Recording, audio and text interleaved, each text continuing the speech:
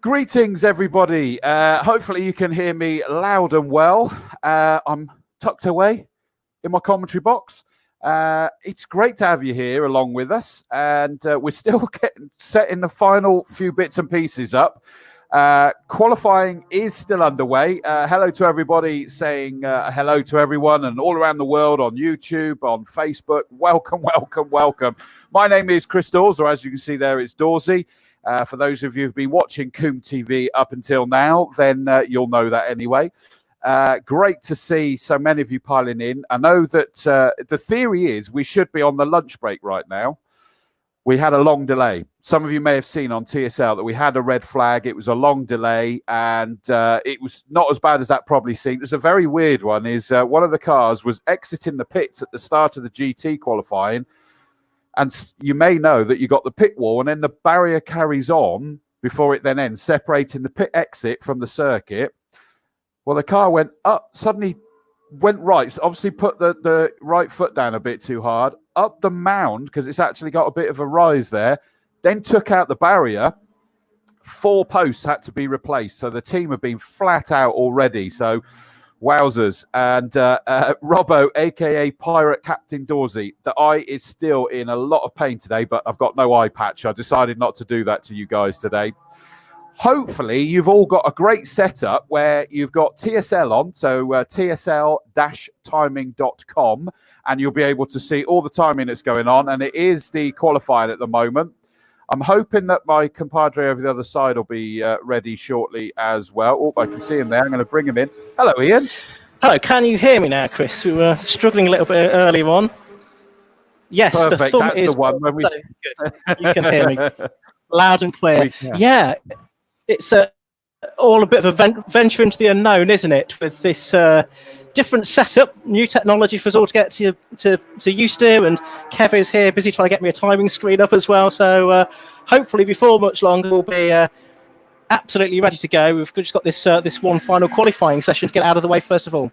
We do, and look at the facts for everybody. This is what you're going to be able to see during the course of this presentation from us all. You can still hear me and Ian, so Ian, don't go swearing in the background because we can still hear you at the moment, no matter what you do. And just so that everybody is aware, you might be able to see some of the text at the bottom. If you've got it on a big enough screen, you should be able to see it. The top left is you've got to see them coming across the start-finish line, although I think Kev might need to have a look at that. I don't know whether that's dropped down a little bit because we should be able to see Camp Corner as well, but that's lost camp as it stands at the minute, so hopefully we'll be able to have a little look at it. Next one along is, as well as the pit lane, we've got Folly heading up Avon Rise, and in fact I've just noticed that on the multi-screen it doesn't really show you that, does it? Let me drop back. Kind of want to, if I double click that, you can see that it takes us up Avon Rise in towards Quarry. Unfortunately, at the minute, we've not managed to get a mouse working for us. Then we've got heading round Quarry Corner. And I know plenty of you were asking for that, so I know that you'll be pleased that we can see that one there. Next one is that we've got exit from Quarry down towards Esses and through Old Paddock. Tower, which at the moment is not the greatest looking picture, but if it's because we've put extra cable in, and if we go further back, that marshal's post is in the way. So we're going to have a look at it, see if there's anything we can do as the day goes on, but that's what we've got. And then we've got Bobbies heading back towards Tower. And then, as we've already established, is that we have this, which is the start-finish straight. That looks very different when we go big. So I'm not quite sure what's happened now. I think we're going to have a look to see if we can maybe move that down a bit. I'm not sure whether we're losing the top part of the cameras because we've got it on multi-way and what have you. But that is, in essence, what we're looking forward here. Please bear with us. Obviously, it's trying to make sure that we're bringing you something, because I know that so many of you are gutted that you're not able to be here. And fingers crossed, who knows? We might even find that this is the last one that we have to do that. But we'll wait and see. I've also got, during the course of this day as well, we've got a roving camera. Thank you very much, by the way. I noticed that, sorry, I was just reading the comment there, is that Jed Dawes says, not perfect, but still the most awesome setup we could all enjoy. From huge thanks to everyone for bringing this to us. Thank you very much indeed. And in the background, I won't bring him in on camera because he doesn't like to, is that we did have the main man, Kevin, that has been really sort of all about bringing this to us, and he's done a sterling job. So thank you to him. I'm going to now add into the stream. It's Clive Woodward. Hello, Clive. Hi, Chris. I can't hear you very well. It sounds very low, but it's great to be back in Castle Combe, and it's a slightly strange environment. I think everyone's finding it slightly peculiar, but everyone's delighted to be back. And really looking forward to 8 hopefully great races today. Some really good entries, as you've probably already mentioned. And as always, during lockdown, did a bit of research, and on this day, which is always a thing I get into, in 2003, Perry McCarthy, who a lot of you may remember, eventually did a very brief spell, got to Formula One, but in his book mentioned that he was a Stig, and as a result, the producers gave him the sack straight away. And also on this day, Bernie Eccleston got mugged, and a Rolex watch and a diamond ring got stolen to the value of $750,000. So that's how the other half lives. But coming back today, I think it should be good. I've got a few drivers hopefully lined up to interview later. We'll try and get the winners if we can. Having access to them may be difficult. We're not quite sure where they'll go afterwards and all that sort of stuff. And yeah, very much look forward to today. How's lockdown been for you? Well, what a question that is. Thank you very much to Clive down there, and Tom Davis is with him as well. And they're sort of going around. As you can tell, is that they can't hear us brilliantly down there, but hopefully everybody can appreciate that this does enable us to bring something to you from the pits as well. So thank you in advance, Clive, that you're going to be sort of ferreting around as the checkered flag goes out for the qualifying. For the, let me just put that back up again. So checkered flag is out for the GTs qualifying. Lucky Carer just about manages to put his brand new to him Ferrari 488, absolute beaut of a car, and he's put it on pole position right at the end there with a, what was the time that he got? A 107.247. Ollie Bull with all sorts of mods on his car in that Vauxhall Tigra Silhouette number 41 in second place. Great to see Tony Bennett's back as well. And he's put it on the second row alongside the Audi R8 LMS Ultra of Mr. Butcher, number 36. Lee Frost here in his BMW M3 with the Noble of Kevin Jones alongside him. Last year's champion, 99. Jamie Sturgis in the Seat Leon Euro Cup car this time, and he's got Alan Hamilton, Team Hamilton, I'm sure are tuned in, watching that. He's put that in 8th place, the second of the Class B cars. And we also had Everall in his Ginetta that was next, but he came into the pits, but hopefully that's going to be okay for him a little bit later. So that is basically what we've got to look forward to through the day. All of you coming in and saying, gutted you can't be here. Totally agree. And I've got to tell you, it's very weird for us being here. It's not what we're used to by any stretch of the imagination. And yeah, sorry that we can't bring you exactly what we all want to see. But we will do our best. If there's cameras that suddenly go down, please know that Kevin, the mighty Kevin, is ferreting around like mad, trying to make everything work perfect. And as we say, Ian Salmon over in the other commentary box. And Clive, I'm just going to bring him back in again for a second. Actually, let's bring all the cameras back in. So we've got Clive there. It is a fantastic array of cars we've got down there, Clive. The ones that have just been out in particular, the GTs. I mean, we just couldn't have wished for not just the size of grid, but the cars that are making it up. The hot hatches that are now queuing up as well. Massive grid. A really excellent grid for the hot hatch. And as you say, the GT cars, unfortunately, the Lamborghini had an incident going out of the pit lane this morning. So I don't think, unfortunately, that will be going. That's Billington in his Lamborghini. So that's a shame. Lucky Kira's Ferrari looks and sounds fabulous. And we've got, of course, a whole array of very special cars in the different classes there. So I think it'll be a very quick race. Hopefully it's going to dry out. The clouds look a bit better at the moment. So if it's dry, we should see some really quick lap times. I think all the drivers, I've spoken to quite a few, just finding the atmosphere, sort of no spectators, is quite strange. And I always sort of thought that when you watch football or rugby or sort of football at this time, without crowds, must be really strange to the players. And I sort of thought before today the drivers maybe wouldn't find it too different, but actually they are.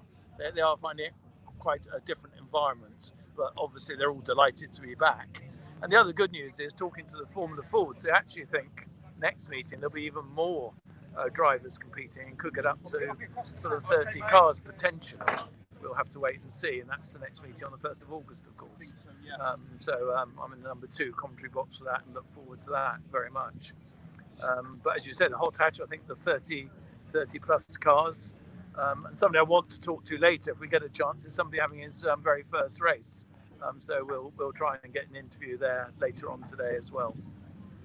Yeah, I mean, that's the beauty, and I've certainly been informed is that Clive can't hear me very well, so I'll try to bear with that, Clive, and bear that in mind. But he's going to be ferreting around trying to get some various interviews. I will leave you to go and wander, Clive. You go and find out whoever you can find. Jump back into our screen as and when you've got anybody, but up until then, we'll wait for your return. Okay, thank you. Okay, thank you. So that's him gone. I'm just going to quickly grab my my cam, and just so you can see the fantastic grid of hot hatches. I mean, you can hopefully see that as well, Ian. I mean, how good is that grid of hot hatches? No, it's a really good entry, isn't it, that we've got for hot hatch for this opening race of the season. No doubt everyone's been champing at the bit to get back out there. Different class structure in hot hatch as well this year, isn't there? So there's a few more different cars that are eligible as well, which is really good. So it should be a great occasion. Some very interesting colour schemes as well. I think launched yesterday. People might have seen Stephen Jensen's black and white zebra-like Mini. That he's going to be racing, I think, throughout the hot hatch season, from what he was telling me, rather than showing it in the hot hatch races with Erling. But I had a chat with Stephen earlier on, ex-Formula Ford 1600 race here as well, of course. So actually, I did think I should possibly carry Stephen Jensen around with me wherever I go, because at about 6 feet 6 tall, it'd be ideal to measure our social distancing. So Stephen Jensen, he'll be out in this coming session in the hot hatches. Very strange over here, Chris, because I'm pretty much, apart from a handful of marshals, the only person in about a half-mile radius. I can see you there about probably 3/4 of a mile away in the commentary box on the other side of the circuit. But it's very eerie around here.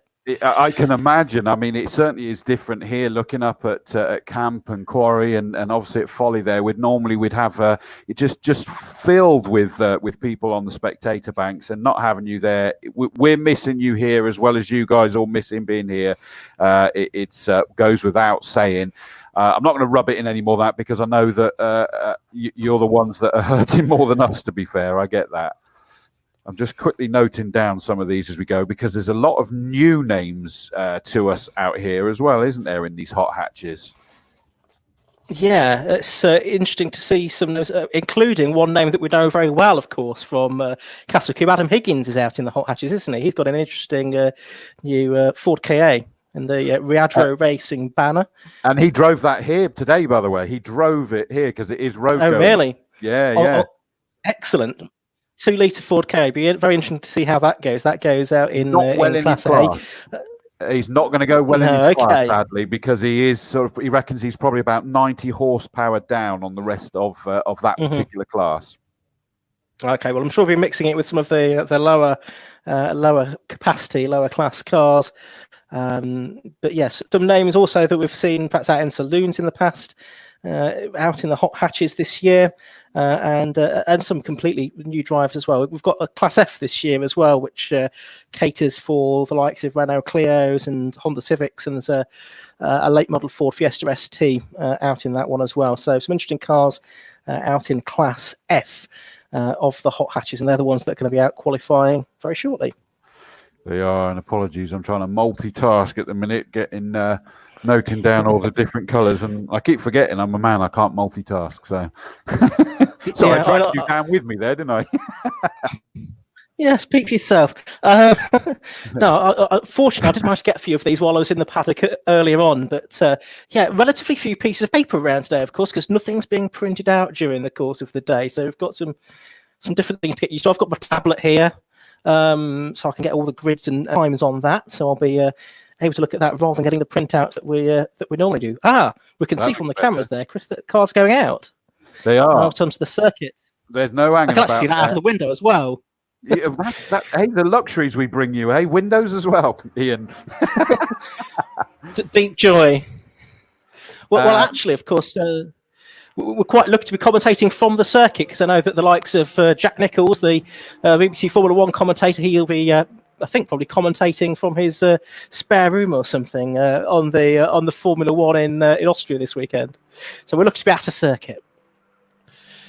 Apologies, I know plenty of people have said about the banner that was in the way. It's out of the way now there. I hope that sorts everything out for everybody.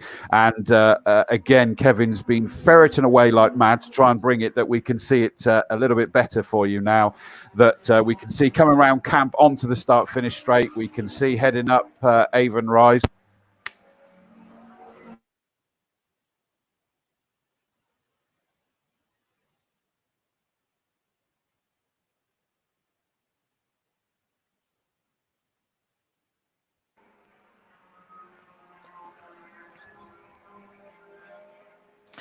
It's worth saying that the track around here, at least at this part of the circuit, Old Paddock, is pretty much dry now. It was certainly a bit damp and drizzly first thing this morning. It was damp but drying for the Formula Ford qualifying session earlier on.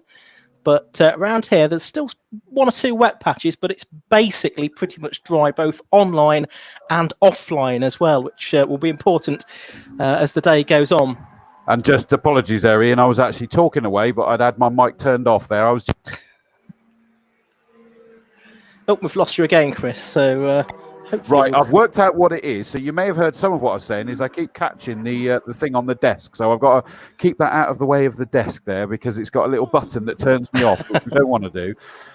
Yeah, I was saying that Nathan Nicholls has not managed to get going in his lovely new livery. Hopefully they'll get that car going. We've now got 27 cars out on the field. What an incredible lineup. And hopefully people can see it better now. I've moved the Castle Combe logo so you can see Quarry better, and you'll see that's looking across Quarry. But to the left of that, you'll be able to see that we got Avon Rise up in towards Quarry as well. The only one that looks a little bit unusual is Tower. It's a bit white. We may well be shortening the cable on that, but we might not, because then that marshal's post to be in the way. But great to see that everybody's diving in with all sorts of comment. Great to see Combe again. Very quiet here, marshalling on Tower Corner too, according to Thomas Parker. So he's out there, but it's let's be honest, Ian. This is more than we were expecting to be able to have, isn't it? Yeah, certainly is. I think possibly when the worst of the lockdown set in, we perhaps thought it might not be even July before we got motorsport. It might be a bit later than that. So to be here on the first weekend in July, racing, albeit under very different circumstances to what we're used to, is brilliant. And the fact that we've got such good entries as well, just for the 4 local championships and series here this weekend. No guest categories, no guest championships, but good grids in pretty much across the board, really.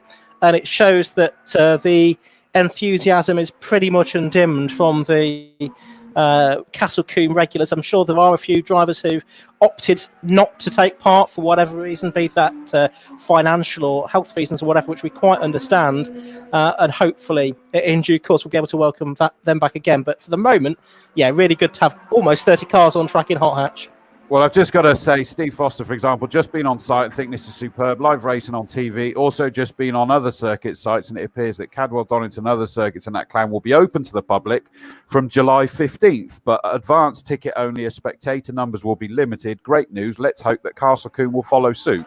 With a lot of exclamation marks, that makes me think that he's having a go at Combe, which I'm going to say from outside, it's nothing. It's not Combe's fault. They're doing what they're told they're allowed to do. So hopefully we'll eventually get notification that we can do a little bit more, but it's out of our control at the minute, sadly.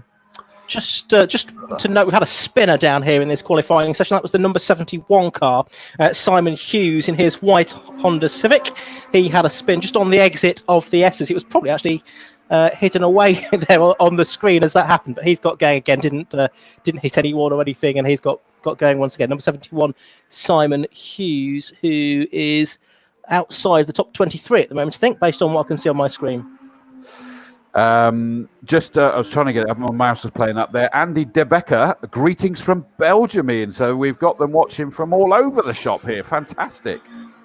Absolutely. We can have a truly international audience. Shall we see how many countries of the world we can chalk up during the course of the day watching the Castle Combe live stream? If you are watching from overseas, put a comment on, and we'll see how many countries we can get by the end of the day. That's at least one overseas country at the moment. Belgium, right? Remember that one.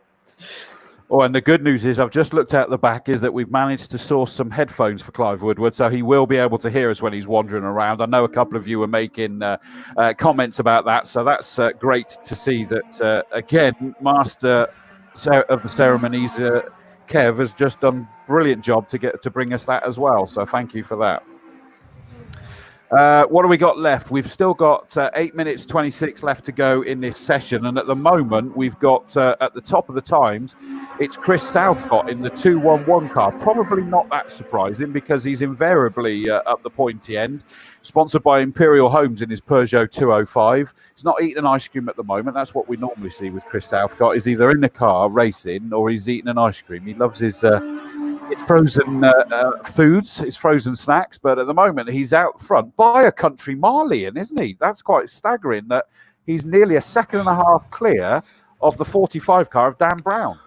Yeah, I suspect, though, as I say, the circuit pretty much dry now, but it might still be getting a bit quicker every lap as well, so it could be the case that the times do come down and someone is able to challenge him.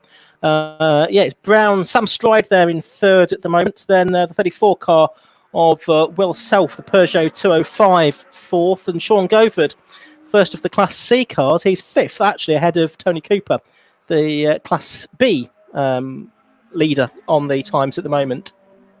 And I've now been handed a mouse that actually enables me to zoom in on these cameras as well. I'm just going to quickly tell.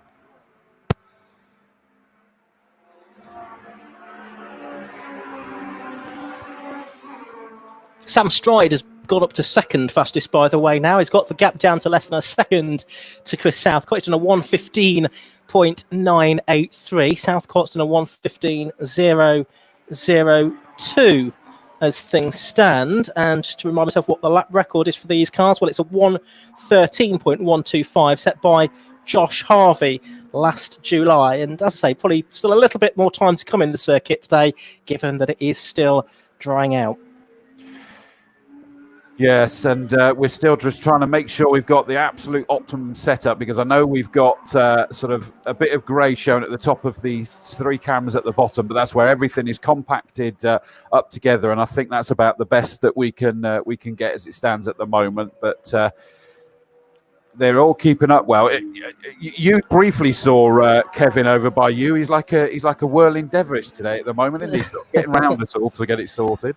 He's been busy down here trying to sort my timing screen and so on and so forth as well. We've got the mic working now. It's an impressive setup down here. We've got multiple laptops. We've got cameras, batteries, cables going everywhere. It's like branch of Maplin's before that disappeared from the high streets a couple of years ago with so much technical equipment. That's probably why they went out of business. It's we bought all the stock.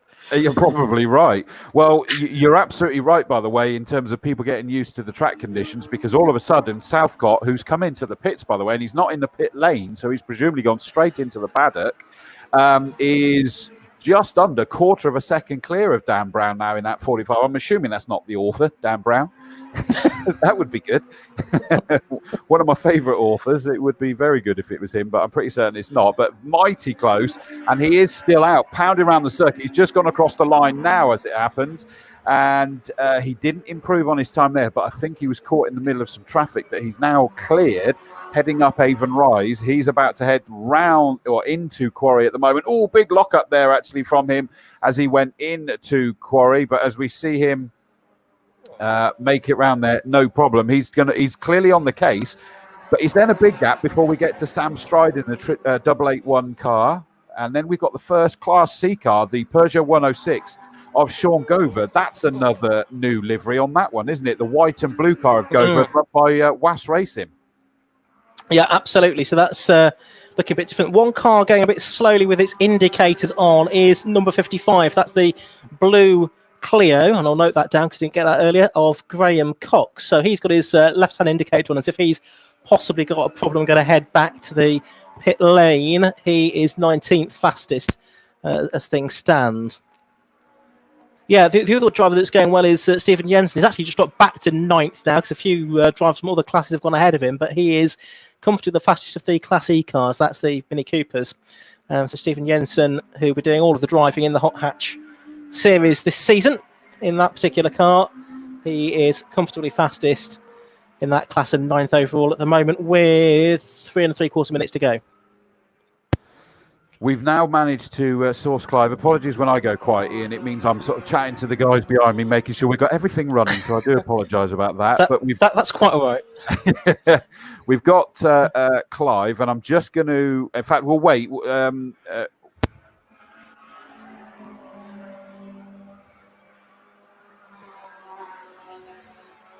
I've just told them that we're going to catch the rest of this qualifying before we go in. But as 3 minutes 10, we're going to have Clive is working with headphones, so he will hear us as well now. So we'll get even better with the interviews we're going to have then. And Tom's his cameraman. Hey, that's different, Ian. Is that Clive's actually got a cameraman? Absolutely. We're sort of coping by ourselves up with the webcam, but he's actually got someone pointing a camera at him. That's exactly. Well, that's a cut above the rest of us, isn't it? I know, yeah. We understand. We get it. Mind you, it's only Tom, so it's an ugly cameraman. I can see yellow flag, by the way, at Bobbies. So can we see on the screen? There's a car pulled off there, isn't there, on the old circuit? So it doesn't look like a major incident, just a car pulled off. Yeah, it is. And it's a Clio, isn't it? Silver Clio by the looks of it, but I don't have a silver Clio, so I've obviously missed that. I was just wondering if it's the Matthew. No, sorry. No, go on. I was just wondering if it's the trick of the light on the camera. It could be the blue Graham Cox car. Adam Perrott is the silver Renault Clio 172, so I'd imagine the number 4 car's just pulled off on Bobbies there. So good news is that is no great issue. And we're getting close. Nick Mizzen's coming back into the pits as well in the 68 Ford Fiesta. There was a great piece on Nick Mizzen. Great to see him out there racing again. But his car's into the pits, his Fiesta out in the hot hatches. Of course, he did well in a different Fiesta in the saloons last year. Could be an exciting conclusion to this qualifying session, Chris, because Dan Brown has got to within 2/10 of Chris Southcott now. And of course, Southcott's in the pits, we think, or the paddock, so he isn't going to improve his time. Well, Dan Brown's actually coming down here towards us. A good pickup. He's been at that for a little while now, though, in all honesty. But Dan Brown's coming across the line now. Is he going to improve on that time? No, it was a slow one, actually, that, wasn't it? And I think that's the nature of such a big grid, isn't it? That they're kind of just getting caught up with each other. Lots of traffic, and Luke Cooper said to me the same thing in the Formula Ford 1600 session. Oh, really? Best Formula Ford grid for a few years, 22 cars, I think, something like that. And he was saying towards the end of the session, when the track was at his best, he got caught up in traffic, but it didn't matter because Luke had already done enough to qualify in pole position for both races today. Okay, that's interesting stuff. We're down to the last 45 seconds to go in this qualifying session as it stands at the moment.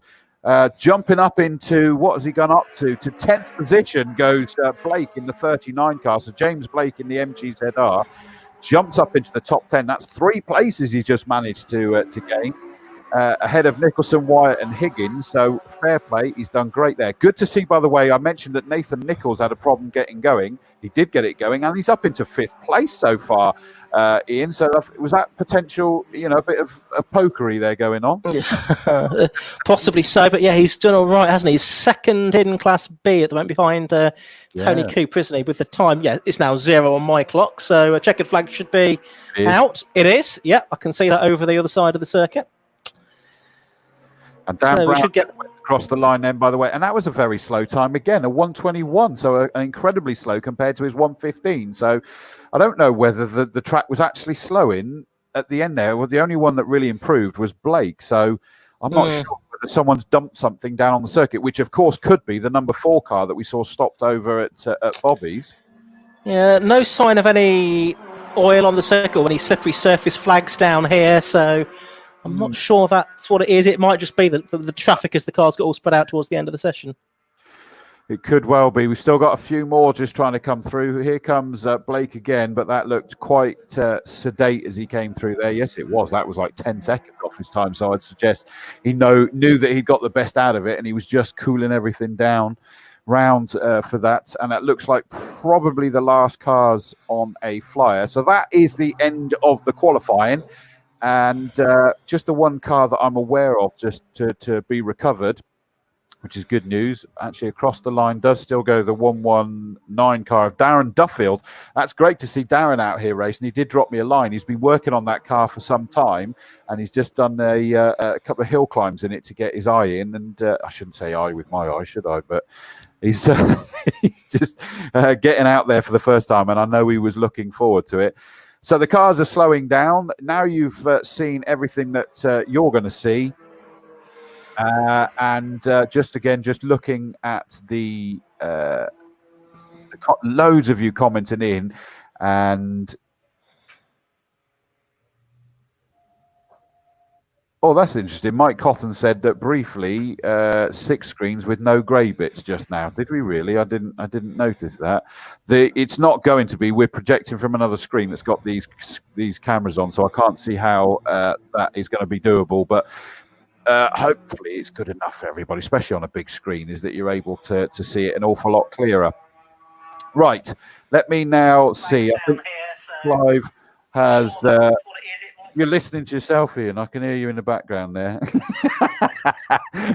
And just for those of you who didn't know, is that he was there laughing, and he laughing at his faux pas.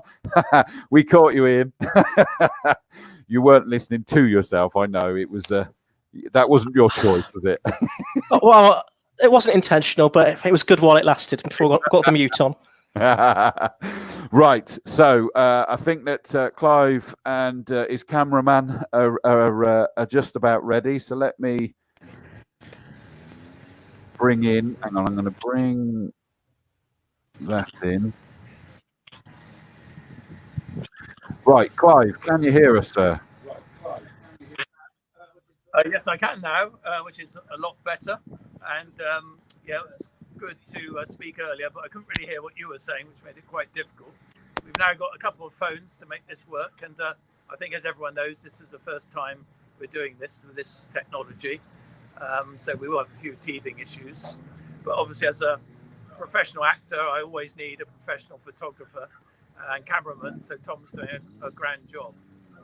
I'd also like to just give my thanks to everyone at Castle Combe, who've done an absolutely fantastic job in getting the race meeting going. I know there's been a huge amount of work, and also the broadcasts that are going on that Chris and Tom have been doing have been really first class. So I'd like to give my thanks and appreciation to them as well, keeping us informed during the quiet season. So we'll be making our way to try and see if we can talk to a few people before racing begins. So back to you, Chris. Fantastic. Thanks for that, Clive. Yeah, that works well. It was a little bit weird for me because there was a slight delay, so I could hear you for real behind me first. But don't panic. It works fine for the screen. That's the main thing. So thank you, Clive, for that. So he'll go off roaming and bring us whatever you're able to bring. Please do, my friend. So happy hunting. So let's... bless him, is that he's not he says that he's not a big on the technology. I feel really silly that I over trimmed on the goatee, so it looks like I haven't got it, but I do. I'm going to bring this back up. Okay, so this is what it's done now. That's worse, I would suggest. Kev, we're now trying to just fill it. If you see what it's done, oh, you're lucky you're able to see it there, aren't you? We're trying to sort of cut out the grey, but then, of course, you see that for you people watching is that it's then kind of gone across. It's sort of stretched them upwards a little bit. Actually, saying that, no, it is just seeing that's a very high ambulance that just went through there. So that's not awesome. Quite what we wanted. So we're now into our lunch break, which I'm going to check. Are you shortening lunch? I'm just asking next. 12:15. Okay, so that was hot off the press. By the way, let me bring you that. Obviously, I'm in my commentary box, but there is race control. And look, there's Steve Weston giving us a wave. Bob Honeysett's over the far side. We've got quite a few of the people. They're absolutely busy, socially distanced. And very busy. 12:15 the race is going to start. So it was due to start at 12. Hopefully Ian's here in that as well. We are going to... Let me bring us back in again. Yeah, so 12:15, Ian, is going to be the race start. I was wondering about that. Meanwhile, just a bit of an update. 25, the Nathan Nichols car, which we were talking about having qualified 5th, that is being towed back to the paddock at the moment. So he's clearly had some dramas during the course of that session. But that started before he even got out, didn't it? Because he couldn't get it going. Then he got going, and then he put it on 5th position, which looked, great. He got it sorted, but sadly it stopped again. They've been really, really busy with that car, and as is so often the case, is that they were busy with other cars, and theirs came last, basically, to actually look at. Which so often we hear that, don't we? Well, if you're busy running other cars as part of a team, then your customers have got to come first, effectively, haven't they? So yeah, it's a shame, but hopefully Nathan and the crew will get that fixed, ready for the first race in about 3 hours or so for the hot hatches. Yeah, and I love the fact. I thought I'd got away with that. Is that Chris? Who was it that noticed it? Chris Pearson noticed spillage. Your round doors. Yeah, it was. I opened my my bottle here, and where it had obviously been suctioned, I opened it up, and it just went absolutely everywhere. That's the problem here. We don't get away with anything now. We're on camera. I know. I've got to be very, very careful about this.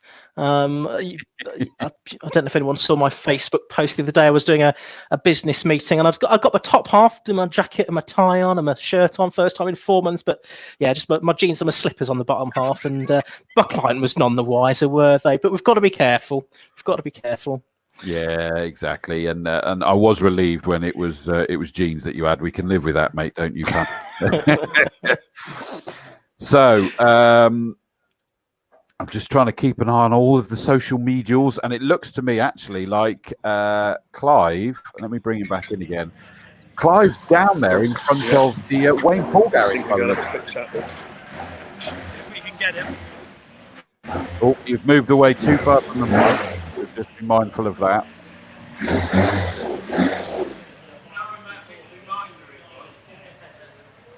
Is he run away from you, has he, Clive?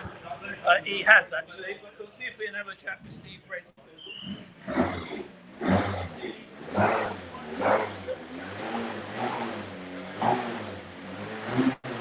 Rounding him up, keeping him socially distant as well. That's what I like. We have Steve Bracewell, a long-time competitor here at Castle Combe in both the Formula Ford and the Saloon cars. Steve, welcome back to Castle Combe this year. How are you finding things? Great to be back. We came up on Thursday, did a bit of testing, and I tore the corner off the Formula Ford. I hit the tyres on Thursday. So Oh dear. bit of a slow start this morning, so a bit of confidence building. Then in the Mini we had problems with the brakes. Right. So as anybody who knows, when you're in a race going over towards Quarry and you need the brakes, Certainly do. So that was a bit of a trial session for the race, and they were good. I could smell So them. where was your incident in the Formula 4? Esses. At the Esses. Yeah, there was a tyre barrier and I just clipped it going in. Right. And it tore the corner kicking off. So I was very nervous this morning, particularly in the rain. So it's good fun though. Well, you've been racing here many years. How many years actually have you been competing at Castle Combe now? It's 10 years now. This is my 11th season. And today is my 225th race. Wow. And if I finish it, it will be the 200th finish. Very so I'm planning to finish it. Hopefully in a decent position as well. Have a bit of fun. And how did qualifying go for you? Formula Ford, I went faster than I've ever done in the rain. I hate the rain in the Formula Ford, whereas in the Mini, I love the rain in the Mini. It's wonderful to drive the Mini in the rain. The Formula Ford is just a nightmare. It slides all over the place. Whereas with the Mini, you can control the slides. With the Formula Ford, it tends to point the wrong way really quickly. I know many years ago, in the fairly early days of Formula Ford, I drove one down at Goodwood. And it was, as you say, the damp conditions, extremely skittish. It is. But great fun to drive. Yeah. I find, particularly in the wet, I find that getting the confidence into the car and the balance right on the car is everything. This morning I was 7 seconds off the fastest C-Class car, a lap, which is colossal. I saw them going past, particularly for Bobbies. He was flying this morning. And Mark de Rosaris in the Class C car, so we've got plenty to chase. My teammate was beat me by 2 seconds as well, so we need a dry afternoon and we need inspiration. So plenty of work to do. Yeah. And it's good to see so many Formula 4 cars here today, over 20, and talking to some of the other competitors, expecting a few more perhaps next time as well, which will be fantastic. I think so. I think there's a great race to be had right the way through the field with the Formula Fords. The guys at the front are just in class of their own. I mean, when you're on track and the field whistling past you, you think, how did they do that? How do they do that? But of course, youth. Yes. Yeah. Youth and immortality. I think as we all get older, we get a bit more cautious, don't we? Yeah, we do. Yeah. For sure. But when it's dry, people will tend to push really hard, and then the differentials come down as well. Whereas in the wet, the youth, the experience counts for a little bit. But you've got to be brave in one of these. Sure. Of course, you've got 2 races today as well, so if you don't get as far up as you want to the first race, there's always a chance for the second. Yeah, I'd like to be in the mix. I mean, I obviously everybody wants to win, but to have a good race and get out and the camaraderie around, everybody, particularly in the older Class C cars, there's a hell of a camaraderie between the people who race. Huge competition, but it's a friendly competition as well, which is great. Yeah. How do you find it without any spectators? Well, the marshals have been brilliant actually, because I just coming back, I was looking around in the Mini and they're waving away. I think that's really nice. It makes such a difference. Whereas when you're doing the qualifying, the track's so busy, and you're looking out for faster cars, and particularly in the wet.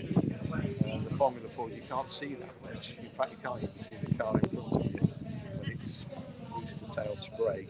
So all of a sudden, your nose is going to actually be on the gearbox before you see them. It's quite scary.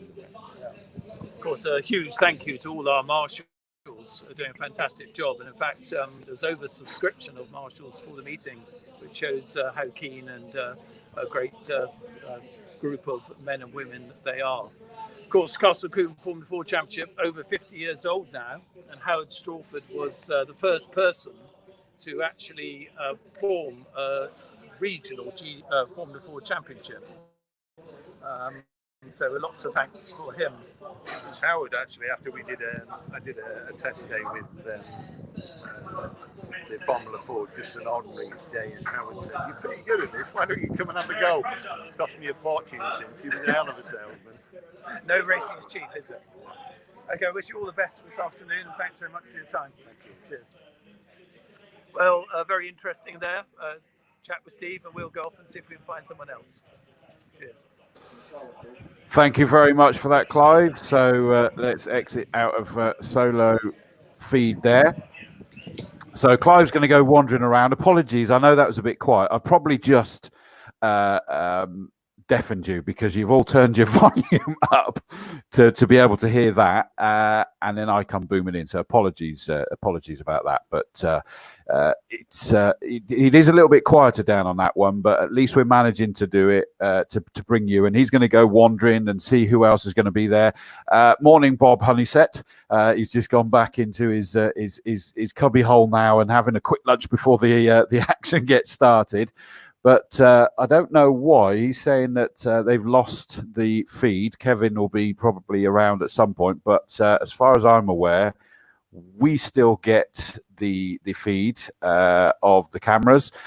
We need to make sure that it's all okay, because obviously where a lot of you were saying about the fact there was the grey around the cameras is he's changed the setup of them. And it just comes out a little bit small now, I think, doesn't it? So that's, I would imagine that's where he's gone running off to, and probably why it's disappeared from race control. I think race control are going to want that to stay once. Now they're getting used to having the feeds from around the circuit. They've not been used to it. We go to some other, the more modern circuits, very well funded circuits. That have that in race control. Well, fingers crossed, we may have that here as well going forward. We'll wait and see.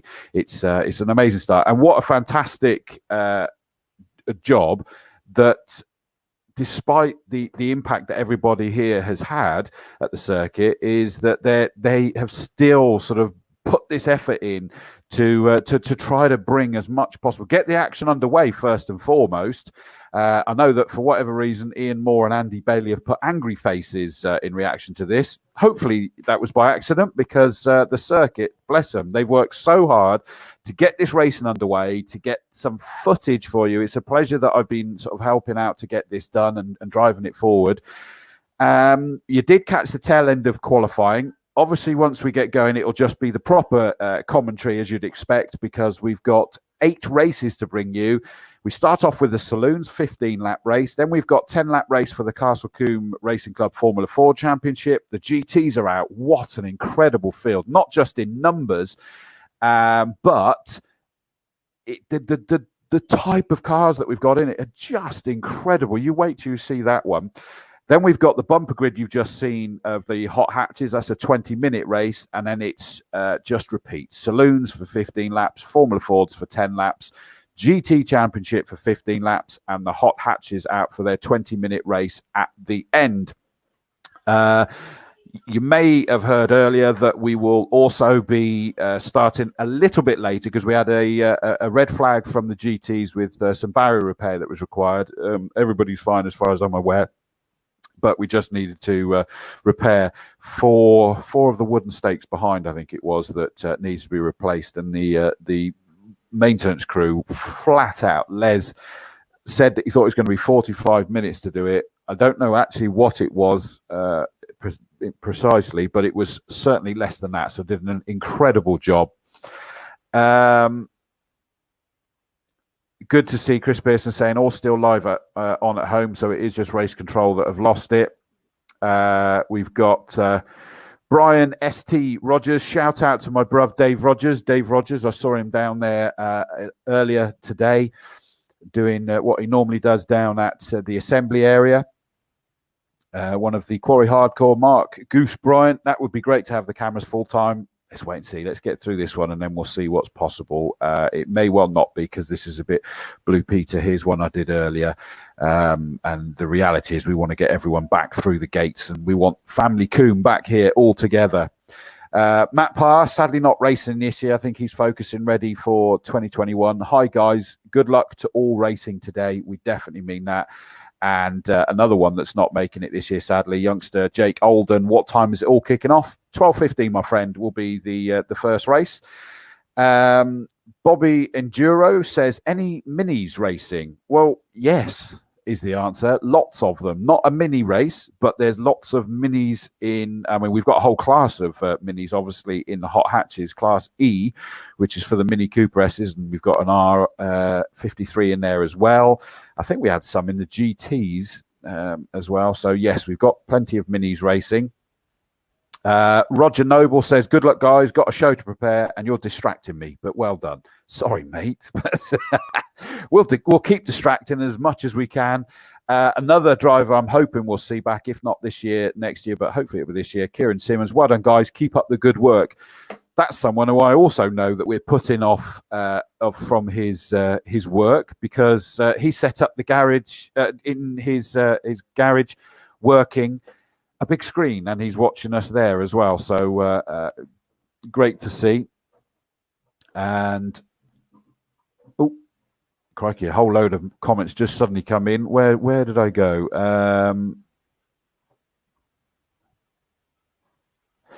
Andrew de Havilland -Fox.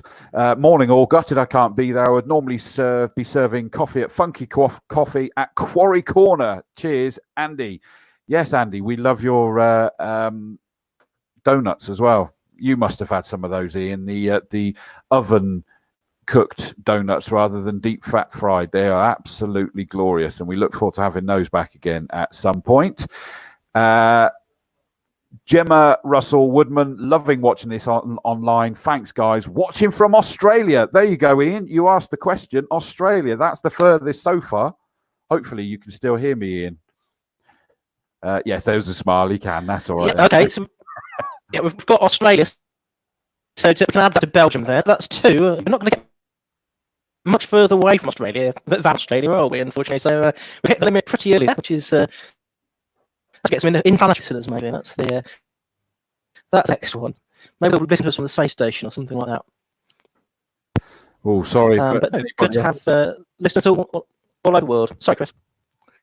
Yeah, sorry, I was just saying that sounds like we've got the internet's gone on a lunch break as well at your end, because that was breaking up a little bit there. Hopefully that will be okay a little bit later. Again, This is the risk that we're taking, isn't it, today? Must have been all breaking up a little bit as well. I think it must be the internet connection at my end. So I'm not sure there's a great can do about that. But hopefully it will stay strong. If Kev can do anything to help that, then so much the better. But fingers crossed on that.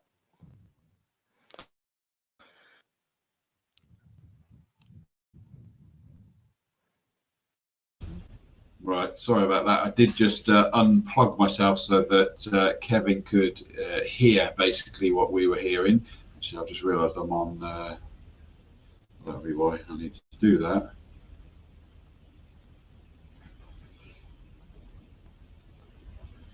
Interestingly enough, Chris, you're coming through loud and clear without any breaking up. So hopefully I am as well now. Fingers crossed. You are, yeah. That's so. Kevin was already flat out with a few bits and pieces, just taking the cameras down and what have you. So we knew this was going to be fun, didn't we? It's going to be fun. And listen, we're all in this together. We're all having fun. We're going to enjoy as much as we possibly can. Jamie Peters Ennis, good luck to Jamie Sturgis in the Leon. New livery is stunning. Miss putting 3 tons of polish on it. Absolutely. Jake Cox, gutted I'm not there in breakdown, but glad I can watch it from home. My day sorted. Good luck all. I was expecting you to be here, Jake, actually. I'm surprised you're not, mate. That's a shame. That's okay. Emma's just dropped us a message to say about the logo. That's already gone once we... it's back up now, but that's because we're on the lunch break. But we'll remove it once the feeds are in. That's no problem. Joshua Harrison, are you going to be having this stream all day, or will it be full screen for the races? It will be the 6 screens that you've seen every time there's action out on track. There's nothing on track, Joshua. That's the reason you're back to us. You can stay there in an empty track if you really want, but we're going to be bringing various conversations coming in, including Clive wandering. I can understand. I wouldn't want to look at us, Ian, to be fair. No, I guess we're going to see inside the commentary box for the first time as well, and it's not the luxurious setting that everyone was probably imagining it was in here. It's a bit breeze block, and Well, there's a door which shuts, which is good, but it's not luxury in here. I can, if anyone was thinking that that's what me and Chris had, we don't. Yeah, but you're hiding the hot tub in the far corner, though. I see. Yeah, you can't see that. If you hear the bubbles in the background, apologies. Absolutely. Roger Good, another guy that should be out here racing, and his son Mike Good. Great coverage, guys. Sorry not to be racing, but hopefully soon. I hope so, mate. Really do. Vince Mann says, good luck, Formula Ford guys. Missed the racing. Cheers, Vince. I just mentioned about the donuts at the Funky Coffee. Someone else knows all about what I'm talking about. They know that they're lovely. Let's have a look. Oh, crikey, there's a whole load of comments have now come in. Vicky Metcalf, great watching online. Kids are loving it. Hi, kids. Hope you are enjoying this one. And we got 20 minutes till we go racing. Enjoying the lunchtime show, but got to behave as we are on camera at Quarry. So that's Gary Elson, so presumably one of the mighty Orange Army. Great to see Tom Davis and team putting on this show. Here's to a great day of racing from Charlie Oakman. Thank you for that. And again, still further afield, Lee Barterby just dropping in on Facebook while working at Porsche Bournemouth. Good morning, guys. Good morning, Porsche Bournemouth. Fantastic to see. Big shout out to all the marshals on the bank. Have a good day from Bill Collins. And Jed Doyle is missing the frappes from the Mighty Coffee stall as well. When does the hatchback race start? Well, in theory, and again, you can see this if you go onto tsl-timing.com. It will give you the information there. It would be 2 o'clock. And therefore, I would venture it's possibly going to be 2:15 because we've got 15-minute delay at the moment. We might be able to make up little bits, but if you go for 2 o'clock, it should be around about then. And Matt Parr confirming, yep, he'll be back out in 21, doing a great job, guys. Thank you very much.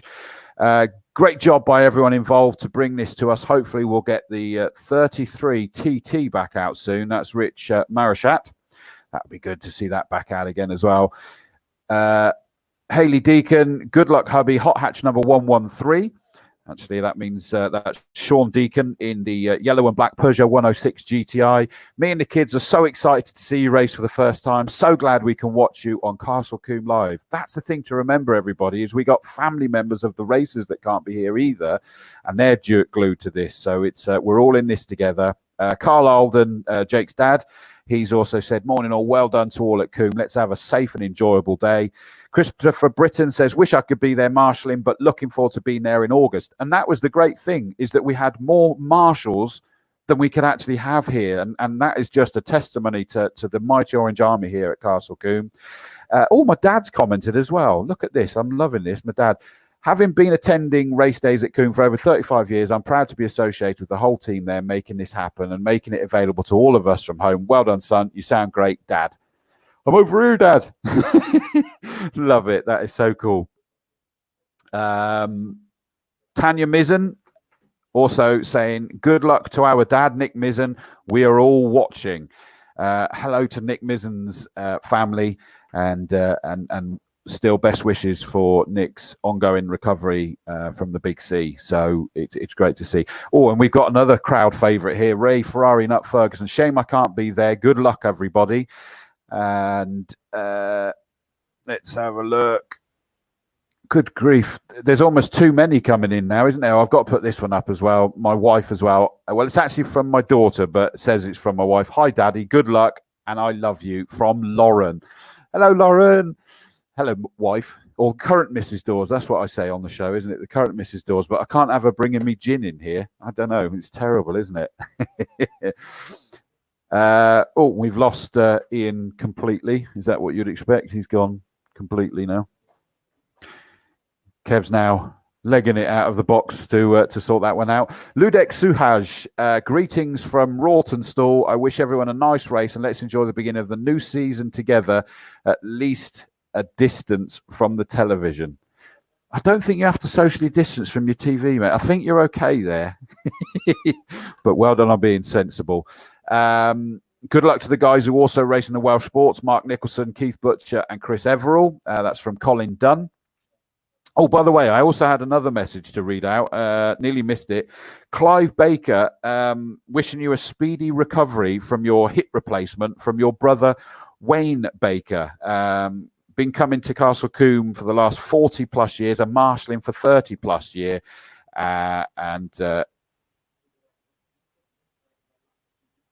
Just messaging Ian because he's just messaged me to say that the Tinternet's gone.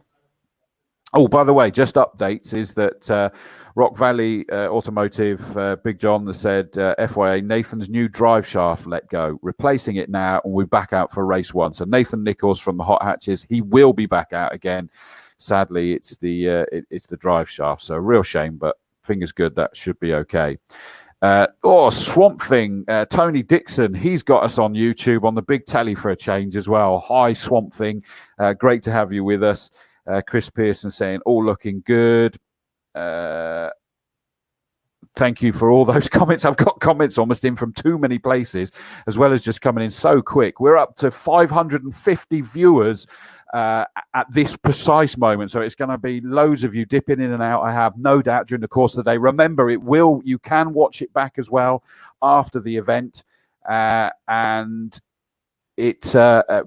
we might be able to do some cut downs for each of the championships or the audios. It depends, because that will be done in my own time. So it's like whether I get the opportunity to do it, we can put that online. Thank you so much for all the comments coming in. Good luck, Adam and Gary Preble, it says from Tracy Plumridge. And I think that is a great opportunity to start taking you through the grid for the saloons. They're not in the assembly area yet. That's because we've still got 15 minutes. But it's an interesting grid, I've got to tell you. Again, if you go to tsl-timing.com, and if you then select the Castle Combe event, and you then go to event results, and what it'll do is it'll give you each of the championships, and you can click on, and you're going to be able to then see the grids and everything. Just realised my eye looks terrible again, doesn't it? I do apologise for scaring you all if you've put us on big screens, especially now I'm taking up the full one. I do apologise for that. It's there's trying to treat it. Right, so the grid for the first saloon car race, which is race 1 of 2020. Can you believe that? What are we on now? We're on the 4th of July, and the first race at Castle Combe of 2020 is only just going to be coming up soon. The Castle Combe Racing Club Saloons. Pole position, it is Gary Preble. He did a 120.496. Now, the interesting thing is that the second race, the grid, is based on their second fastest lap times, and it's all changed. Apart from this man, this is belting from this guy. Alongside him is the number 6 Sirocco of Rob Ballard. He's spent last year desperately, him and the team Racetech, trying desperately to get this car sorted. They've been flat out with it, and he's put it on the front row. For both races, he starts in second place. He's a very dear friend of mine, a lovely, lovely guy, and it's so good to see it coming true. We're going to have him on the show soon as well, because he's had his health challenges, to say the least, and still does, and yet he's still out there racing. Want to show all you people that if you've got challenges, keep fighting, because you can, against the odds, still race. Second row, last year's champion, car number 1, Simon Thornton Norris, in that ridiculously quick Mitsubishi Colt. And alongside him, we know this car is ridiculously quick. It is Adam Preble in the number 66, the Vauxhall Astra. Slight tweak to his colour scheme this year. He's got rid of the yellow. It is just all white with black stripes. All white at the back, or white at the front, actually, for Adam Preble. Third row, another new colour scheme, number 86. It's Kevin Bird in his Nissan. He says, just trying to grab that. It is the Nissan 200 SX. However, it's not just all white now. It is with red and blue. It looks like the Skyline, the old Skyline colour scheme on that, and it looks brilliant. Alongside him, hopefully, is going to be there, because I saw he had an issue in qualifying, is British touring car ace Josh Cook, car 166, and his Renault Megane. I'm just going to bring. Just put that there so that Ian is now he can hear me, but he's in the green room at the minute. I'm going to bring it in back in a second. But Josh Cook, British touring car driver, he's here, but that car did stop in qualifying, so I'm going to have to keep an eye on that to make sure that he is with us. If he is, apparently, John Barnard, who sadly isn't here either at the moment, he was saying that Josh was going to be driving that car here as well, so because it is race legal. Be interesting to see what he can do, mixing it with the usuals. Row 4, 25, John Lannon. So the Class C car there, the Citroen Saxo VTS, incredible job putting that car on the 4th row. Alongside him, car number 30, Tony Dolly, the bright orange Seat Leon. 5th row, the white Volkswagen Sirocco of Dave Scaramanga. Alongside him, car number 26, which is the MG ZR of Mark Sutton. Again, you'll recognise that one, lime green and yellow. Row 6, it's the 282 car of Dave Spiller. I was about to say not in his usual car, but unfortunately that Mini got destroyed heading up Avon Rise tail end of last year. They got a new car and it was all replaced and ready to go. But that car's not making it out this year. But they bought another car for Pete Spiller, Dave's dad. But Dave's taking Pete's car out. Did you follow that? Have you got it? They haven't either, to be honest. I think Pete's still a bit bitter with that. But Dave Spiller has taken, what do they call that? Nooper, I think they call that car, onto the 6th row in 11th place. And alongside him, car number 41, Anthony Weeks, the first of the Class D cars, is Citroen Saxo. Good to see he's back out again as well. Row 7 is number 67, Terry Thorne, the Class B car, the Ford Fiesta. And alongside him, the other Class D car, number 28, of Chris Hignall, out in his Team Blast Motorsport Peugeot 106. And then in 15th place on the 8th row, it's Stuart Hignall in the other Team Blast Motorsport car, the white Citroen Saxo.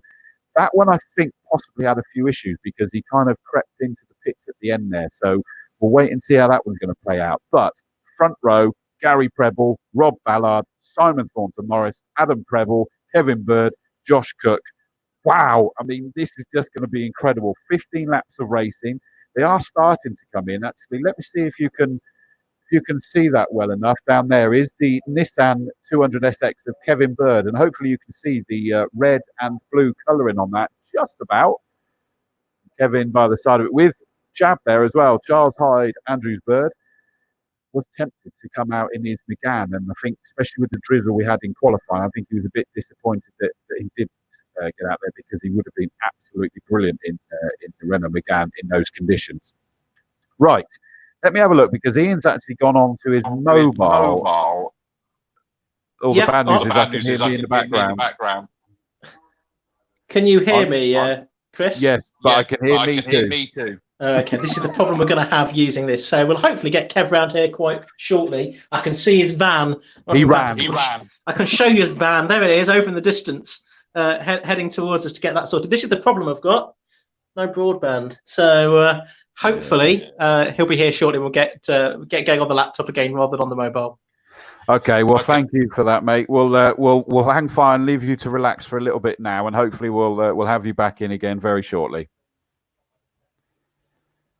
So we'll put him back into the green room, and the cars are, well, very slowly getting towards the assembly area. And apologies, I know lots of you are bringing in the comments to, and I've not managed to get to very many of them, but that's because literally there's so many. Chris Mason, thanks, mate. Dorsey, can you put some powder on the old dome? We're getting a lot of glare. Yeah, sorry about that. It's going to be a lot there. Equally is that Castle Combe Racing Club have put up that if you go to tsl-timing.com/results/CCRC, Castle Combe Racing Club.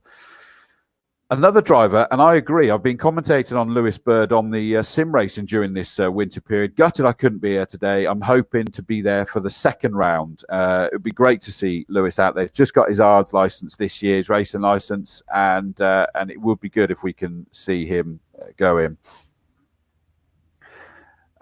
We got people all around the country watching. Chris Savage, the Caterham racer, and I do like that. He's got an Open Doors training sticker on his wheel arch there as well. Look, if you can make out on the picture there. Hi, Chris. Let's go racing. Out for the first time tomorrow at Silverstone. Well, best of luck tomorrow there as well, mate.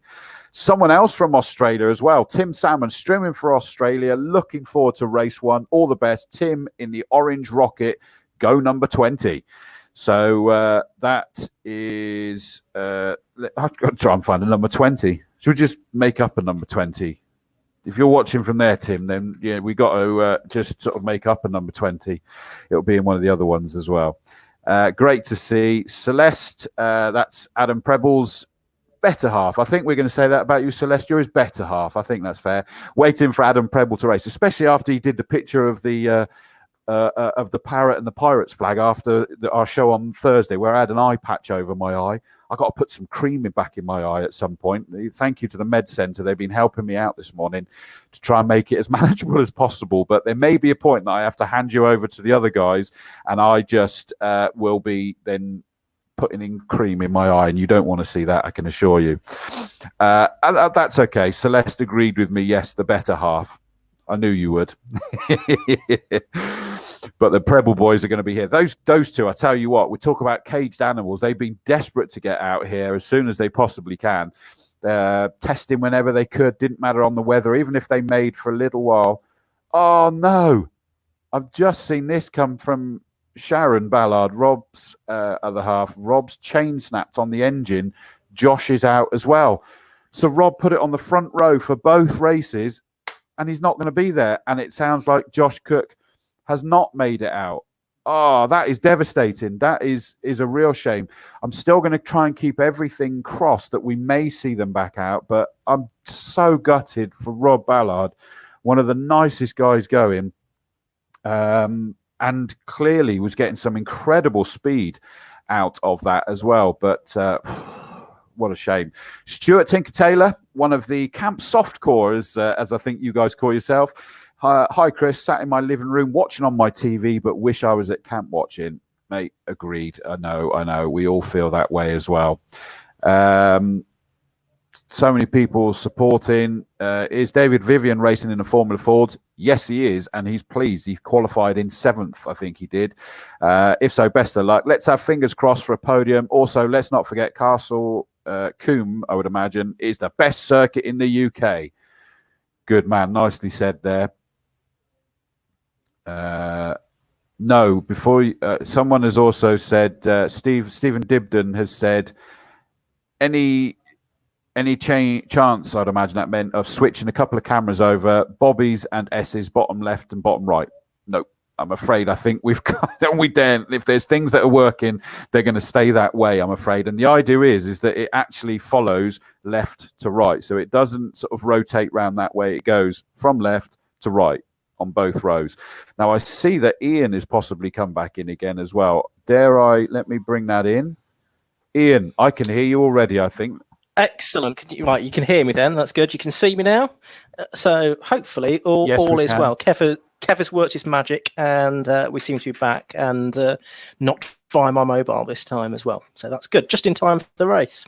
Indeed. Now, I don't know whether you'll have heard it while you were busy doing everything. Rob Ballard may be qualified on the front row, but his chain has gone in his engine. And I was listening away intently. Yeah, Josh Cook. That's a shame. That's a real shame that Josh Cook, I'm sure he'd been keen to get some track time in ahead of the opening touring car round in, what's that, a month away? Something like that, isn't it? 4 weeks until then. So that's a shame that he's not going to be on the grid, but hopefully should still have a pretty good race. Actually, looking at the qualifying times, they were all fairly close, weren't they? The first sort of 4 cars all within about 0.4 of a second. Although since then, conditions have somewhat improved, haven't they? It's basically dried out completely now. And it was very, very wet when they were out, wasn't it? Although probably that annoying sort of in between. No, I think it probably was wet, wasn't it? Yeah, it was wet, but not like big standing water streaming up type of wet, but wet enough. As Peter Kay said, it's that prime rain that soaks you through. That's exactly what it was, first thing. Yeah. Exactly what it was. Got a message in from Gary Cann as well. I think he's one of the mechanics for the Swift Cooper team. Hi, Chris. Hope to be out with Alan Slater soon. Good to see that beautiful, I presume it's going to be the Nike, that glorious Nike Formula 4 car that will be out soon. Right, let me change what you're all looking at. You'll be pleased to know.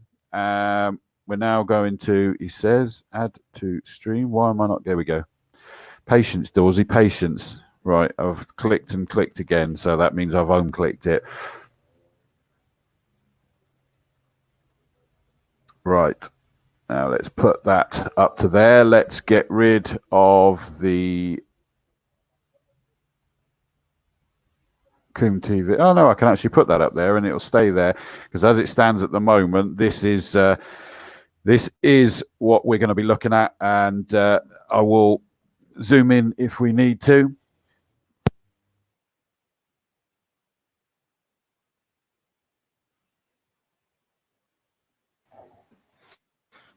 Just so you know, Chris, you're breaking up a bit for me. I think that probably again is the internet at my end rather than anything else. So hopefully things will settle down as the day goes on. But yeah, it might just be a little bit on the weak side on the internet signal. Hopefully I won't cause too much disruption.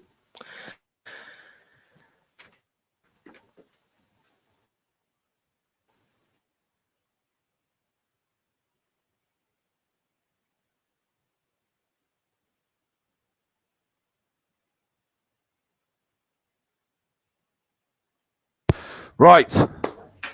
Let's get ready to rumble. That's kind of how excited I feel now. Sadly, that front row is not fully occupied, is it? We've got Gary Preble sat there all on his own, but chomping behind the beat. I mean, it's like he's about to be hunted down by his brother, Adam Preble, who's got that big bit of daylight in front of him, hasn't he? With last year's champion, number one, Simon Thornton Norris, is directly behind Preble. Then we've got all on his own is Kevin Bird in the 86 car, the Nissan 200. Just beautiful with that livery. You'll see it as it comes through shortly. Actually, another one is that we've got Tony Dolly on his own, so no John Lannon. The 25 car's missing as well. So that is a shame. So no 25. No 166 and no 6. That is a shame. Then we've got Dave Scaramanga and Mark Sutton. Dave Spiller, Anthony Weeks. So Anthony Weeks is in his white Citroen Saxo. Then we've got the Fiesta of Terry Thorne, number 67. That I would like to think will come through the field as well, with Chris Hignell alongside him and Stuart Hignell at the back. That, as I say, I think had some issues. Not what we're used to seeing for the saloons. Not entirely sure. We're going off on the first of our warm-up laps. What a fantastic sight this is. And I'm just so delighted that we're now getting the action back underway as we see them on the cameras round Folly, heading up to Avon Rise. I'm not going to be doing this for the whole event, but let's have a look now. And we pop out of there because we're going to now see them coming round Quarry Corner. Many of you will be loving this site. What a fantastic vision this is. That something that we've all been looking forward to seeing, and hopefully we'll all be seeing in person very soon. And a little bit staccato there as they come round, but just a brilliant job that Kevin has done here, and you just see that field making its way round. Then coming down towards us through the S's, Gary Preble trying to give the hurry up already to the safety car, and a big gap there before Simon Thornton Norris and Adam Preble together. Then we've got the gap before the Kevin Bird in his Nissan with Tony Dolly just behind him. Then that's Dave Scaramanga in his white Sirocco, Mark Sutton in that lime green and yellow MGZR. Then we've got Dave Spiller in the orange and black Mini. Let's pop back out of that. And I'm going to go forward. Yet another camera coming down out of tower towards Bobbies that we have here. Obviously, when we've gone large on them, the quality does just dip down a little bit. So don't panic that it's like that. It will be...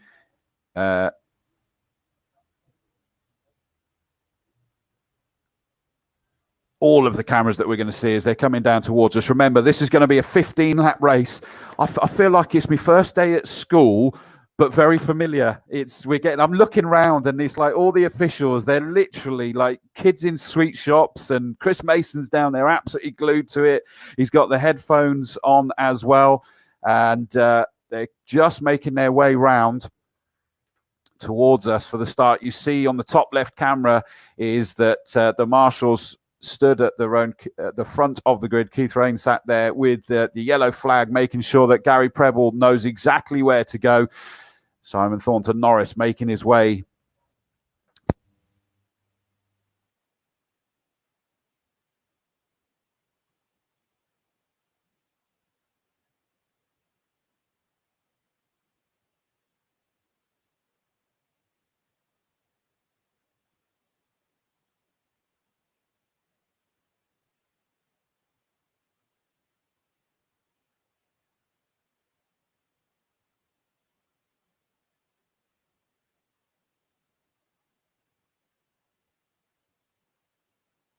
we go. Castle Combe Racing 2020 is about to get underway.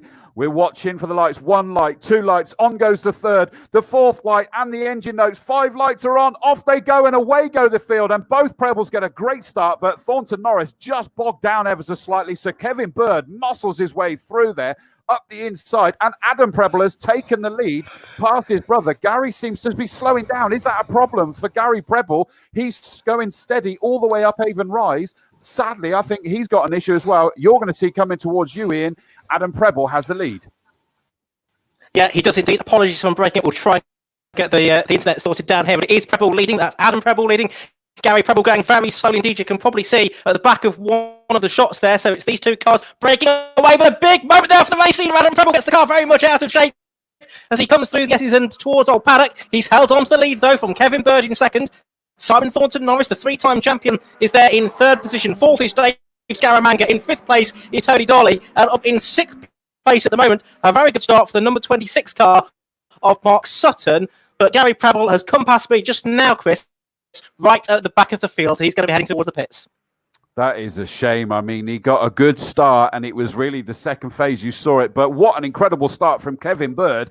This new colour scheme seems to have really worked for him. He's not only got a good start away from the others, but he is right on the tail as they come across to complete their first lap. Adam Preble knows he's in for a race, just not with the cars he was expecting. Those two pulling away. Simon Thornton Norris just struggled to get away and has kept himself back. But I would suspect he's now going to start pedaling that thing considerably quicker. And Gary Preble, to confirm what you suspected, Ian, is into the pits. As the leaders, though, head out of Quarry Corner for the second time in this 15-lap race, Adam Preble in the lead, stretching away now from the second-place car, which is that of Kevin Bird, the Nissan. 3rd, the Mitsubishi of First Class B car. Simon Thornton Norris and Dave Scaramanga in 5th. Tony Dolly on his own a little bit. So he's in 5th place. And then it's Mark Sutton 6th. He has got right behind him. That's the number 67 car. I believe it's 67. That is the Fiesta going through. That's, Terry Thorne. It was on our registered 168. It's the 67 car of Terry Thorne. He is giving Mark Sutton a very hard time for 6th position. Lead us back towards you. Yeah, thank you very much. So down they come towards us to complete the second lap. Many of you getting excited. Sadly, Joshua Harrison saying this isn't racing. You can't hear the engines and can barely see the action. Very disappointing. Well, hopefully everyone else that's watching will think, well, that's a bit harsh considering we've really tried to bring as much as we can here. And already Adam Preble is now stretching his leg. The lead is now over a second. In fact, over a second and 3/4. So Kevin Bird's early onslaught just seems to have paused at the moment, Ian. Yeah, certainly does. So it's Adam Preble leading then. He was 1.7, 1.8 seconds clear at the beginning of the lap. From in 2nd place, Kevin Bird. 3rd, Simon Thornton Norris. Gap back then to Dave Scaramanga. And 4th, Tony Dolly. 5th in the Seat. Then what's happening for 6th? Well, it's still Mark Sutton as they head through Quarry Corner now. You can just about see those on your cameras, I think, on the top right. He has got Terry Thorne right behind him in the Fiesta, and then it's the number 282 Mini of Dave Spiller that's there in 8th. Mark Sutton there, but yes, he has a big spin, and he's facing in the wrong direction, and he's almost collected by the Mini of Dave Spiller there, and it's the Saxo of Anthony Weeks that has to go to the other side, the right-hand side of the Spud Mark Sutton car, so he was in 6th, now back down to the 9th place.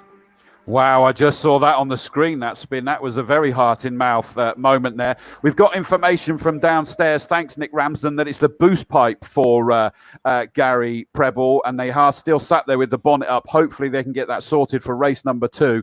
But Adam Preble stretching his legs nicely at the top, and already, though, he's the only car in the 112s, Ian. That's mighty impressive.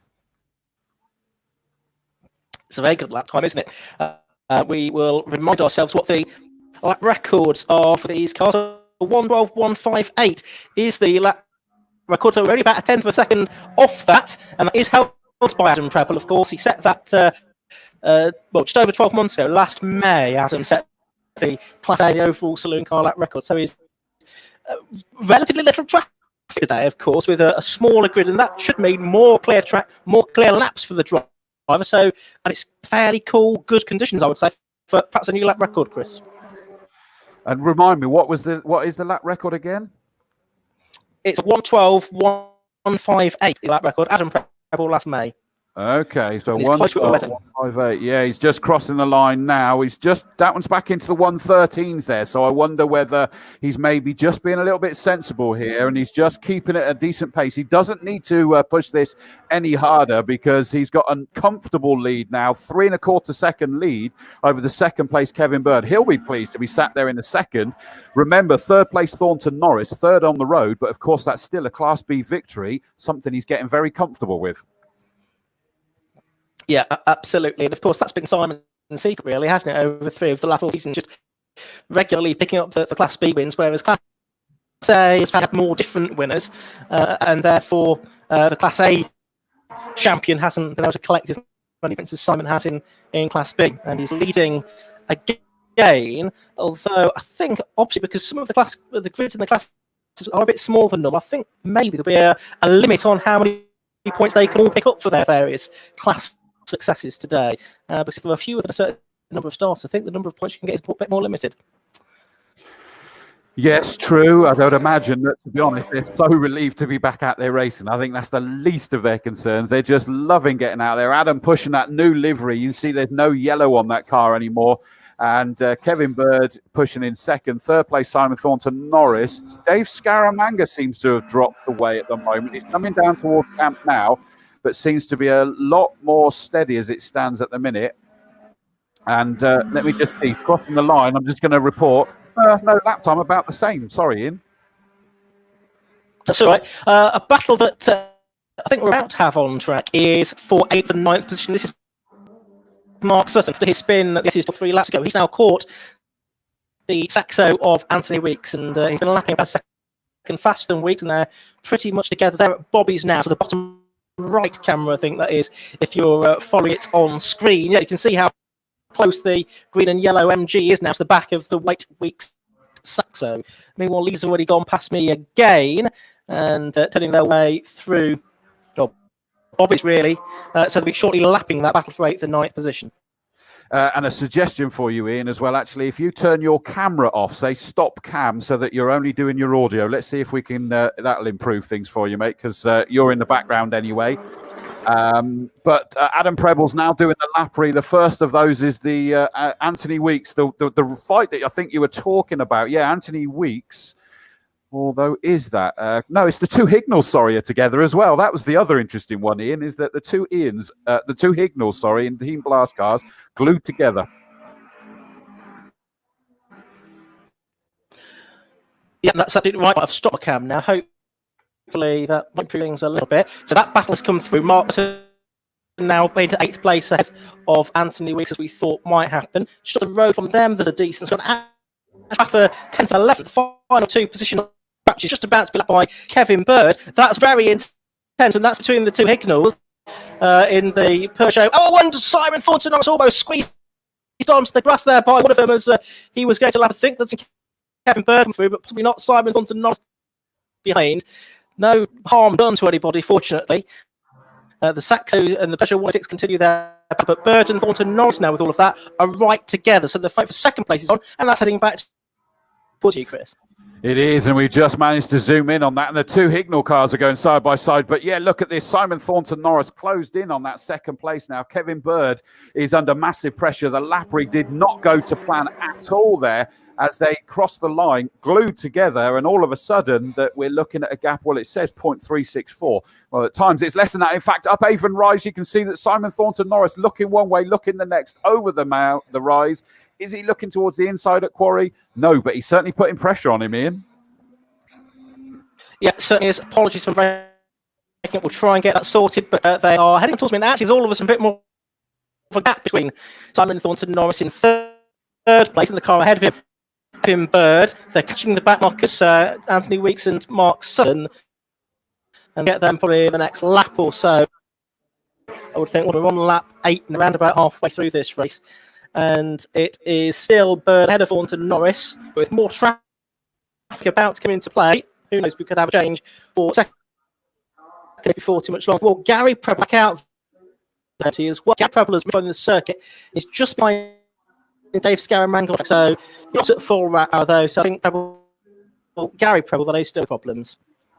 Yeah, and apologies, as Ian says there, yeah, he's a bit like a Dalek over there. And look at this, through Cam Corner, Thornton Norris is trying to have a little sneaky snifter up the inside. He's still going there, not quite got there. The power of that Nissan kicks in, round the right-hander of Folly, trying desperately to defend onto that position, up Avon Rise, but they're going to be encountering Mark Sutton soon, who I think possibly held up Adam Preble slightly. Yeah, he was 114s last time, so he's not as far away. But wow, those two are going at it. They're coming towards you now, Ian. Yeah, they certainly are, Chris. Hopefully you can still hear me. And they are pretty much nose to tail as they make their way through the S's towards Old Paddock now. Simon Thornton Norris trying to go around the outside of the Nissan. The Nissan goes to the left-hand side of the circuit on the exit of the corner. Thornton Norris goes to the right now. He feints to the left as the Nissan, the big Nissan, covers the line in towards Tower. They now go. Thornton Norris on the inside, but no, not quite close enough to make that work. So heading up towards Bobbies, it is still Kevin Bird ahead. Yeah, we've got good audio from you now, mate. So well done. It's thanks to Kevin again, doing a great job there. Here comes Adam Preble round to cross the line. He's got past this great fight that you were talking about earlier between the 67 Fiesta of Thorn with Spiller number 282 just behind him. But look at this. This is for second and third across the line. Kevin Bird just about has the nod. But again, Thornton Norris goes very tight round the right-hander of Folly. He's got the inside line. They now need to be wary of not just back markers, but battling back markers ahead of them. The worst you can ever come across, and the Nissan just stamped across the nose of the Mitsubishi Colt. It's a stubby nose anyway in that car, but he made it stubbier. Certainly is. Right, Adam Preble leads by nearly 8 seconds. He comes past me for the 10th time, so this is 2/3 race distance, but then the next two come behind are the next two in the race. Now that is Bird in the down lift. It's looking very smart indeed, and you've got that unlikely. It was an unlikely guys with 3 championships the last 4 years. Simon Thornton is this into the outside of Tower Corner to try and get past Kevin Bird. He can't make it through there, so it's still Bird in the second, Thornton Norris third, and then just behind here that there is a good battle going on for the minor places, a lap down. Lead us back with you. Yep, he's coming across, and I'm just getting information that this could be a birthday victory for Adam. I've missed that fact that it's his birthday today, so I'm going to trust that blindly for now. But there we go. We've got the change for the lead, and up goes Thornton Norris. He's been threatening this for a good while, but patiently. There's smoke coming now from the rear of the Thornton Norris. I think you're going to have a look in when they get up there to see whether that's dangerous smoke or whether it's bodywork damage from where he made a move. Oh, and he's gone straight on. He's gone straight on at Quarry. And I think he's managed to. Yeah, he's lost the position to Bird again, but he seems to be back up to speed now. Yes, there is smoke coming off something on that car, and he has gone straight on at the S's. So, and he's going to park up. So Simon Thornton Norris is out of the race, is hitting the tyre barrier of just a few yards away from him is the Fiesta of Terry Thorne. He was doing battle with Dave Spiller's Mini, and now I've got 2 cars stopped on the exit of the S. It's Simon Thornton Norris, who's had a breakdown, and Terry Thorne's Fiesta, which clobbered the tyres on the apex, the first apex of the S's, or second apex, I should say, of the S's, and that has ruled him out of the race, I'm afraid, Chris.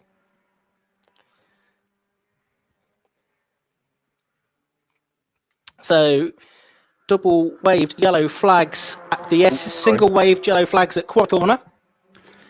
Leader's already gone around Quarry. That was a very unusual impact, wasn't it, for the Fiesta? I think he forgot that they put those tyres in there on the apex. Yeah, absolutely. I think Terry Thorne has as well, by the looks of it. Certainly there's new curbs at the Esses and Bobbies this year. He missed those, which is something because they're quite vicious, and he hit the tyre stack instead. Adam Preble is coming past me now on lap 12, so 3 laps to go at the end of this one. He's about to lap Tony Dolly by the looks of it, who is there in 5th place, 4th within Class A. And, Kevin Bird's going slowly now. Kevin Bird is getting back up to speed. I thought he looked like he was possibly a bit slower last time. I think there's some problem there. It's not quite at full power, that car. I think he's got some kind of a problem with it, Chris. Well, either that or Ian, that there's potential oil on the circuit from Simon Thornton Norris, because I think we're about to see that all of them are now off the pace, and I saw a couple of them just getting a bit twitchy through camp, and I know that Nathan Blake said I wondered if there'd been oil drop down there. By the way, it's his birthday tomorrow for Adam Preble. Okay, so Simon Thornton Norris, I guess, might be the guilty party there if there is oil down on the circuit, because we saw smoke emerging from that car. He pulled off down at the Esses, so it's a possibility, I guess. Meanwhile, a blue flag being shown to one of the back markers as Adam Preble goes past him, and that was, I think, one of the Hignalls that had a bit of a moment in front of the leader. Yeah, the 23 car there of Stuart Hignall. He's about to be lapped by Tony Dolly as well. Kevin Bird is still there in second place, and he is 26 seconds ahead of Dave Scaramanga, so looking fairly comfortable. Yeah, it's by the way, just so you know, Gary Preble did go back out, but then came straight back in and into the paddock. So they're going to try and get that one sorted permanently, and hopefully make it back out again for a little bit later. But here comes Adam Preble. His next target is to put another lap on Chris Hignall, and he's going to get that done. I was going to say before Folly. Yes, he has. Before he's gone through Folly. Up goes the white Vauxhall Astra, heading up Avon Rise. And this is their penultimate lap now. So they've done 13 laps already. And he just is in control. Now, I'm just going to check to see what sort of lap time we're getting out of Kevin Bird, because it was about 12 seconds slower last time. He's kind of back up to speed, Ian. So I don't know, whatever it was a temporary issue. Yeah, well, 1:16, also at 9:27 last time through. His best lap is a 1:13.283. So about 3.5 seconds off the pace as Kevin reappears to do some more running repairs. Preble just goes past me with a lap and a half to go then. And he is well out in front at the moment.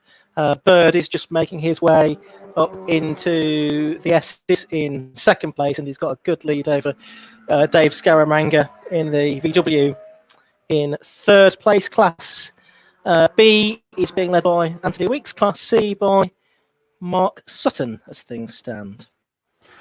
And I noticed that Dan Blake's actually said that Kevin Bird had a spin at the S's a couple of laps ago, so we missed that, and that was probably what it was. And I wonder whether he, and in fact Ian Carville said probably Norris's oil that he span on, and I think what then becomes an issue, Ian, is that it feels all wrong, doesn't it? That's the easiest way of saying it. The car feels like it's not handling, and that could be it. Yeah, and you lose confidence, don't you? Because you're frightened it's going to spit you off into the barriers at any moment. So you do lose that confidence. Meanwhile, Preble is heading down towards me for the final time. He's not going to get the lap record, I don't think, so it will stay at the 1:12.158. His best lap in this race was 1:12.242. As he comes past me now for the final time in the Interceptor Racing, the black and white Astra, very smartly turned out car indeed. And then a long way back in second place is Kevin Bird. But Adam just making his way through. Bobbies had 3 Class A wins last year, of course, and he's going to have one in the first round of this season as well, Chris. Yeah, here he comes down towards us. He's going to be the first winner here at Castle Combe in 2020, even though we're July 4th already. But round the final corner he comes to see that checkered flag, and he punches the air, delighted with his new car this year, new livery and everything. And across the line he goes to take a dominant victory in the end. Not quite the racing that he'd have enjoyed, because he does enjoy getting involved in any kind of skirmish. The next car that's going to come across the line is the bright orange at number 30 of Tony Dolly, the Seat Leon, who's actually finishing in 4th place. So he got lapped by Preble as well. Here is the second place car, number 86, Kevin Bird. That Nissan 200 SX was looking belted and was having a great race with last year's champion. Awesome work. We've already had Chris Hignall cross the line in 8th, and there goes Stuart Hignall a while back from his brother in the end then. 8th and 9th for the 2 Hignalls. Here comes Dave Spiller in his Mini. Great to see that he's back out there racing again. He's going to come home in 5th place. And it is all the top 5 positions are Class A this time because of Thornton Norris's demise. But there goes the 3rd place car of Dave Scaramanga. So he gets a pot as well for this race. The earlier spinning number 26 car of Mark Sutton, he comes home in 6th place, which gives him the Class C victory. And here comes Anthony Weeks, 7th on the road, and gives him Class D victory. Second in Class D was Chris Hignall, and second in Class C was Stuart Hignall. So they've both got silver medals for their troubles. So there we go. That was the opening race of 2021. Again, apologies that we had the issue with Ian's sound. Hopefully Kevin's running around trying to see what he can do as the Formula Fords are getting ready. But I can see that we're going to go down and we're going to bring in Clive Woodward. He's down there. Let me bring you in, take you up to full screen. The cars are going to be making their way towards you, Clive, but we have no idea what you're going to be able to see or do yet, do we? Yep. That was certainly a race of attrition, a start of attrition to start with. A shame the two couldn't start. That was a great shame. But and Gary Preble retiring led a very easy victory for Adam Preble. But it was happening, as you say, very quickly, 1:12, so a very quick time. So I'll go and see if we can grab a word with him. He's just getting out of his car now. And I've got to correct myself. Dave Paul Taylor, thank you. I've made a mistake. It's 2020. I don't know what I'm saying. So. Thank you. Right, with Adam Preble, who's just dropped his helmet. Adam, very well done. Thank you very much. That looked pretty easy Yes, with all the race of attrition, really, wasn't it? I don't know what happened. No, well, Gary dropped out. Okay. The other front runners didn't start, unfortunately. Very lucky. But nonetheless, you lapped very quickly. One lap was in the 12s, I believe. Yes, yeah, I've done a quicker lap than that on the old side, so happy with it. The handle is on rails, but at the end of it, the back end kept stepping out. I couldn't get second or third 7 gears, so really struggling. I thought, and there was really bad weather, so I thought they had to pull over. I couldn't believe I saw the checkered flag. I was like, thank God. I was like, and your birthday tomorrow, so yes, yeah, thank you very much. And so do you think you'll get it sorted I'm for the not next sure. race? I'm not sure if we're able to get out for the next one. Because if Gary was there, they would have just gone in the back of you. Sometimes they're trying to get third. And it might damage the engine. You're trying to get third, you get third and you get first. Third is where first is. Yeah. So, and you can catch first at the same time. So we'll have a look. Anyway, very well done. Thank you very much. Cheers. Thank you. Cheers. Kevin, nice to see you. How are you? Very old thanks. Surviving the lockdown? Yes, very good. Good. And you did really well there, especially early on. Yeah, it's going well. Trying to catch up with Adam, couldn't keep it in. The other guys looked like they fell off, so kept pushing as hard as I could, but I was falling off the back of him, so I backed off then. And then I managed to have a spin at the S's, I think on Simon Norris's oil. Right, I think oil, it was. I think so. Or my bad driving. One or the other. No, Ian did say he thought it was oil, I think so it was, I expect it was. But delighted, second fantastic car's finished. Yeah, very happy with that. Nice delighted. new colour scheme as well. Thank you very much. Everyone's commented on that more than anything else. So yeah, we're pleased with that. Thank you. Very well done. Thank you. Okay.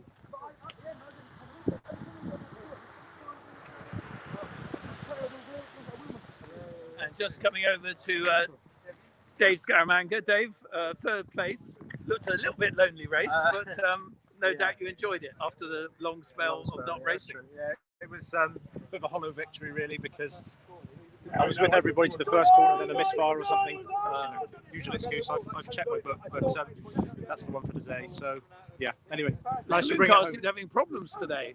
Lots of retirements, a couple not starting. Maybe we've not done enough work over the winter season, but hopefully sort it for the second race. Excellent. Okay, well done. Thank you. Okay, Chris, we just got to go and recharge our phones and batteries, etc. So back to you. Well, thank you very much, Clive. Much appreciated, and that was good. We didn't know what we were going to be able to bring you, and hopefully you all saw that we were getting so many comments in saying, well done, Adam, for everything there, including Linda herself. Well done, Adam. Over in Spain, I think, Linda, from memory you are. But a great victory. Very, very odd. Usual case is that these drivers have the whole of winter to work on their car. Longer than usual this time as well, obviously. But they never get it ready in time. And I agree is that over on YouTube watching Ashmeister 559, that Nissan looks amazing. It really does. It genuinely looks incredible. Well done, Adam Preble from Julian Pierce. And just so many good comments coming in. Thank you very much. And I know a couple of you have now said about the fact that obviously it's static cameras and engine noise. Sometimes you'll be able to hear it from Ian's. I wonder whether we get Ian to open his door. Actually, that might be a good one, so that it might improve his internet over there. Who knows? Who knows?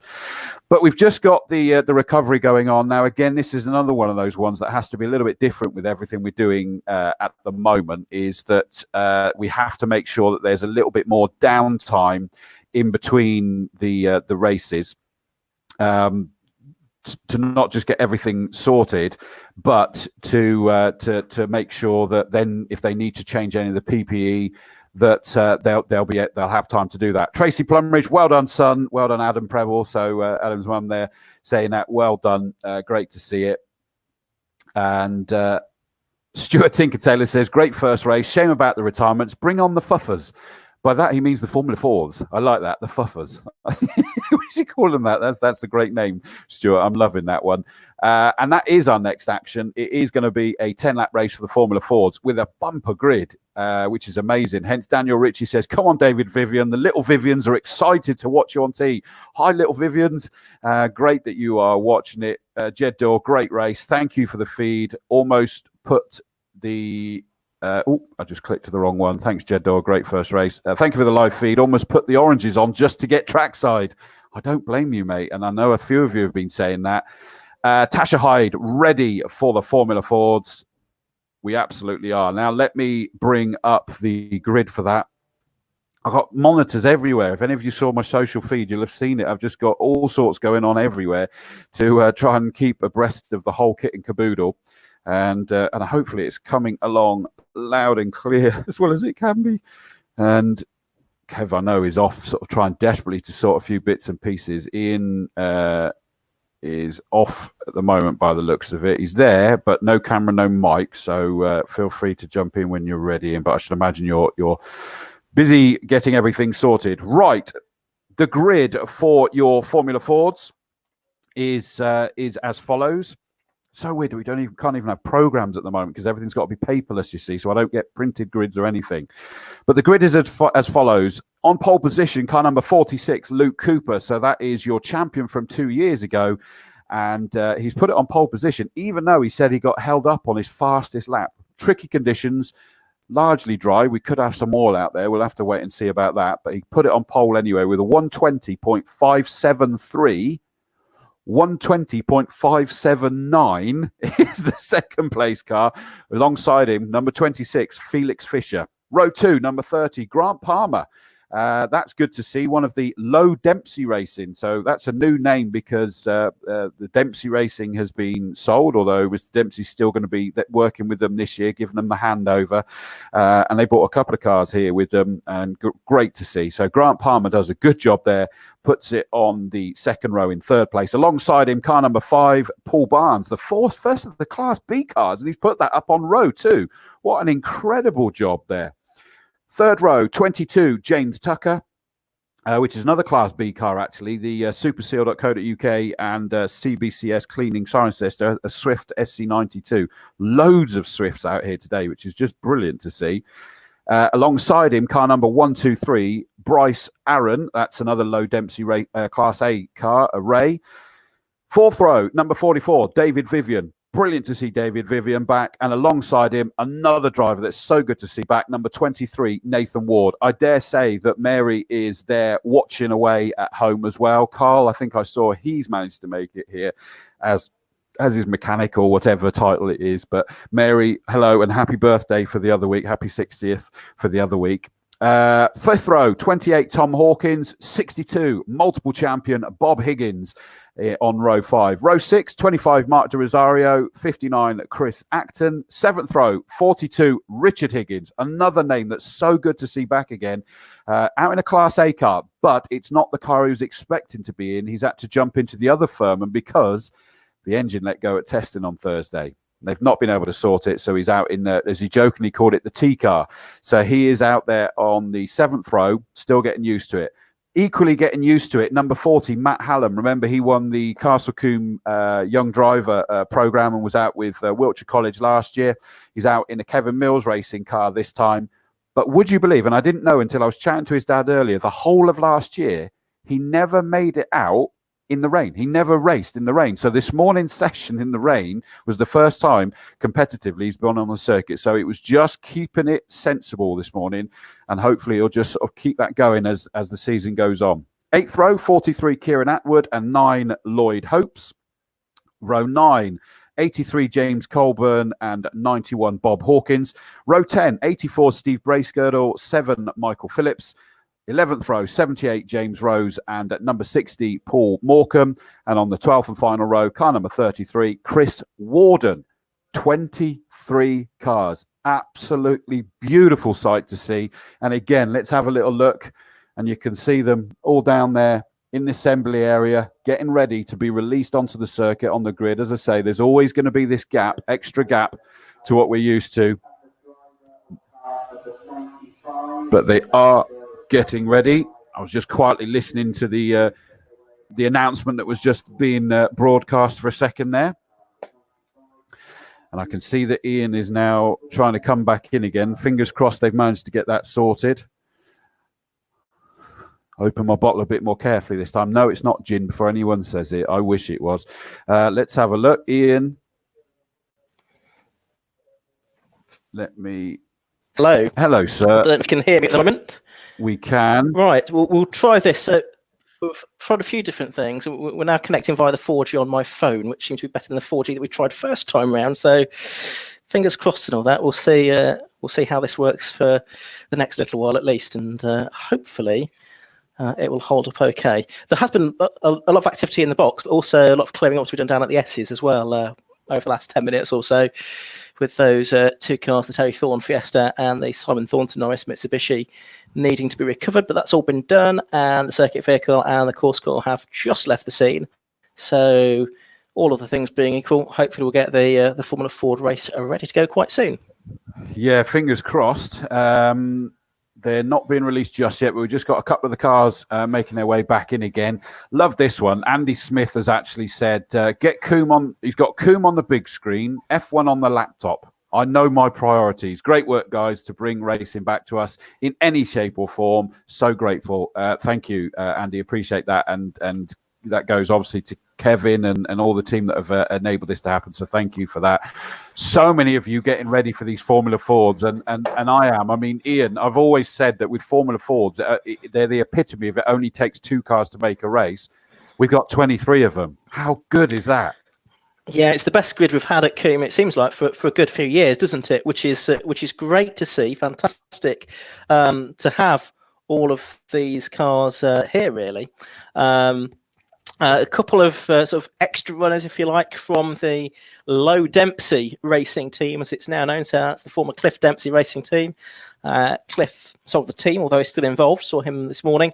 But Andy Lowe has bought the team off him, and he is running the American drivers. Bryce Aaron, who we've seen over racing in the UK before, raced at the Formula Ford Festival last year, I think, with Oldfield Motorsport on that occasion.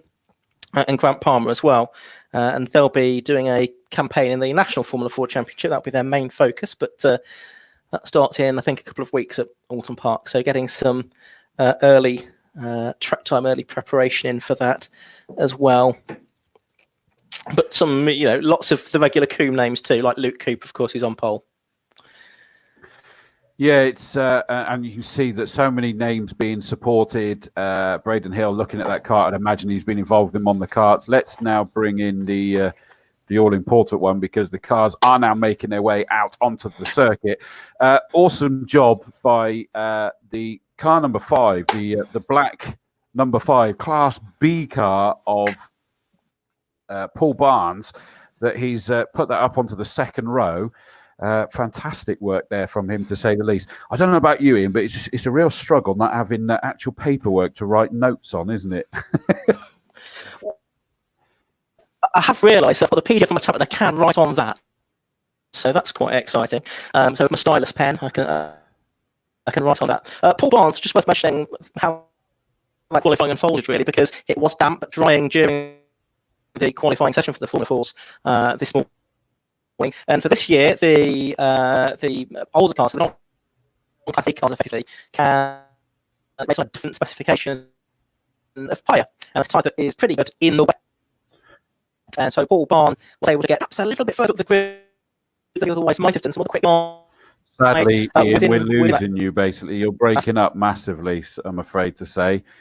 Okay. We can only hear every other word. Whatever it was that you've done, it's now with your iPad, I would imagine, has just suddenly changed it, that it's not possible. Oh, by the way, bad news. Gary Preble's car turbo problems won't make race 2. He's a very frustrated boy. I get that. That is a real struggle. Nick Bennett, I've just seen your comment. Don't be cheeky. Don't be cheeky, Nick Bennett. I know that. We got no fear there, mate. Hopefully you and I will be working together again later this year. But yes, I can. Here's that Kevin's in the background again, trying to see if we can get the sound better from Ian's side of it. I'm just sort of making a note because we don't have the paperwork. I normally sort of have a whole host of notes for everybody, and make even down to simple things like the colours, so that I can refer to them as quickly as possible as they come through. But of course, we're not allowed that. Just great seeing Bob Higgins in the white number 62 car, which is an old RF 88. Brilliant to see that one out there. So here we go. They're off on the green flag lap. And safety car leads them away. And a few of them just screeching those tyres, making sure they can get a little bit of heat into the tyres. Come on, Solly Motorsport crew. Come on, Nathan Ward. Hi, Michelle Dempsey. Go Team Low Dempsey. Just loads of you coming in, supporting your favourite drivers, your favourite teams. And that's the beauty with Formula Fords, is that we've all got our favourite cars, favourite teams, favourite drivers. And it just is going to be fabulous to be able to see this sight of these going charging up Avon Rise again. And I think I'll chase them for the first lap with the cameras just so we can see a little bit better on these. And come on, Bob and Richard, says Tasha Hyde. So that's obviously Bob and Richard Higgins that's been cheered for there. And it was Chris Hodgen that actually said, come on, Solly Motorsport crew. And a good friend of mine who normally races in single-seaters. I nearly said Formula Fords. He's done loads in Formula Fords, but he had a wicked Formula 3 out in the monopostos as well. And hopefully we'll see you back out racing again soon, Chris. It'd be great fun to see you back out there behind the wheel of something. Cheering on KMR, Kevin Mills Racing. Come on, Solly Motorsport. And Emma Brown, good to see Emma as well. I saw her briefly earlier. She was running back to the paddock to help the team get everything sorted. But already they're making their way back into my sight any second now, because they've made their way out of the of Bobbies chicane, coming down towards us now. And the safety car will now peel off to the left and disappear. You'd have to take my word for that, because that's basically after they've disappeared underneath the camera from the bottom right-hand corner, which, of course, is Bobbies. The safety car has indeed pulled out of the way. Actually, not into the pit lane, sorry. It's into the infield that they use for the motorbikes, the additional chicane. So on to the grid they go. We may have a situation where I may be taking you around the whole lap for the commentary in a second, because I see that they're still sorting out Ian's. Oh, Chris Hodgson has just said, I'm racing at Combe on the 1st of August. Now, there's an exclusive, and one that I'm incredibly chuffed to hear. Did you hear that, Ian? I can hear you've come back in again, that Chris Hodgson is here on the 1st of August. Yeah, so that's interesting news. I'm not here for that one, but I'll be back at the end of August. Apologies, I probably still am breaking up, and it is a bit intermittent. It comes and goes. It sometimes gets a bit better. We're continuing to work on it. We'll see where we get to. Fabulous. Thank you guys for that. So here we go, the last few cars just getting into their places. No gaps on the grid as it stands here, as the last car just comes in right at the back of the field. And that, of course, being Chris Warden in the white and red number 33 car. Green flag wave, 5-second board has been given. Engine notes are already rising, even though we haven't even seen the first red light on yet. There it goes. Now the second, the third light, on goes the fourth, up to the fifth we go. And off they go. And it's a great initial start from the number 30 car there.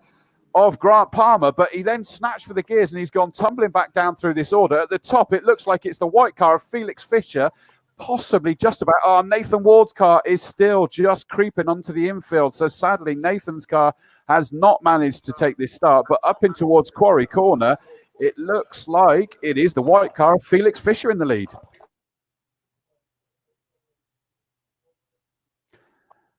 Oh, there was Ian. I'll just jump in and say that if we suddenly hear Ian, then we know he's back again. But heading through, looking at the camera, that we've now got the whole field. Luke Cooper desperately trying to get back onto terms with Felix Fisher.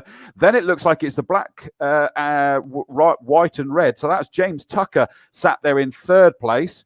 As round Tower they come already. Look at the lead two have pulled away as they exit Tower, making their way down towards Bobbies. It's still the white car of Felix Fisher that is in the lead. So well done to Felix. A great start there. Muscled out Luke Cooper just about. But look at this massive gaggle of cars from third backwards. It is an absolute snake of them. Down towards camp they come for the first time.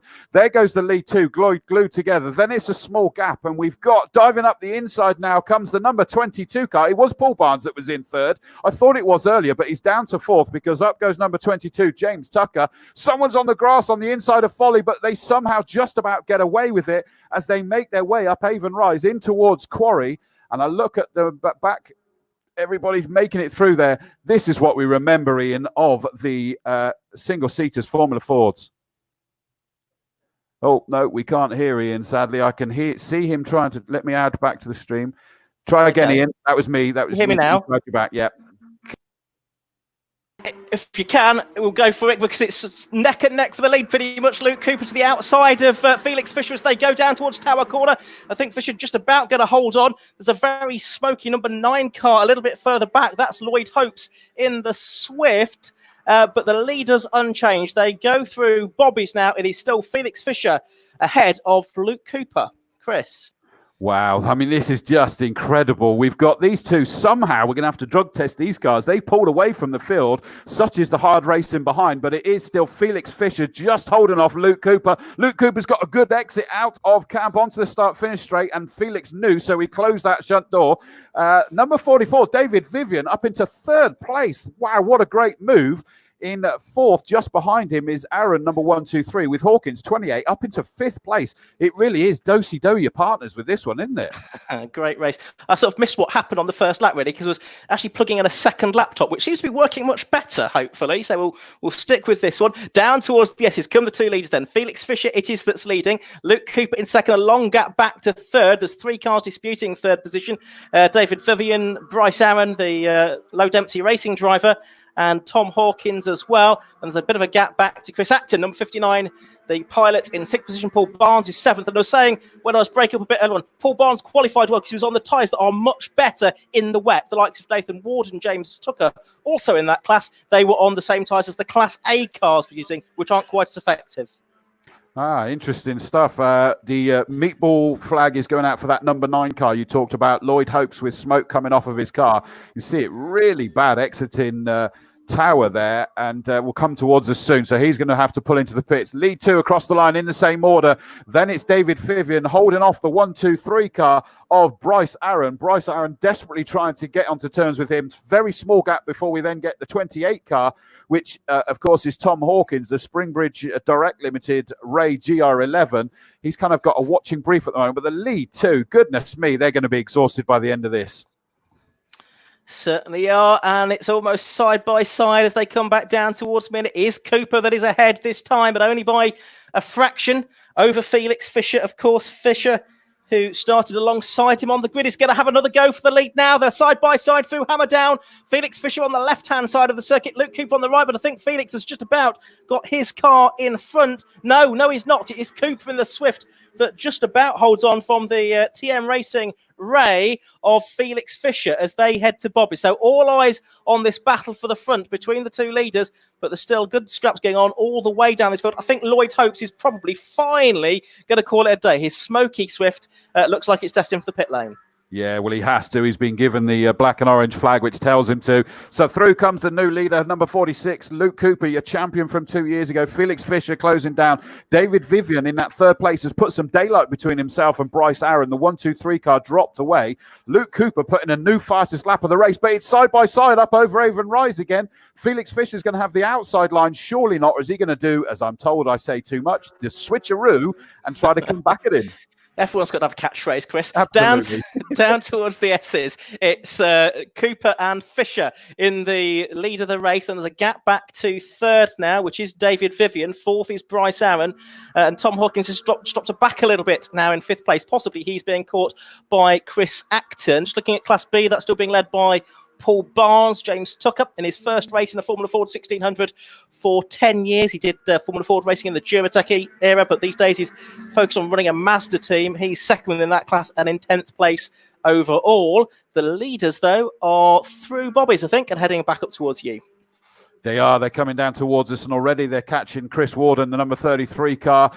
So they're going to have to hope that he just gets out of the way. They're still glued together through.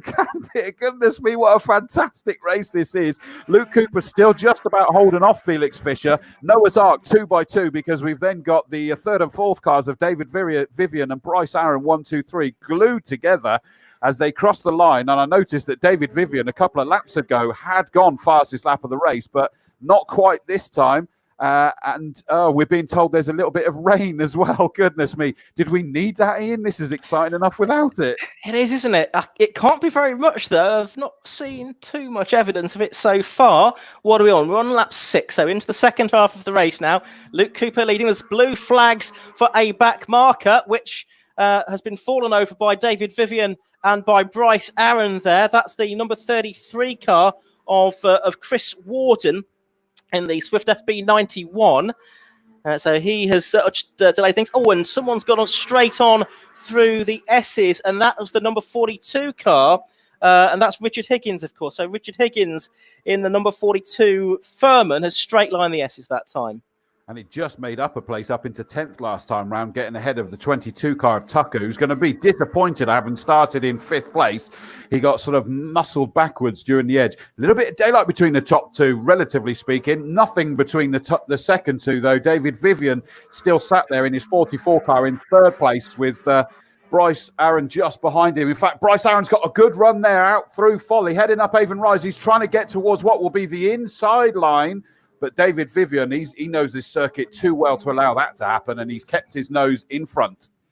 Yeah, he's there in the Kevin Mills Racing Dent Mania Ray GR07, but it's the Swift of Luke Cooper out front from the Ray of Felix Fisher with the bright orange helmet. Number 26, the TM Racing car, right in the wheel tracks of Cooper, who was keen to make sure he could get out in front. Well, he didn't manage that initially, but he's got ahead of Felix Fisher as the course of this race has gone on. A bit further back, still David Vivian, as you say, ahead of Bryce Aaron. 5th is still Tom Hawkins. 6th, Chris Acton, Matt Hallam 7th, and so on and so forth. Class C being led by Bob Higgins, isn't it? Number 62 in the RF88 Van Diemen for Riadro Racing.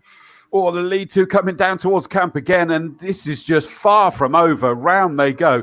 Kevin's just informed me that sadly the long delay we had this morning at Folly actually took out some of the cabling. That's why we're having issues here today. So I don't know whether that's something we can get sorted today or not, but it certainly explains why it went different to everything we tested. But leaders up round Quarry again for what's that? They've done for their 8th time. Glued together, as are Vivian and Aaron. It really is Noah's Ark 2x2. Yeah, worth mentioning, Bob Higgins leading Class C. I mentioned in that RF88. He has got a misfire, definitely, as he went past me last time. Bob Higgins with a fairly serious misfire by the sounds of it. Now, the race leaders are about to lap the number 60 Paul Morecambe Sawley Motorsport Swift's SC93, and he is running in 20th position. And now we've got Bryce Aaron trying to get alongside David Vivian for 3rd place through Hammerdown as well. He looks right, he looks left, he looks to the right again as they go in towards Tower Corner.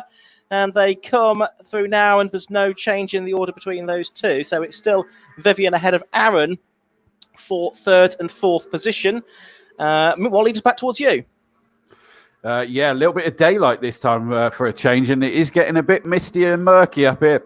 now, and the David Vivian going very defensive for that third place. Leaders already crossed the line to start their penultimate lap, but David Vivian had to go from one side of the track to the other to try to keep the 1, 2, 3 Bryce Aaron car behind him. The red and white car still sat there in fourth, but trying desperately to do something. We've got somebody now suddenly going very slow into and through camp. It's the number 28 car that's suddenly going very slow. That's Hawkins, who was up there in what, 5th position, I think, at one point. Yeah, he was, wasn't he? Yeah. And it is definitely raining now. There's bigger spots of rain on our commentary box window here, and a bit skittish there through the exit of the Esses was Luke Cooper, but he's got about 4 or 5 car lengths over Felix Fisher now. Oh, and off goes the David Vivian car. He spins. He got a wheel on the grass coming out of the Esses. He's recovered it. He will only lose the 1 position. Bryce Aaron goes through to 3rd. Did well to miss David Vivian in that Dent Mania liveried car. Well, he's not going to need Dent Mania services to repair any damage to that car at the moment because he kept it out of the wall, but only just. Yeah, it suddenly is very misty, and I saw that spin. He did a great job to keep it away from the wall. You could see it was onto the wet grass, put the power down, and it spun him round. We do have a spinner, though, at the S's, and it is the 84 car, which is Steve Bracegirdle, the Wayne Paul Racing Van Diemen R89, yeah. Oh, and I thought he was about to drive into one of the cars coming past him then on the screen, but he managed to keep it going. Very, very murky, and already the track looks a lot darker. There goes David Vivian. He's recovered. You're absolutely right. He's only lost the 1 place, but Acton, the blue car, dark blue number 59, is only just behind him, so he needs to make sure he doesn't lose another one. Yeah, we are on the last lap as well now, aren't we, as well, I think. Yep. Yeah. So Tom Hawkins, you're right, going very slowly. They've given him the white flag because he's going so slowly. The drivers need to be made aware of that. There's a couple of other back markers that Luke Cooper needs to thread his way through, literally going very slowly indeed. Michael Phillips and the number 91 car of Bob Hawkins going very slowly indeed, like the race has been stopped, but it's still very much on. Those 2 leaders have picked their way through, so it's still Luke Cooper ahead of Felix Fisher. He's got a decent gap now as they head up towards Bobbies and then on towards camp for the final time in this Formula Ford race. Yeah, they do. And again, another big shout out to the mighty Orange Army out there, no matter what the weather. And it's suddenly gone a bit murky and wet and horrible. And it's got very wet very quickly out there. But here comes our leader. And he's just going to take this very steadily now. And he can do because Felix Fisher has dropped away. But Luke Cooper, number 46, takes the win, takes the checkered flag. Felix Fisher, what a great performance there. So close to the win, comes home in 2nd. Bit of a gap before we got a couple of back markers going through. And the 3rd place car is going to be number 1, 2, 3. Just to say, 62, Bob Higgins has had a spin. He'd already lost the Class C lead to Mark De Rosario, though. So it looks like Mark De Rosario is going to win Class C. Possibly no surprise, given that Bob has been suffering a misfire for a good part of this race. Yeah, he went tumbling down the order. And Dave Vivian is coming across the line, and he's actually lost out. No, he didn't quite lose out. He just managed to stay ahead to the 59 car of Acton. Great job by Matt Hallam in 6th place. What a fantastic performance there from him. 7th place goes to the 22 car of Tucker. That is James Tucker, which gives him the Class B victory just ahead of Paul Barnes, number 5. He'll be gutted in a way because he probably wanted that rain to come down sooner based on how he did. Very horrible sounding Bob Higgins car then goes across the line. In 9th place is the number 30 car of Grant Palmer. So he tripped down the order, which is a real shame. Richard Higgins, number 42, came home in 10th place. Mark De Rosario in 11th and the Class C victory. Well done to Mark there for the Class C honours. 12th is Kieran Atwood, number 43. 13th is number 83, which is James Colburn, which gives him 2nd in Class C. Bob Higgins, number 62, 14th overall, and still gets a pot because he's 3rd in Class C. In 15th position, car number 78, which is James Rose, the Goodrich emblazoned car, gives him 3rd in Class B. 16th is number 84, Steve Bracegirdle. 91, Tom Hawkins, the Class B car. Bob Hawkins, sorry, that one is, knew it one or the other, but that's Bob Hawkins in 17th place. 18th, car number 7, which is Michael Phillips in 19th place, and the final finisher by the looks of it, is the number 60 Class B car of Paul Morecambe. So still we managed to get 19 cars through, and that was just absolutely brilliant to see. Now we're getting 2 cameras from you now over that side, Ian. That's getting a bit greedy, isn't it? He's muted his mic there, but I'm going to stop those for now because I'm going to bring in Clive Woodward, and I'm going to put Clive up to full screen. Let me do that. There we go, up to full screen. So, Clive, you're now welcoming the winners down towards you and getting wet, I believe. Oh, can you hear us, Clive? We've got a slight problem with the phone, unfortunately, but I can just about hear you. Can you hear me okay? Yeah, we can hear you fine. You've got the winners coming down towards you, and you're getting wet. Well, that looked a very interesting race, very close between Luke Cooper and Felix Fisher. Did Felix Fisher finish second in the end? Yes, correct. Yeah. Okay. I will just see if we can get Luke Cooper to give an interview. Can we go across the road? Yeah. We just go across the road and have a chat with Luke. Can you hear him? Is that working? Flo, can you hear? Yep, I can still hear you. No.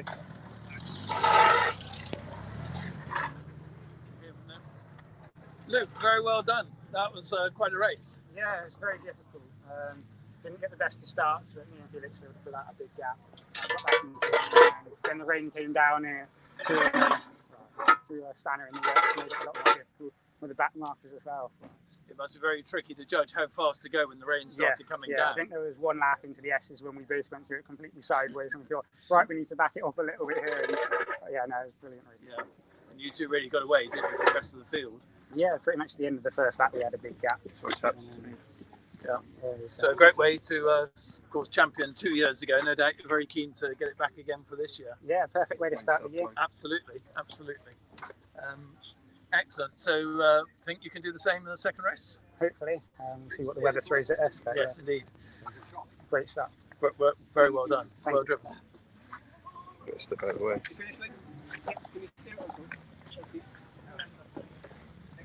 Right, we'll just make our way down to have a chat with Felix. Felix, hello. Well done. A very tight race there. Yeah, as always. How was it for you? Yeah, it was good. Like you say, a good start. First few laps with Luke were obviously very, very close. And it was close to the end. Obviously, it started to rain, so it's tricky because it looks like it's a lot worse on the visor than it may have been. But it certainly got slippery out there. Yeah.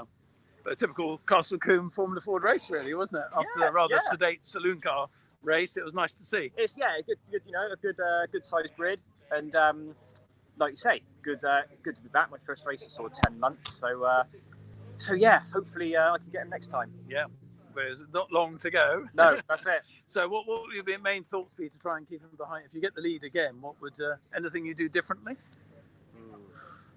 Unless I got any toys like Mario, I'm not so sure really. I just have to go faster. You need a James Bond. Yeah, I need a James Bond sort of device. But yeah, no, like you say, I'm sure it'll be close again. So we'll give it another shot. Well done, and thanks for a good race. No worries, thank you. Hope to see you later. Cheers. And in third place was David Vivian. David, I spun it. Oh, did you? Sorry.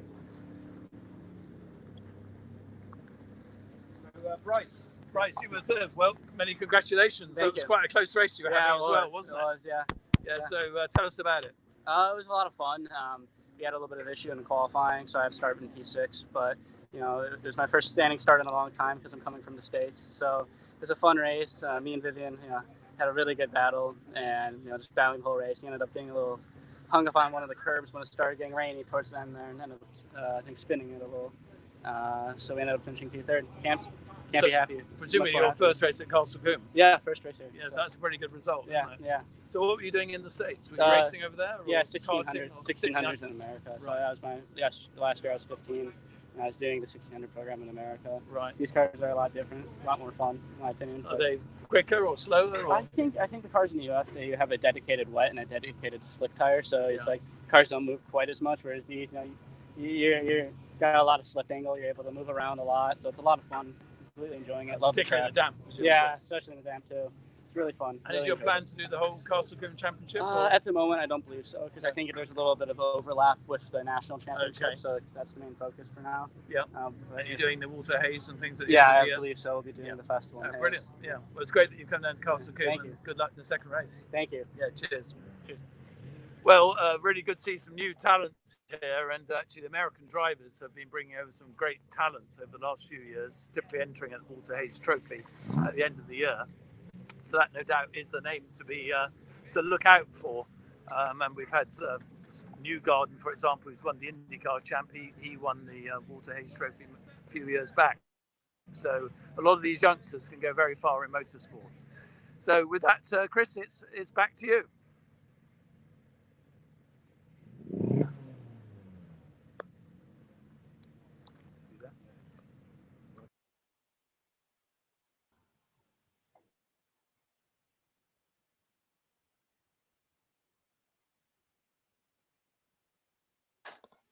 I don't know if anyone else can hear you, Chris, but I can't at the moment.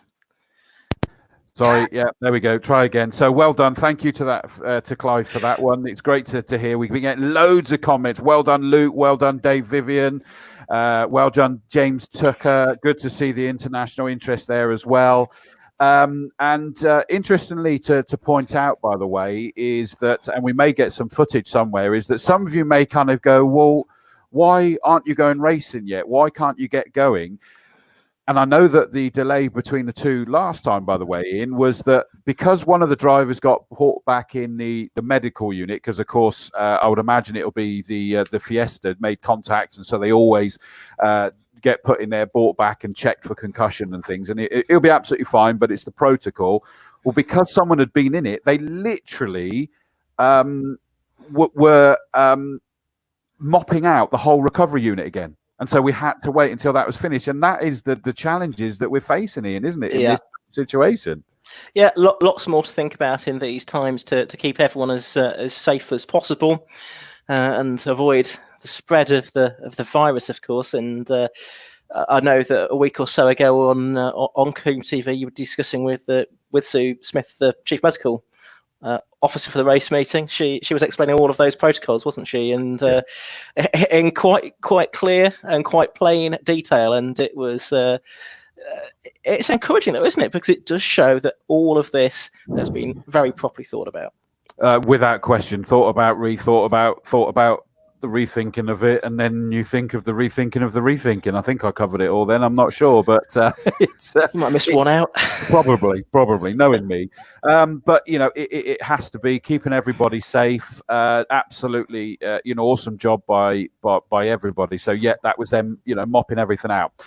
Right, we turn our attention now to the Castle Combe Racing Club GT Championship, sponsored by Reese Insurance. I'm not going to bring it. Yes, I will. I'm going to bring this camera around just so you can see the amazing array of cars that we've got coming out for the GTs, and they just look incredible. And I'm going to try and sort of give you an idea as we go down through this field, so that you know what we've got to look forward to. On the front row, in pole position, is Lucky Carer. Not in the McLaren that we've seen him and loved him being out in. He's got a Ferrari 488 this time, and it is incredible. 107.247, an average speed of 99.03 miles an hour in wet conditions this morning, I can assure you. Alongside him, 0.364 behind, is Ollie Ball, past champion, the Vauxhall Tigra Silhouette, and Jeremy informed me they've been doing all sorts of things. They found extra horsepower, extra torque. They're going now over 150 miles an hour up over Avon Rise in towards Quarry. And they think that this year they are hopeful that they can be challenging for the outright lap record. Second row is number 24, Tony Bennett, in his Caterham R300. Great to see him back. So close to winning the championship 2 years ago. And alongside him is the amazing Audi R8 LMS Ultra of Keith Butcher, car number 36. Row 3, 98, Lee Frost in a BMW M3 here. Him and Lucky Carer take part in the Porsche Carrera Cup GB, and I think they'll probably be commentating on next week at Snetterton when I'm up there covering GT Cup and the like. Alongside him is the beautiful Noble of Kevin Jones, car number 112. On the fourth row is number 99, Jamie Sturgis, last year's champion, but he's out in the Seat Leon Euro Cup and a completely new livery on it. It looks beautiful as well, I must be honest. And alongside him is the Westfield Race Aero supercar, that one is, car number 56, Alan Hamilton. Fifth row, number 69, Chris Everall in the red Ginetta G55. It is out there. I saw he came into the pits early in qualifying, but he is back out there. And the bright orange, number 20, Tim Woodman in the Caterham. Sixth row, number 40, Jazz Sapra.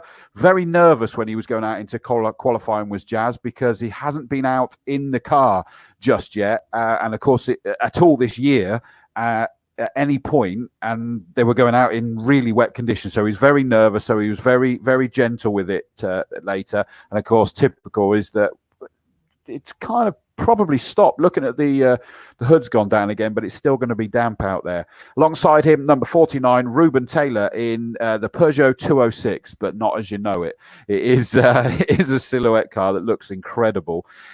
In 13th place on the 7th row, number 21, Dominic Shepherd. You wait till you see this thing. This thing just looks beautiful. It is incredible. Audi Super Tourer GT, 3.5 litre beast with not a lot of weight to it by the looks of it, because it looks like a silhouette style thing. Alongside him, a name we do know, number 81, Neil Greenland in his bright luminous green Mitsubishi Colt. He's in the GTs this year because he's had it souped up this time. The Pro Alloys owner doing things like time attack and what have you, so he's able to take part in this GTs.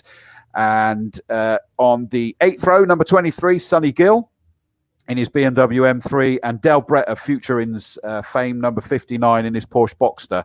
9th row, number 33, Paul Arbour in his AB Typhoon. I don't know whether that's supposed to be Typhoon, but it's on here as Typhoon as well.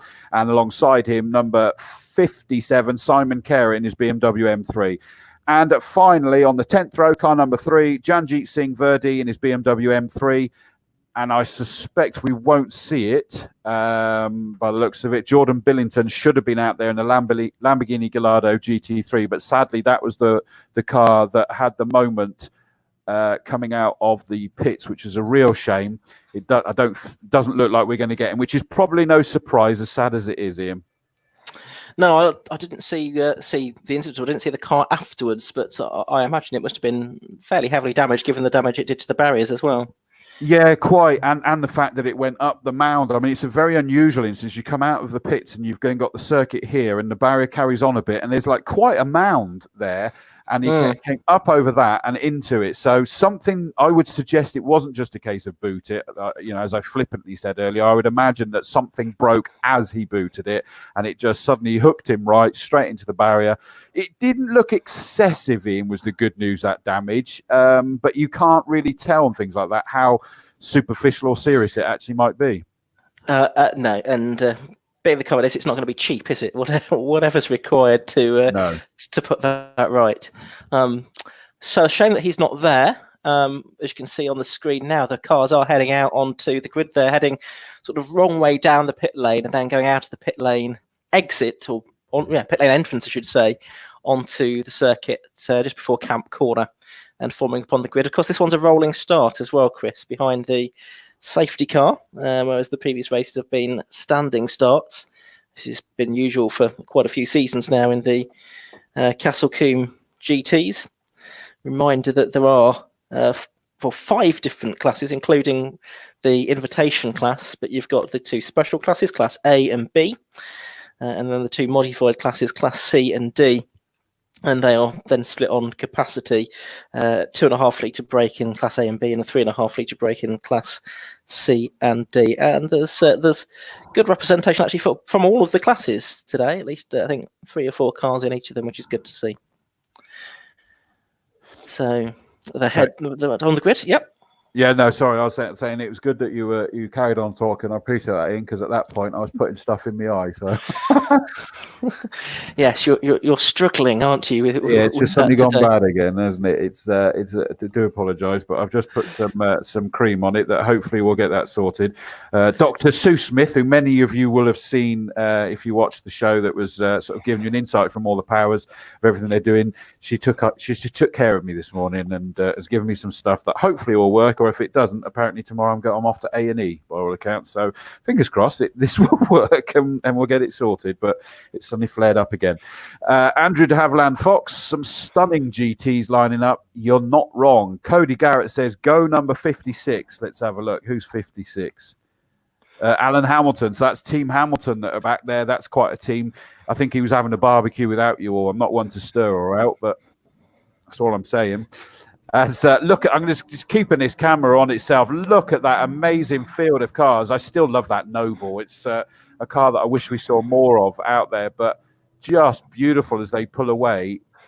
As I said, Ian, it's both a healthy grid and a phenomenal grid. Yeah, and it's varied, isn't it, as well? Quite a few BMWs on the grid, but up front, of course, we've got the Lucky Carer Ferrari, as you say, and we've seen about in a number of different cars over the past few seasons here. Just starting to rain a little bit more heavily. It's relative, not heavily, but more noticeably. The rain spots on the window over here now, so that will be interesting because of the tyres that these cars will be on, I should think. So that could make life interesting if there's much more rain that falls.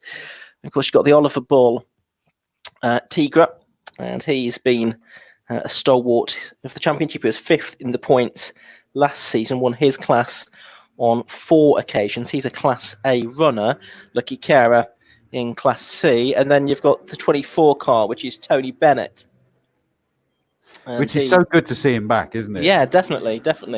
I don't think I spotted him at any point last year, so I think he may have taken a year out last year. I'm not sure. I'm just looking down the points table that Josh Barrett has kindly collated for me with all the details on it, and no, it doesn't appear on that, so I don't think we did see him at all.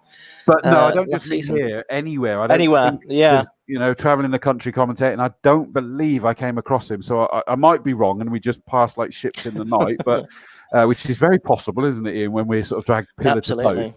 But I wonder whether he took a year out. I mean, he was so close, and I remember the lovely relationship between our beloved Ilse Cox, who is so sad not seeing her out here. If you are watching, Ilse and Brian, we love you and miss you, and hopefully see you back soon in some way or another. But those two were just so lovely, and Ilse felt bad that she just won it by like something daft, like 2 points or something crazy like that. It was so close, wasn't it? Anyway, they're heading back towards you for the rolling start, which is going to be quite a sight and sound. It most definitely is. They're down towards us, and the first time you'll see them is in the top left camera. Safety car is in now. Ollie Bull's gone a little bit too early, but they're going to turn right. Now Lucky Carer on that Ferrari is going to get the noise pedal down. Ollie Bull's gone a little bit too early, but just drops it back again. I think Lucky Carer was understandably very cautious as he pulled away there.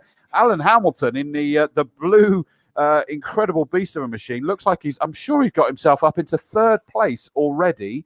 But we'll wait to see. I might have just got it wrong that it was more white than blue, and it was Tony Bennett. It would make more sense to be Bennett, actually. And it is Bennett, yeah. It is Bennett there in 3rd place, but it's a big lead already for the Ferrari of Lucky Carer then, the 488, ahead of Oliver Bull in the Vauxhall Tigra space frame car in 2nd place. Tony Bennett 3rd in the catering. So that's as it was off the grid. Then 4th is the number 98 car. That's Lee Frost, so he's made up 1 place. And also having made up a place is 112. That's Kevin Jones in the Noble. The car that's gone backwards a couple of positions, therefore, is the Audi of Keith Budger. He's back down to 6th position now, but it's been a very good opening lap this for Lucky Carer because he's been able to put, I was going to say daylight, but it's a bit too grim for that between him and the 2nd place car. Meanwhile, I'm afraid to say the Dominic Shepherd car, which is running without its front bodywork, is heading very slowly back towards you. Oh, and I see someone spun at Bobbies, and I've got a feeling that is one of the BMWs that may well be spun. And in fact, I can see some circuit furniture on the track as though he's hit the barriers on the inside. So we'll wait and see exactly who that is. But I'm pretty certain it's one of the BMWs as the rest of the field make their way down towards us. No, it's not the car I thought it was because that's coming round here. I can't quite make out who that is, Ian. Ah, it's the Audi R8. There we go. As it's got moving, the Audi R8 is the one that's had a moment by the looks of it of Butcher. Okay, yes, we'll try and pick up on that. My timing screen kicks into life, so it's Lucky Carer leading by already 4.5 seconds at the end of lap 1. But 2nd, 3rd, 4th and 5th right together. And I think Kevin Jones is going to be on red flags. Race is being stopped. And I think that probably is going to be because of the incident you spotted down at Bobbies, I would think. Chris, I can't see anything else. The car got going again, and incidentally, that Audi's coming into the pits now, as is, well, both Audis, but that looks like quite some significant damage to Dominic Shepherd's car. Did you see what happened to the Super Talk? Well, that bodywork had disappeared by the time it got to me. I only really caught it out of the front of my eye, so that must have been something in the first half of the lap, or possibly, I presume was the bodywork was on at the start. I hadn't noticed it on the green flag lap, but so that would already happen by the time they came past me on the opening lap. So it looks like there's a little bit of clearing up to be done before we can get this race back underway. Race being stopped, and again, this is something that we heard perhaps would be happening a little bit more often in the current situation, Chris. Absolutely. I mean, in normal guys, we would have been more expecting a safety car to be out for this one, but that is not a viable option with the limitations that are in place, as everybody can imagine, especially as you'd need 2 people in the safety car, etc. So no safety cars as it stands at the minute. Red flag is out. The field has stopped. I don't think it'll just be off camera for you all at the minute, but they're just literally stopped at the sort of like the extra chicane that they use for the bikes. It's stopped by that piece of tarmac partway down the straight, and then we brought round, and because it was so early, that would I would expect that these guys will just be gridded up the same way, which is a good point, because Jamie Peters-Ennis messaged me saying that Jamie Sturgis in the Ram-Air Filter Seat Leon Euro Cup car got badly held up by the Audi R8. That I didn't actually see it happen, but judging from the camera that I've just exposed now, is that it's another person, Ian, that's made contact with the tyres on the apex of the chicane, the first apex of the chicane, and or the middle apex, should I say.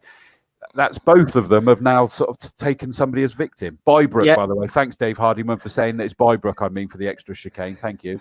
Yeah, looking at it, just had a message from Josh Barrett, who's watching at home. He's looked back at the stream. He says it looks like Chris Everell's Ginetta tagged the Butch Audi into Bobbies, and they clattered into the tyre stack. So it looks like the Ginetta and the Audi had a bit of a coming together there, and that's what's gone on.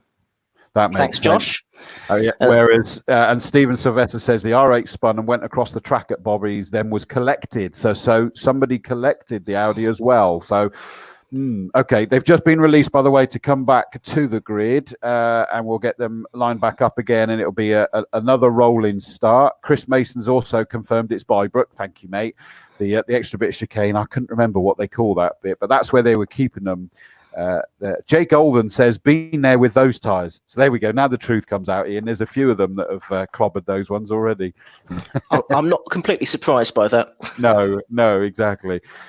So the field's coming back in, and it does look to me as though it's going to be in the same order again, which means we're going to have a gap on the second row, because, of course, Keith Butcher should have been alongside Tony Bennett, but he's not going to be.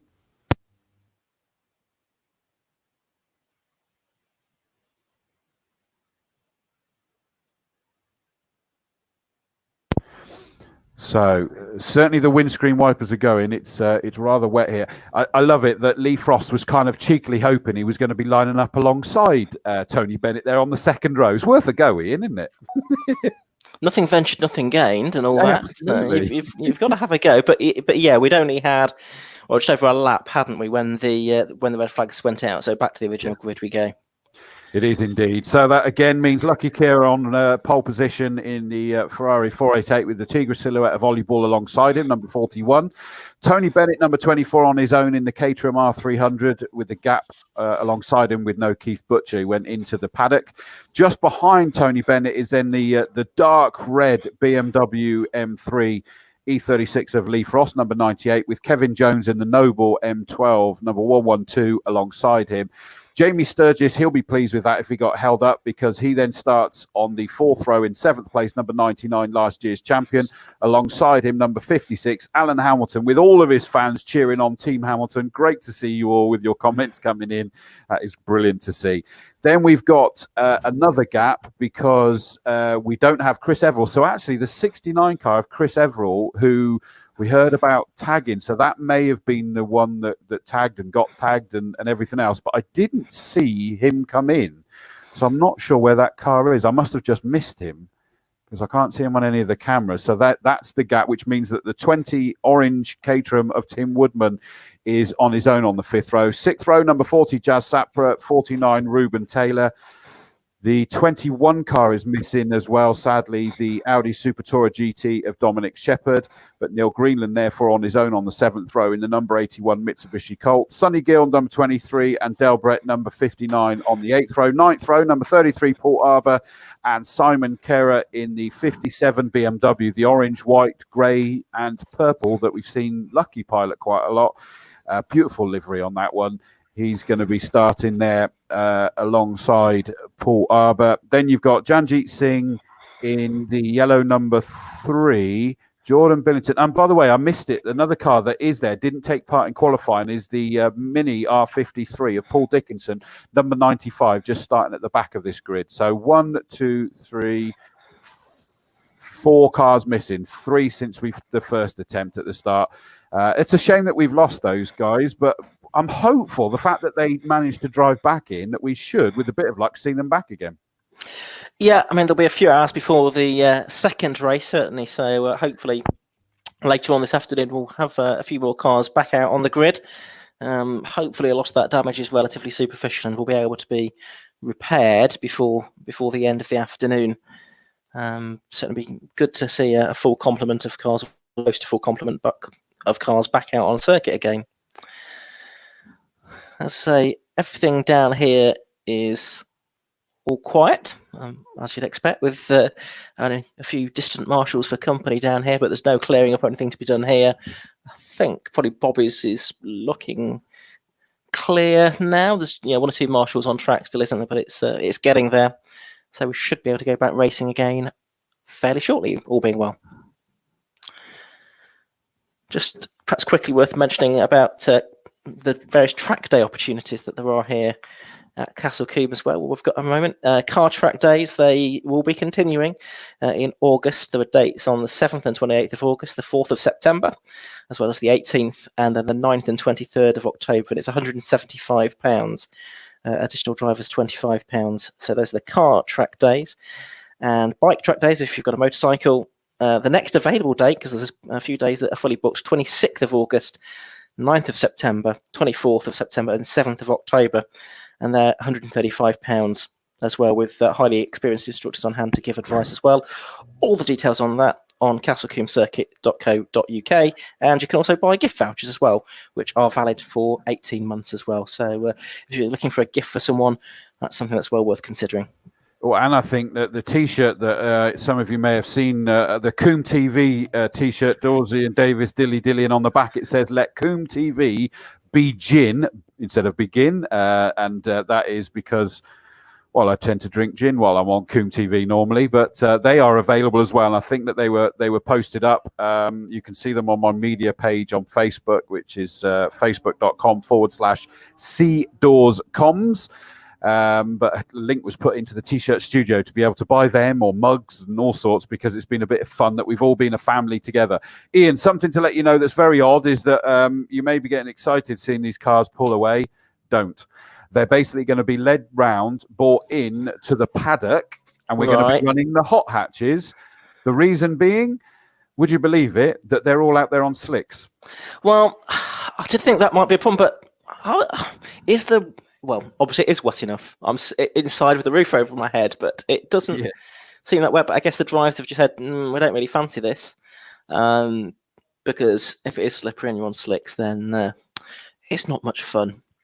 So, no, and I think that, I mean, I guess it looked, I mean, it doesn't look too much wetter now, but I suppose looking down at the circuit, it probably is. They're not happy. There's a lot of power in these things, isn't it? And on the slicks. So they're going to be brought in. They're going to run the hot hatches, giving these guys the opportunity to put some wets on, and then we'll go again after this. So it's just changing the order slightly. That's all we're doing. Well, and I guess that might mean that 1 or 2 of the cars that went back to the paddock after that first lap might have a bit more time. And maybe that's what they were doing. They were going to change tyres and, in fact, join the race a bit later or something. But they might be able to take the restart now, because that'll be another half an hour or so away, I would think. Could be. Incidentally, by the way, thanks, Jamie Peters Ennis. The Mini that's at the back, the Paul Dickinson Mini, had an alternator change. Kev at Sussex Road and raced to the rescue. So that's why he's starting at the back. That's good to hear. Going to put a big shout out, because I'm going to put this one up on the screen as well from YouTube. Please give Matthew a shout out. He loves Castle Combe. That's Matt's dad, 27. So I'm assuming that's Matt's dad that's 27, not Matt that's 27, and his dad's giving him a shout out. I don't know. Who knows? Who knows? Dave Spiller says, "What's the weather doing, Mr. Dawes? It's that fine rain soaks you through." It certainly is, because it's definitely appearing on my window now as well. So it's just one of those grey, slightly dismal days that typify the British summer, really, don't they? It is, and it's such a shame. And we kind of the guys next door in race control brought up an actual radar, and they saw the rain coming in. And I know somebody, I forget who it was, somebody earlier made a message saying, "I hope you're not going to get this rain that we've got here in Cardiff." Well, they obviously opened their window and blew the clouds towards them, which I think, not necessary, is it? That's not fair, is it? Keep it to you. The Welsh could keep it to themselves. I thought they weren't, supposed to travel more than 5 miles at the moment, but the rain appears to have disobeyed that. Exactly. Yeah. It's not right. Not right. Right. I tell you what. I'm down.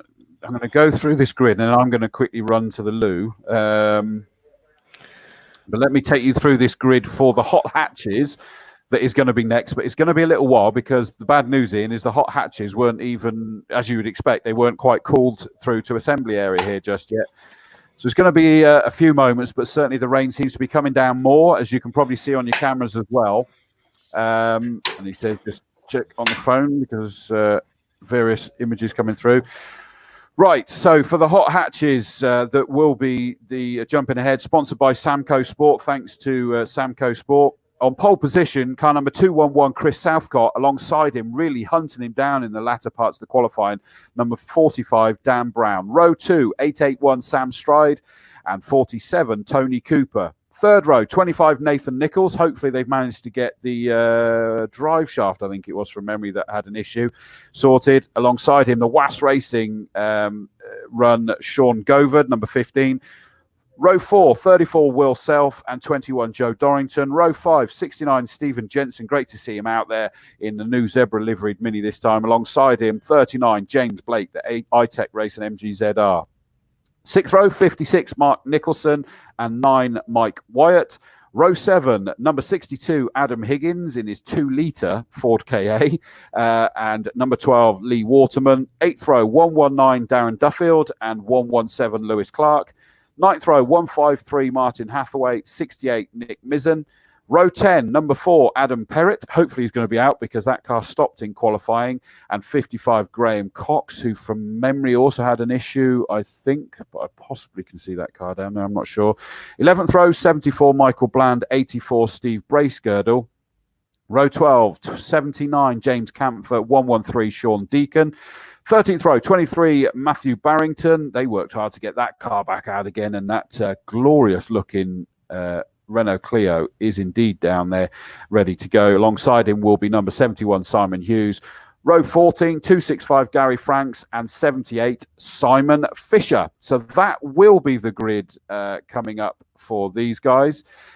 Peter Douglas says, can you give a shout out to my daughter Pippa? We are loving the coverage so far. Thank you, Peter. And a massive shout out to Pippa. I hope you're having a great time. Martin Bond, I'm confused. What happened to the GTs? They were on slicks, Martin, and they didn't want to be on slicks. So what's happened is that we've shuffled them to behind the hot hatches, give them time to change to wets, by which point they probably won't need it. And they'll hopefully be back out racing. So don't panic. We haven't lost it. We've just changed it. Love it. RC Crossfire Studios. Hey, don't blame us Welsh. We didn't. Someone else told us that it was raining over there, so that you brought it upon yourselves. I like this. Gary Bircher says, hello to Grandad George, who is flag marshal on post 13. Bobby's out. We see you, Louise and Emma. So they actually got to see on Bobby's out. So that will be on that bit there. Just on the left-hand side, presumably, is where Grandad George will be, understandably tucked out of the rain for now. Peter Molum, who of course runs the shop downstairs, enjoying seeing Combe on TV from home. Sorry, no Combe shop today, is a shame. We'll get that back up and running, I have no doubt. Typical first race back and it rains. I know, what typical, isn't it? Chris Pearson says, I believe Adam Perrott was cool pack issues which have been fixed. Good news. So that silver clear will be back out. Coil, he meant, was the coil pack issues. And Zoli Mindak, can I have a shout out to my son Callum, who's watching the car racing for the first time. Can't wait to bring him to the track. That is absolutely brilliant to see. Hello, Callum. Welcome to your first race. I hope you're having a good time, mate, and we look forward to seeing you, and I'll be able to see you wander past the commentary box next time. So it's great to see. I'm going to quickly run to the loo. Ian, are you happy to be left on there, or did you want to talk? I can fill in for the next few minutes. That's not a problem, Chris. We can do that as we see on your screen the safety car waiting at the head of the grid for the hot hatches, which will be out on track shortly. As Chris mentioned, these need to be got first to and then through the assembly area, which won't be the work of a moment because the hot hatches boasting the biggest grid of the day. I think we have, and I probably ought to get this in front of me, seeing as we've switched on to the hot hatches now. I'll go to the right page on my tablet.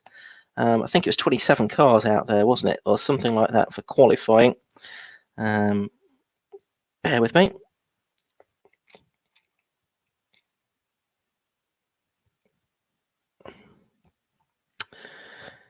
So, yeah, indeed, it was 28 cars, in fact, that we had out there for qualifying. Chris Southcott qualifying 0.2 of a second faster than anybody else in the Peugeot 205. Did a 1:15.002. That was on a dry track. It's now at least damp, if not fully wet. Dan Brown in the Honda Civic, second fastest, 1:15.213. Sam Stride, who he was a race winner during the course of last season, had 2 overall and 2 Class A wins last year, did Sam Stride. He's third on a 1:15.983. Then Tony Cooper, who I think was the top driver in Class B last season with 6 class wins. He's fourth fastest in his Peugeot 106 GTI at 1:17.241. Nathan Nichols in Citroen Saxo, who started the session late and finished it early, only got 7 laps in. He did a 1:17.819. Hopefully we're there on row 3 of the grid. And then Sean Gopher, the first of the Class C cars, Peugeot 106 GTI, 1:18.103. But 28 cars all in all took part in that session, which is excellent and great to see. It's still a very healthy grid for the hot hatches this season.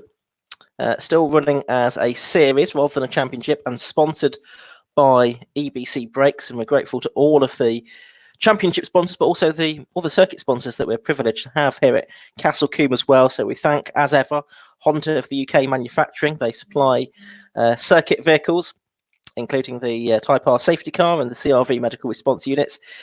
Kia Motors and Volvo UK also supply various vehicles for the circuit. And Avon Tyres, Simply Sweepers and Wiltshire College also lend their support to Castle Combe as well. So we're very grateful for their ongoing involvement and input as well. But hot hatches backed by EBC Brakes. It's looking like it's going to be a strong season for this. What we see is perhaps drivers don't do every round or do every meeting because it isn't a championship. They can come and go and just pick and choose which races they do. And certainly we saw a little bit of that last season. The wins were actually spread 5 different ways last year. Craig Tompkinson with his Nova took 3 wins last year. Sam Stride, we mentioned, with his Honda Civic took a couple, but Joe Dorrington and Chris Southcott, both on the grid today, each had a win. So too did Josh Harvey last season with his Honda as well. And all of those drivers coming from Class A. Just to explain the classes a little bit for you. This is all for front-wheel drive production saloons. They can be of any age, and there are 6 classes. So Class A is purely on capacity. That's 1801cc up to 2.1 litres. Class B for 1600 to 1800. Class C 1400, 1600. Class D is up to 1400, so that's the Tiddlers class, really. Class E is for Mini R53s purely, so the Mini Coopers. There's a good number of those entered this weekend, actually, and Stephen Jensen, fastest of those in qualifying this morning. And then Class F is for 1.8 to 2.1 litre, those cars with original engines from the same manufacturer, though, so a slight distinction from what is seen within Class A. So effectively, they're just not quite as modified, possibly. And the fastest Class F car this morning was Mark Nicholson, 11th overall in the number 56 2-litre Renault Clio. There's the view from the commentary box, looking out to the assembly area, so we can see that the cars, well, A, are there, and B, are now being released out onto the circuit, which is very good to see. And I imagine that also means that Chris Dawes is back in the box as well. So hopefully we'll hear from him in just a moment. But a shout out to Nicola Perrett's hubby Adam. We wish him the very best of luck as he starts 19th on the grid overall, and he is 4th within Class F in the Clio 172. Mike Moss is wishing the best of luck to Mark Nicholson, Team NMMS, easy for you to say. And he lines up 11th, as I say, the fastest of those Class F cars in the 2-litre Renault Clio. So we wish Mark Nicholson all the best. And possibly with these deteriorating damp and probably wet now conditions, I'm not going to read that one out. Modesty prevents me from doing so. But yeah, these damp and wet conditions, it could actually bring some of the Class F cars into play a little bit more. Some of the Class A machines, I reckon, might have a little bit too much power to be fully effective in these conditions. And Lily Goverd is wishing Sean Goverd good luck. Well, he's starting the race on Class C pole position in 6th place overall, and more support for Mark Nicholson as well from Paula Brock. I just thought I'd keep feeding you with the good luck messages. It never ends, does it? There's clearly loads of people watching this stream, which is absolutely fantastic. It is, and thank you all for watching, and some lovely comments coming in. Kirky Nichols says, good luck, Nathan Nichols. Go. Steve Waite says, go, Gary Franks, we see you. Slight delay when that one's coming back up again. I don't need that there. I meant to now just quickly turn this camera that way momentarily, because I suddenly realised actually I can flip that camera around the other way when it's a good thing to do, so we can see it. Obviously, Tanya Mizzen, come on, Dad. That's Nick Mizzen. And Dave Paul Taylor, good luck, Lee Waterman. So the messages are piling in, which is great to see. And what a fantastic grid of cars. I'm just going to sort of pan over towards the right. I mean, look, they're still coming in here. And I mean, this is the sight we want to see, isn't it? Absolutely brilliant. I got you just as you were taking water then as well, mate. Didn't I? Sorry. Perfect timing. That is, it's an absolutely fantastic looking field, isn't it? Nice bit of variety as well. Some older cars from, I guess, the late 80s, early 90s, the Peugeot 205s, and some of the early model Honda Civics, which are good to see. And then you've got some of the cars from, I guess, the 2000s and early 2010s, the likes of the Clio 172 and the Mini Cooper as well. So you've got probably 15, 20 years worth of hatchback history on the grid here at Combe. Absolutely. Look at that as well. It's racing, Castle Combe Racing royalty there. Steve Putty, sadly not out here this time, but he started testing his flabby paddles now. That's not any kind of lingo. That is genuine. He's got flappy gear paddles now. But obviously he and Nathan Nichols both supported by Forge. So he's supporting his fellow Forge supported driver there. Excuse me. I keep trying to find gin, but there's none in here, Ian. That's a bit remiss, isn't it, of the people that stock the commentary box minibar? I know, exactly. Excuse me, a little bit of food went the wrong way. I grabbed a bit of sandwich on that gap as well. Thought it was worth taking advantage. This fabulous grid now moving away onto their warm-up lap, and you can see that the conditions are certainly very wet out there now. And let me bring it back to the various. Let's get rid of Putty. We don't need Putty on there now. Sorry, mate. We love you to pieces, but we want to have a look at the footage instead, as they're exiting from Quarry already. And it even looks, Ian, like we do actually have spray coming off the tyres now. Yeah, there has been a fair bit of rain, I'd say, come down in the last just 5 minutes or so, really. It's much wetter than it was when the GTs went in to get wets on. So I think that decision has been vindicated, assuming it stays this way. Yeah. But yeah, wipers on for the pole position man, Chris Southcott, and for the 45 car as well, Dan Brown. Novice cross on Dan Brown's Honda Civic as well. So he's obviously very new to racing. I don't know if it's his first race or not. I don't know if you've got any inside information on that, but certainly I think a new name on both of us as far as Castle Combe Hatch is concerned. Yeah, no, I haven't got any additional info, and he certainly was new to me. Apologies, Dan, if there's anything we should have known. But yeah, and a lovely looking car as well. So be interested to see. I mean, he was certainly coming on strong at the end of qualifying, wasn't he? Trying desperately to find a way past. Yeah, and those Hondas do go well, the Civics, don't they, around here? We've seen plenty of wins for those cars. Sam Stride, Josh Harvey have both been winners in those during the course of last season, for example. So they're very capable of going reasonably quickly. You scared me then, because I thought we towards lost you and almost ready for the start. Yeah, here I am.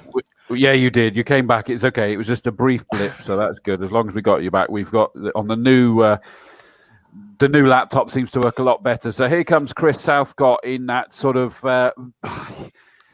Sometimes that looks black to me. Sometimes it looks very dark green. It's got the green writing on it, but the obvious to pick out number 45, Dan Brown, in the black to red. Great livery on that Honda Civic.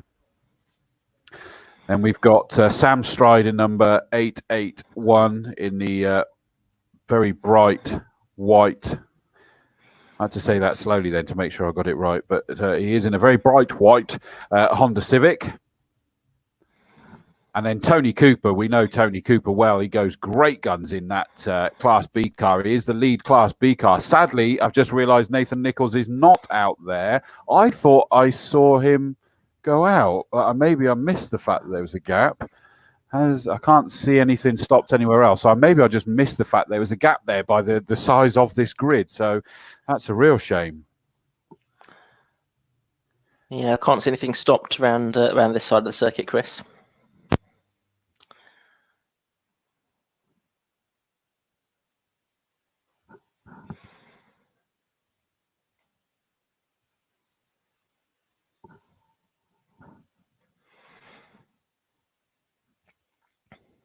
Lights are on. I had Marcus Pye telling me information. We'll have to catch up with that later. Lights are off. A great start there from Tony Cooper, the number 47 Peugeot. He's gone screaming up through this order already. He's on the outside of Dan Brown, 3 wide in towards Folly.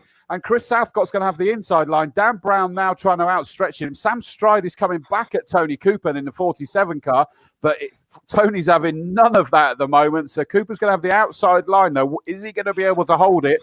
Round Quarry corner, they sweep. It's Chris Southcott back into the lead. But no, Tony Cooper's still up there in third. What a cracking start by him. Yeah, it was indeed. So he's in third place. He did get a really good getaway from the line, though. It's Southcott leading then. Dan Brown is second.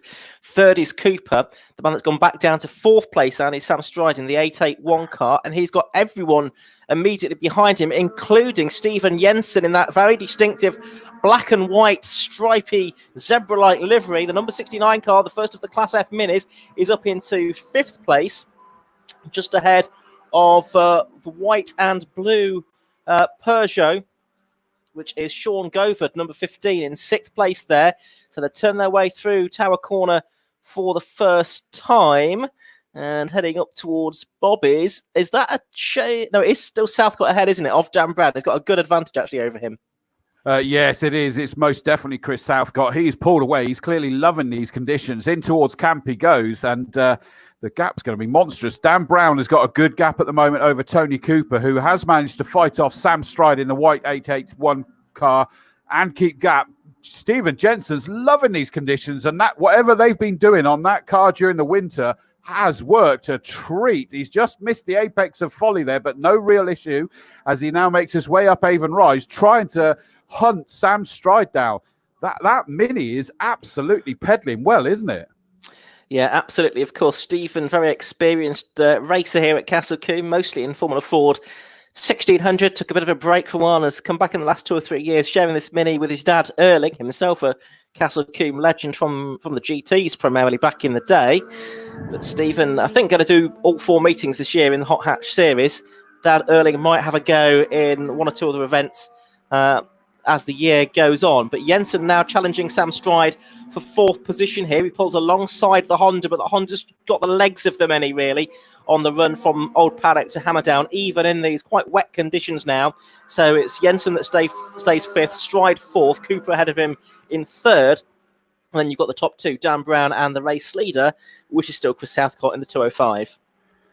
Yeah, and Southcott just is stretching his legs incredibly. It was 3 seconds when he crossed the line last time. What's he going to be this time? It looks like it's grown even more. There goes 2-1-1 Chris Southcott across the line to complete his 2nd lap. Here comes Dan Brown now about to come across the line. What's that gap? It's doubled again, 6.2. Tony Cooper still in 3rd. Sam Stride's disappeared. He's lost a whole host of positions somewhere.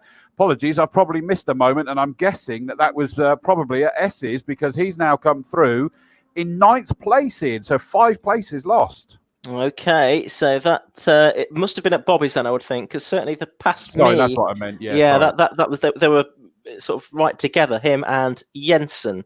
So it's Chris Southcott stretching his legs in this 205, out in the lead. Car number 211. Yeah, it's hard to describe. I think it's just gunmetal grey, that car. Then you've got the black car at the front, red car at the back of number 45, Dan Brown, the Honda Civic. Novice Cross on the back. Then Tony Cooper going really well, 3rd overall in that Class B Peugeot. Stephen Jensen 4th, Sean Govard 5th. In 6th place, it's the 34 car of Will Self in his Class A Peugeot 205. So he's made up a little bit of ground from 7th on the grid. So he's made up at least 1 place.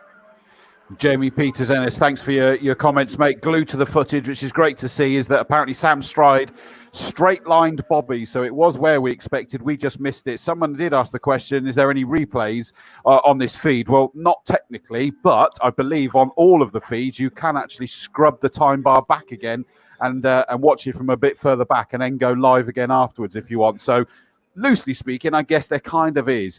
But leader's already gone through, 3 laps completed. He's just getting quicker and quicker. That gap is now up to 8.6. New fastest lap of the race, 121.935. It's just getting... He's getting comfortable with these conditions, I think, isn't he? Yeah, he is. I mean, that's, to put it in context, about 6.5 seconds slower than he was in qualifying, but conditions were an awful lot damper than they were then.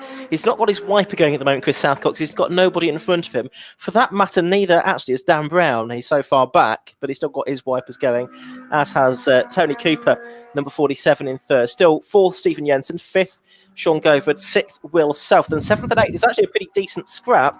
You've got the 117, that's the Lewis Clark Fiesta, the black, green and white car, and behind him now is number 62, and that is Adam Higgins in this Ford KA that he drove to the circuit this morning. And so Adam having a pretty good race because he started 13th, he's up into 8th place. Yeah, I mean, that's interesting, isn't it? You know, he was saying that he's not going to be able to compete because he reckons he's like best part of 100 horsepower down on the other Class A cars. But I guess in these conditions here, once the rain's out, it kind of eliminates that, doesn't it? It doesn't really matter too much because you can't use all that horsepower anyway. So no, exactly. Well, in fact, both of these guys have done brilliantly. So the Fiesta that's just ahead of him, the 117 car of Lewis Clark, he started in 16th place. And he's up there now, running in 7th. I mean, that is a fantastic opening foray in this race. And I think the two of them are desperately trying to close in on what's the car ahead of them? That's Will Self, isn't it, in the red Peugeot 205? Yeah, so we'll see how that goes. Self in a Class A car. Clark, of course, in the Class F lead at the moment as well. Southcott goes past me once again. What's the lead now? It's 7.3 seconds. It was a slower lap that time, actually, in the 124s from Chris Southcott. Dan Brown that time did his personal best, and he closed in by about 1.2 seconds on the race leader. Tony Cooper still 3rd. Stephen Jensen 4th. But Sean Govard in that really nicely turned out Peugeot. I do like that white and blue livery. I think Govard's going to go through, and I think Jensen's going to let him, because Jensen has flicked on his left-hand indicator and he's kept to the left-hand side of the circuit at Tower Corner. And Stephen was saying to me this morning in the paddock that really he's focused on winning his class. He'd like to have a battle with other cars, but his main priority is what goes on within the class rather than the overall position. And he is well clear of the second of the minis, which is Martin Hathaway, 153 and 14th overall. Which is it goes to show what an amazing job he's doing. I know Erling pedalled that thing well, but he's going even quicker again now.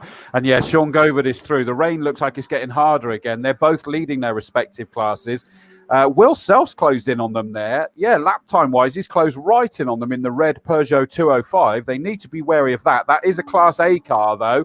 Then it's the Fiesta of Lewis Clark that's leading Class F. So there's loads of fights kind of taking shape with a recovering Joe Dorrington, I noticed, by the way. The 21 cars back up to 10th. Yeah, worth mentioning for the Adam Parrott fan club, of which I think we've seen at least one member. He went straight on at the S's on the previous lap, or early on this lap. No harm done, and he's continued. You may have seen that on the screen, but yeah, Parrott straight lined the S's last time through. Now, we've got Cooper going past me in third, Govard now fourth, Jensen fifth, and Will Self in sixth place. Lewis Clark in seventh. They're getting away from Adam Higgins, and there's a Civic that again has just straight lined the S's, and that is the 881 car of Sam Stride, who straight lined Bobbies earlier on, didn't he, as well? So I don't know if he's got a problem with the brakes or the steering on that car or what, but he's had a couple of moments. Yeah, not sitting comfortably, is it? Comfortable for our leader, though. Chris Southcott's gone through to complete his sixth lap with just under 11 and a half minutes left to go. Dan Brown in the lonely second place as it stands at the moment. Third, here comes Tony Cooper, number 47. Possibly being closed in on by Sean Govard, but that is a B and a C class respectively. Stephen Jensen in his zebra liveried Mini comes next with Will Self behind them. Do you know what? Adam Higgins is closed back in on the 117 Fiesta of Clark. You know, those two are ready to have a bit of a scrap, I think. Yeah, two different classes, of course, but that could get a little bit tasty, couldn't it? We'll keep an eye out for that. Meanwhile, Chris Southcott's gone through. What are we on? We're on lap 7 of this race. It's a 20-minute race, and it's a timed race, this one, rather than a set number of laps. And we're just coming up to the halfway mark. So the top two have gone through. Dan Brown's been through as well. Then it's Cooper, Govard, Jensen, and Self. And then there's that battle you were talking about. Yeah, Adam Higgins, as they go through the S's. And now towards Old Paddock. That's the bottom left camera on your screen.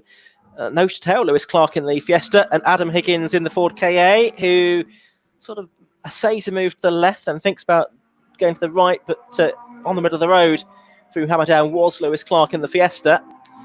And so no change in position there for the moment. But Higgins, twice Castle Combe Formula Ford 1600 champion, certainly got the bit between his teeth. Interestingly, that leads down to 5.1 between Southcott and Brown now, whereas bearing in mind, certainly I remember that being at 8 seconds odd, but we are going through traffic. It could make the difference. Tony Cooper's now picking his way past the Mini of Fisher, so that is going to have an impact on them. But here comes this fight that we were talking about in towards Camp Corner, and that means it's your top left-hand screen as they come on to start-finish straight. Lewis Clark in the 117 Fiesta, determined to keep the red Ford KA of Adam Higgins, someone who kind of knows this circuit rather well, doesn't he, Mr. Higgins? He certainly does, and few will know it better. I think we've got an interesting few moments coming up because the leaders are catching out, 6 or 7 back markers now?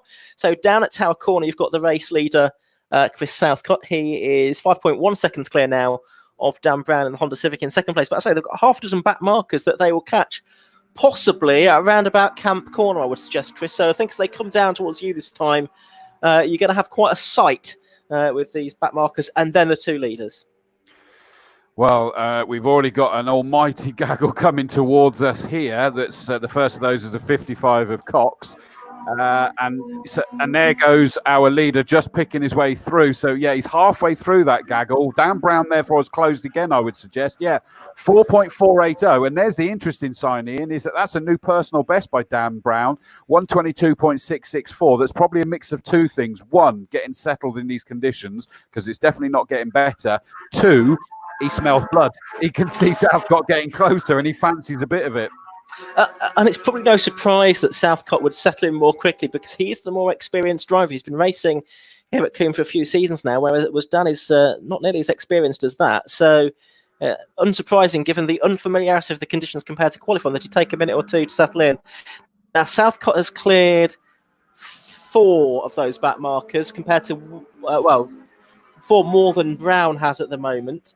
Brown is now going to go past one of them. I think the Adam Perrott Clio as they go to hammer down, but I'm not sure that the other 3 cars ahead of him have necessarily cottoned on to the fact that Brown is coming through. So they're making his life a bit harder than it might otherwise be. He's got 1 or 2 of them now down in towards Bobbies. Yeah, the braking for Bobbies, he's got past at least a couple more. Well, and here he comes now into my view. So exactly as you say, exited Bobbies. He's still got the 1 more left to go, and through up the inside of the yellow and black. That's going to be, is that Sean Deacon, the 113 car? Yes, it is. So Sean Deacon didn't make it too hard for him, but Dan Brown has closed that in even more. 3.2 is that lead now. And a couple of these back markers have taken advantage of these leaders coming through so that they've all sort of shaken up their own order by the looks of it, as well they should do. Here comes Tony Cooper in 3rd place. Not really under pressure from Sean Govard, number 15. Doesn't need to be. That's B and C class leaders. But he's also not shaking off Sean Govard, is he? No, not really. Relative lap times, I mean, they've lapped in very similar times. 124.2 for Cooper, 124.8 for Govard, both doing their personal bests last time through. So Southcott comes through and Brown comes through, and I think that gap, even by half a lap, is less than it was when they passed you that time. And I'm watching out now for Cooper and Govard. Yeah, Cooper, Govard, Jensen and South, they've pretty much spread themselves out now, I would suggest, for 3rd, 4th, 5th and 6th. But you still have that good battle for 7th, and it is now Higgins that is ahead of not only Clark, but Joe Dorrington there is separating Higgins. No, Joe Dorrington's now ahead of Adam Higgins. I correct myself.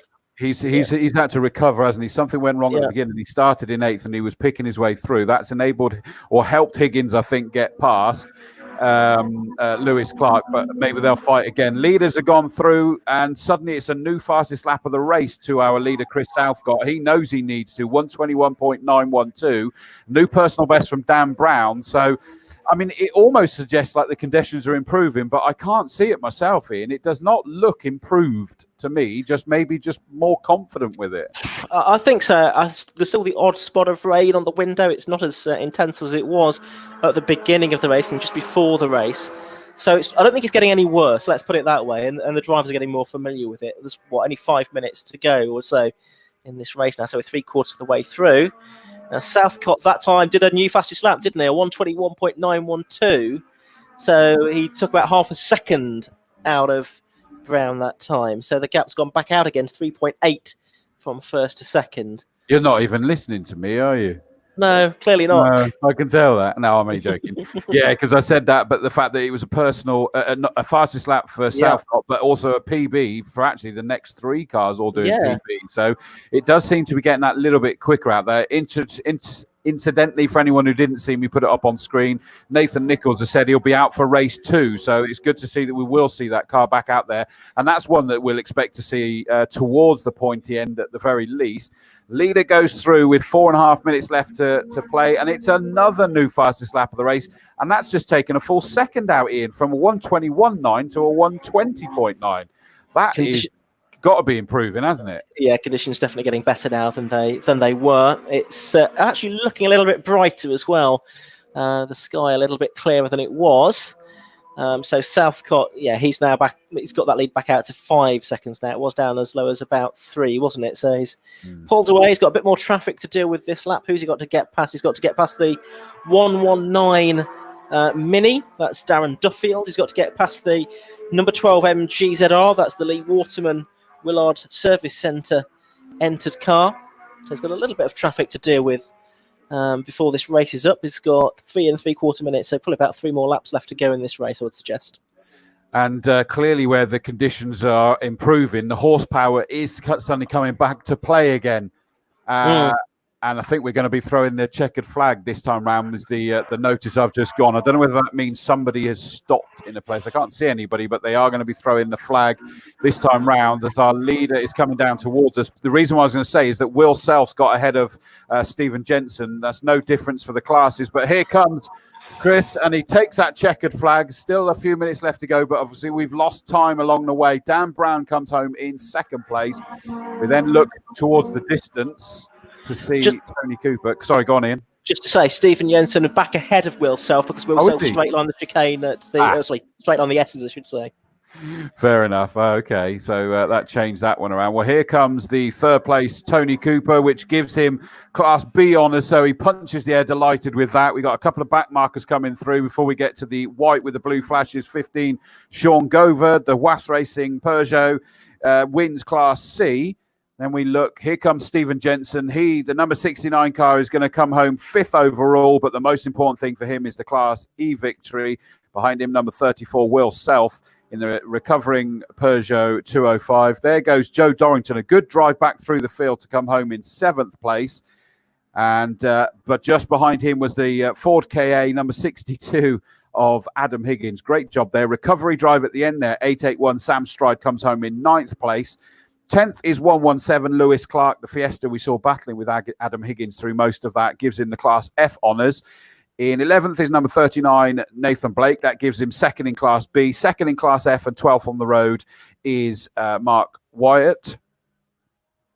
The number 9 car, Mike Wyatt, sorry. I did know that I got that wrong as soon as I said it. In 13th place is 153 Hathaway in the Class E Mini. That gives him runner-up in the Class E. 4th, number 119, Duffield. That gives him a pot as well because that's 3rd in Class E. So great job there from Duffield.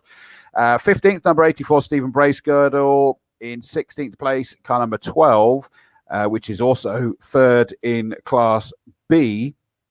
And that is Lee Waterman. So well done to Lee Waterman. Nick Mizzen comes home in 17th place, which is the runner-up in Class C. 18th, number 74, Bland. 113, Deacon in 19th place, which gives him 3rd in Class C. 20th, number 79, Camphor. 21st, number 4, Adam Perrott.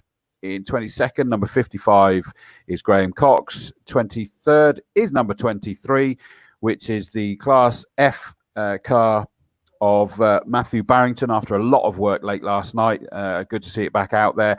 24th is number 71 Hughes, 78 Fisher in 25th and 26th. And the final finisher is number 265, the Class C car of Gary Franks in the Mini. Cracking entertainment, but an awesome victory there from Chris Southcott. And he's going to be pleased with that because he looked like he was largely in control. Yeah, I think the only car we lost, and I think I know where, is the Mark Nicholson Clio. And yeah, that car's gone off at Quarry, and the rescue vehicle and the snatch vehicle on their way to recover that. It looks like it might be reasonably badly damaged, that one, I'm afraid to say. I think the driver's out, though, which is good news. But yeah, we lost that car, I think, on the last lap up at Quarry Corner, just on the way into Quarry. It's gone into the barriers on the left-hand side, the Rexel barriers. And ironically, that was just what I was being informed as well by Steve Weston. He was just letting me know that. I know that Tom Davis, apparently I'm not answering my phone, but he's only said about wanting us to mention merchandise online. You can buy the Castle Combe merchandise online. And he's asking, what's the plan with us? I need to charge phone. That was ages ago, actually. So I haven't been ignoring you at all. But hopefully we're going to get some footage of the stuff being cleaned as well. The winners coming in. That's Clive on the main screen. It's gone through. Shall we go second place? So the winner's already gone through. Hi, Clive. Can you hear us, mate? Nope, his headphones aren't working. Hello. I don't. Hi, Chris. Yeah. We haven't got the winner actually, but hi. Yes, I can hear you well. Thanks. How are you? And yeah, we're with Dan Brown, who was second. Chris Southcott's passed the assembly error, unfortunately. Dan, a very good.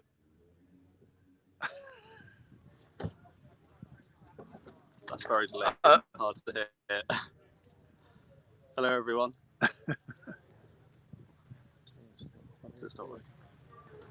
Yes. How was that Still for you, working, Dan? guys. Tricky. So we decided to stay on the dries. A few people had just enough time to change to wets before the race started, and I thought I made the wrong decision, but obviously it didn't go too badly. It wasn't too dodgy once there was some heat in the tyres. It was probably similar overall. Hopefully it will dry up for later, because it would be nice to have one dry race today.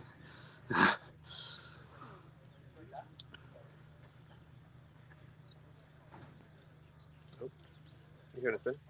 It's coming through now, isn't it? Otherwise, I can't hear a thing. Yeah, it's coming in a lot later after we speak. So, Dan, is that your best result here at Castle Combe? That was my first race here. First ever Castle race? Combe. Yeah, obviously quali this morning. This is my first race, but hopefully do a few more rounds this year. We'll see how it goes. Fantastic. Have to make some improvements for the next one. See Yeah. if we can get up a place.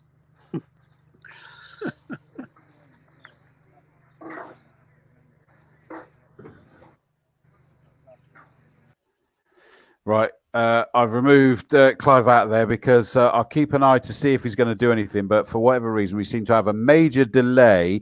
They were running two phones earlier, one so they could hear us and one so they could do their stuff. But for whatever reason, it's a delay. I can see him in the camera. So if I suddenly see them with the driver back in the screen, then we'll go. Yes. So the checkered flag went out sort of probably a minute or two. What was it? 3 minutes early, and that was because there was a car into the tyre wall at Quarry, absolutely fine, but just not able to keep going.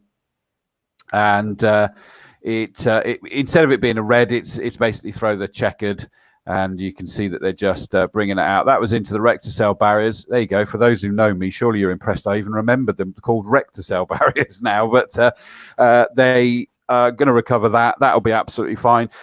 Marcus Pye, who is here doing the reports, which is great. And he has let me know. And this will be interesting for you as well, Ian, because the Shepherd's Audi clone thing, the Super Tourer, we said about the front bodywork being missing. Well, that actually came off up Avon Rise. No contact. And probably can't fix it here, sadly, but no other damage, but they probably won't make it back out. So it sounds like something wasn't fastened quite properly then, doesn't it? It does, doesn't it? Everill's, Janetta, and Butcher's R8 had a coming together into Bobbies, which we thought we were hearing that. The Janetta guy's gone back to base for a new front left upright and disc. Should make race 2, but not the race 1 restart. But the Audi R8 has bent rear suspension link, no spares at circuit, so sadly that car's out, so no Butcher. I'm going to bring Clive back in again. We've got a few techie problems at the moment. Hopefully, we'll put Clive up. What happened? At the start, I missed the gear, then missed the gear, so found myself into a bit of a tricky spot. But I'm not sure where I'll come in the end. But seventh, I think. I was in 7th, was it? So, yeah. Okay, yeah. That's what I started on the grid. You had a Nova. Was it Nova last year? No, no, that's no. I've always had the Peugeot. Oh, yeah. yeah, But it was a green one last year. Yeah, I don't think we're online, are we? Yeah. We've got Joe Dorrington here, who had a great drive, had a few problems off the line, and I think finished 7th in the end. Joe, how was that for you? Not great, because I had a few problems off the line. Missed the gear, couldn't find, went from first to basically 5th, and then couldn't find first again. So found myself near the back, but from that point there, it went really well. Yeah, that's a lot of cars to pass, isn't it? It was, yeah, especially in this weather. Yeah. It wasn't easy, but it's quite enjoyable. How slippery out there is it? If you're on the race line and you're staying on the race line, it's okay. You come off it a little bit. So when you're trying to overtake, that's when you're coming off. So I was finding the back end going quite a bit, but yeah, it was a good race from the mistake, basically. And how are you finding driving in this rather strange environment? It's odd. Yeah, I mean, this is well supported, this circuit, and it's nice for family, friends, and when you race here quite a bit, people recognise you and come and speak to you. So, you know, the atmosphere is not here. It's nice to get out of the car. Yeah. But it'd be nice to get all the fans back as well. It will. Yeah. It will. Hopefully we can before too long. Yeah, let's hope so. Yeah. Yeah. Excellent. Well, presumably you're geared up to do even better result in the second race if you get the start right. I hope so. Yeah. No excuses in the second one. Yeah. Well, best of luck for that. Thank you. Yeah, Cheers. take care. Cheers. Yeah, very good performance there. We're having with Sean. I think you won your class, didn't you? I don't think I did. You did you? I have no idea. I'm not quite sure either, to be honest. No, because first race ever. So that's right. Yeah, yes, we met earlier. First ever race. So how was that for you? Wet. Scary. And how nervous were you before the start? Not too bad actually. Qualifying, I was a little bit nervous, but this time I knew what I had to do, so get there and do it. Yeah, I don't know. My first ever race I did, I found that to start, before you start, it's really nerve-wracking. Yeah. As soon as you get the helmet on, it sort of just relax. And lining up there's nothing else like it. That's the best buzz in the world. And then as soon as those lights go out, it's just a blur. I don't know if I closed my eyes or what, but I just went for it. Yeah. Yeah. I don't know. So I've got no idea where I came. My lap times weren't very good. So right. But there wasn't. I think I only got lapped by 1 or 2 of the front runners. So that's a good day for my first race, as far as I'm concerned. And I made it only third in Class C. Absolutely. Yeah. And one more to go this afternoon. Yes, exactly. Yeah, hopefully it'll dry out and we'll have a little bit more fun. Well, great. Are you planning to do the whole series up here? Yeah, this year? Yeah. Money dependent. Yeah, excellent. I need some sponsors. Great. Yeah. Excellent. Okay. Well, thanks very much, and well done on your first race. Lovely, thank you. Yeah, great to see someone having their first race here at Castle Combe, and obviously thoroughly enjoyed it. And I think, as you said, once you get in the car, you do relax and just get on with things, basically. So that's really all the drivers we have here. Unfortunately, Chris Southcott didn't come here, so we haven't had a chance to interview him. But hopefully we will later if he has the same domination in race 2. So back to you, Chris. Fantastic. Thanks for that, Clive. Yeah, that was Sean Deacon in that yellow Fiesta at the end there. Oh, loud noise as he fires that back up again. That was impressive. It was good to see him on brand with the merchandise as well, wasn't it, Chris? Yes. With the 70th anniversary, because we were just talking about that, but just beforehand. It was really good. Okay. Just seen a photo of the car just being recovered from Quarry. It looks like he's gone front and back in that, but it's wrecked to sell. No, it was tyres first, Ian. So that's why that's taken a moment longer. He's absolutely fine. That's the only reason why we've seen that he's a-okay, but the car's not. Yeah, car is back on. It's on the flatbed now, so that is ready to go back to the paddock. Good. Obviously, it's not the end of the world because we have got these delays anyway. The GTs are just down there at the moment. Yes, so I think that basically what's happening down in the sort of like the area where Clive was in is that, and I've got a recall for this, is that they're sort of like spot testing, aren't they, to some extent? Oh. Yeah. So there's still some degree of post-race scrutineering going on from eligibility issues, whereas one of the changes that we've had this morning, normally every car would be safety scrutineered before the event, but that's not happened. Drivers had to effectively self-certify, didn't they, this morning? And there may have been some spot checks on those safety issues. I think there was still some eligibility on certainly the leading finishers of maybe 1 or 2 other cars as well throughout the order, just to make sure there's nothing a bit trick on any of the cars that have had success here. Yeah, exactly. Hopefully everybody's playing ball. I love this, is that there was a very funny comment earlier and there's a funny response to it. RC Crossfire Studios, is it bad that because of this live stream, I'm now looking at a Protestant hot hatch car to build? Now, lovely that you're thinking of building a car, but it didn't need to be Protestant. I'm imagining a potential that was supposed to be. But the reason why I brought up this really funny is that Brum Racing have then replied on YouTube saying, I'm looking at a Catholic hot hatch car, to be honest. So there we go. They're having their own set twos, but the joys of predictive text and all of those kind of things. But Absolutely. The good news is, that's what we want to see, is that by seeing these cars out there, is it's getting people sort of like itchy, wanting to go. That's why we got this race underway, is that these caged animals need to bring these beasts back out to race again, don't they? Yeah. And talking of Catholic hot hatch, we've actually got a mass of cars, haven't we, here this weekend? Okay. Oh, sorry. The cooks were whirring as you were saying that the hat to be. Something. Yeah, now you say that, I did wonder what the noise was. I just, that was, and you even had time to decide whether to say that one as well. Yeah, mate. and I I still did it. It sort of got through the filter, which isn't clearly good enough. Anyway, I'm going to get a view of that Mark Nicholson car because it is coming past me. I thought they might go wrong way around the circuit and take it straight into the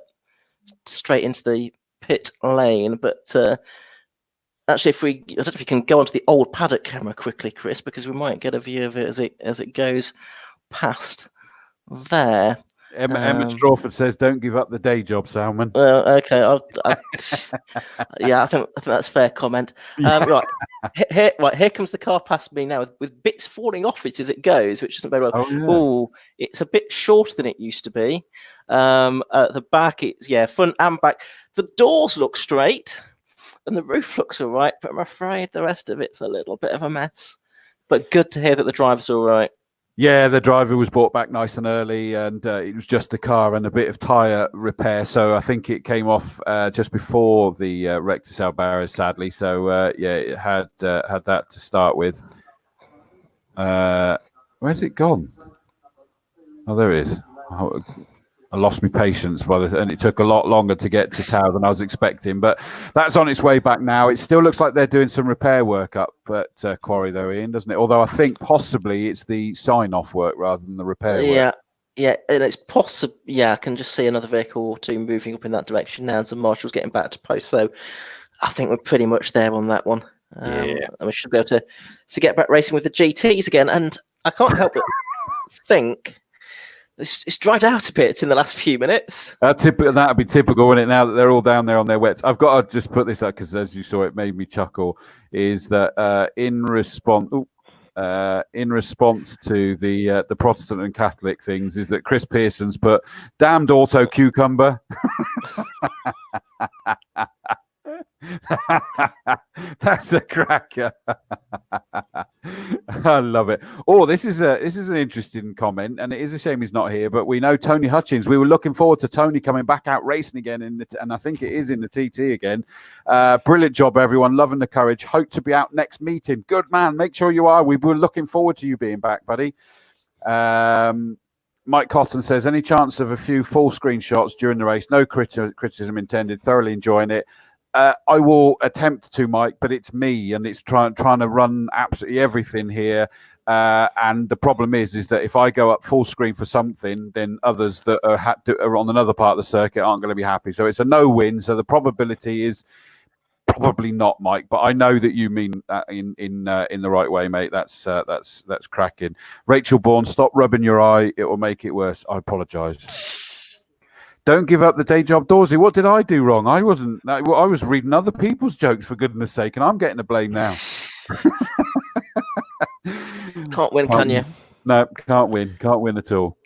And we got Tom Davis. Look, Tom Davis. Hey, Dorsey and Davis. He is here. He is walking around. Yeah. It's a bit social distancing. Yeah. Yeah. I was hoping that you'd have a bottle of gin with you, mate. That we'd have cracked open the bottle. Yeah. It's not true. It's not true. He didn't.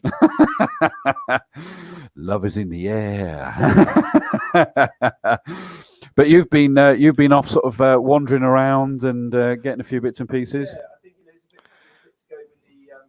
it's a bit to go with the tech. Hang on, I'm going to change to a different audio that might then actually pick up Tom as well. Is that better? Can you hear me? No? Can you hear Tom speaking now? Can you hear me now? Yes, we can hear you. It's brilliant. I mean, yes, it's like everything. What we've got to remember is everyone's done this, as I said, in their spare time, pulling in favours, do everything. So I think it's brilliant. Loads of amazingly nice comments, some not so good, but they can politely move on. We've never done this before. The circuit, like I said, everyone here share about the weather, but what an amazing day! What an amazing start to get back. Like I said, we had the CEO from Motorsport UK here earlier, and absolutely glowing. Praise for everybody. I think it's just a testament to everyone, to Steve, to Richard, to yourselves. There's just so many people involved with the racing club. To Joe, Shirl, everyone, and I think everyone has worked so hard to make this happen. The drivers have been brilliant. We've been having a chat. The atmosphere, yeah, they're all really pleased. It is a bit different. Not hearing you guys booming around, you know, it is strange. You know, it's probably pleasant for some people, Chris, but you're all right, Ian. But no, it's absolutely, you know, and I think, you know, thank you to all our sponsors as well. You know, everyone that's just made this happen. And fingers crossed, you know, we can keep this going and keep momentum. We proved what we need to do, how we do it. Yeah, and I think later on we might try and grab a few of the other people involved. You know, some people behind the scenes, the medics, the marshals. But everyone is in really good spirits and working really, really hard. And the only comment is people want to see, I think, when you're clearing the track, to see what the marshals do. It's actually quite fascinating, you know, what they're getting up to out there. Yeah, there you go. Wasn't a lot. Not a lot now, no. But earlier on, when they were clearing away, we showed. Yeah, no, it's and I think that goes to show, doesn't it? If you've not, you know, we've got people watching all over the world now as well, and I think that's the point, isn't it? It's so much that goes into this. And these guys out in Orange there, hopefully some are listening, and just an amazing job they do. Absolutely amazing job, just unbelievable, isn't it? You know, they're all out there now, like little orange ducks, aren't they? Bless them. Yeah, absolutely. Fair play. Becky Hill says, "Is Tom the new Mrs. Dawes?" Eh? Or the next Mrs. Dawes? Yeah, well, in this day and age, Becky, it can be whatever, can't it? That's a good thing. That's a good thing. But yeah, no, I haven't got any gin. Do you want a drink or anything, though, Chris? No, are I'm you joking, sure? mate. We're running a crowdfunder to help your eye as well. Yeah? Oh, it's killing me, mate. It's killing me. It's really struggling. Ian Salmon, someone here watching from Brazil as well. There we go. Look at that. He's tuning in to me and you. Yeah, I don't think you'd be having a Brazilian today, Chris. So that's certainly impressive. But Johnny Schneider, cheers, guys. Watching from Brazil, and so we've got Brazil, we've got Belgium, we've got Australia. We're ticking a few off. Right. All right. I should be. Can you hear me now, Ian? I'm back on my old mod. Yes, that's good. Perfectly. Yeah. That's good. Yes, I managed to not to not respond to your Brazilian joke there, and I'll leave it that way. And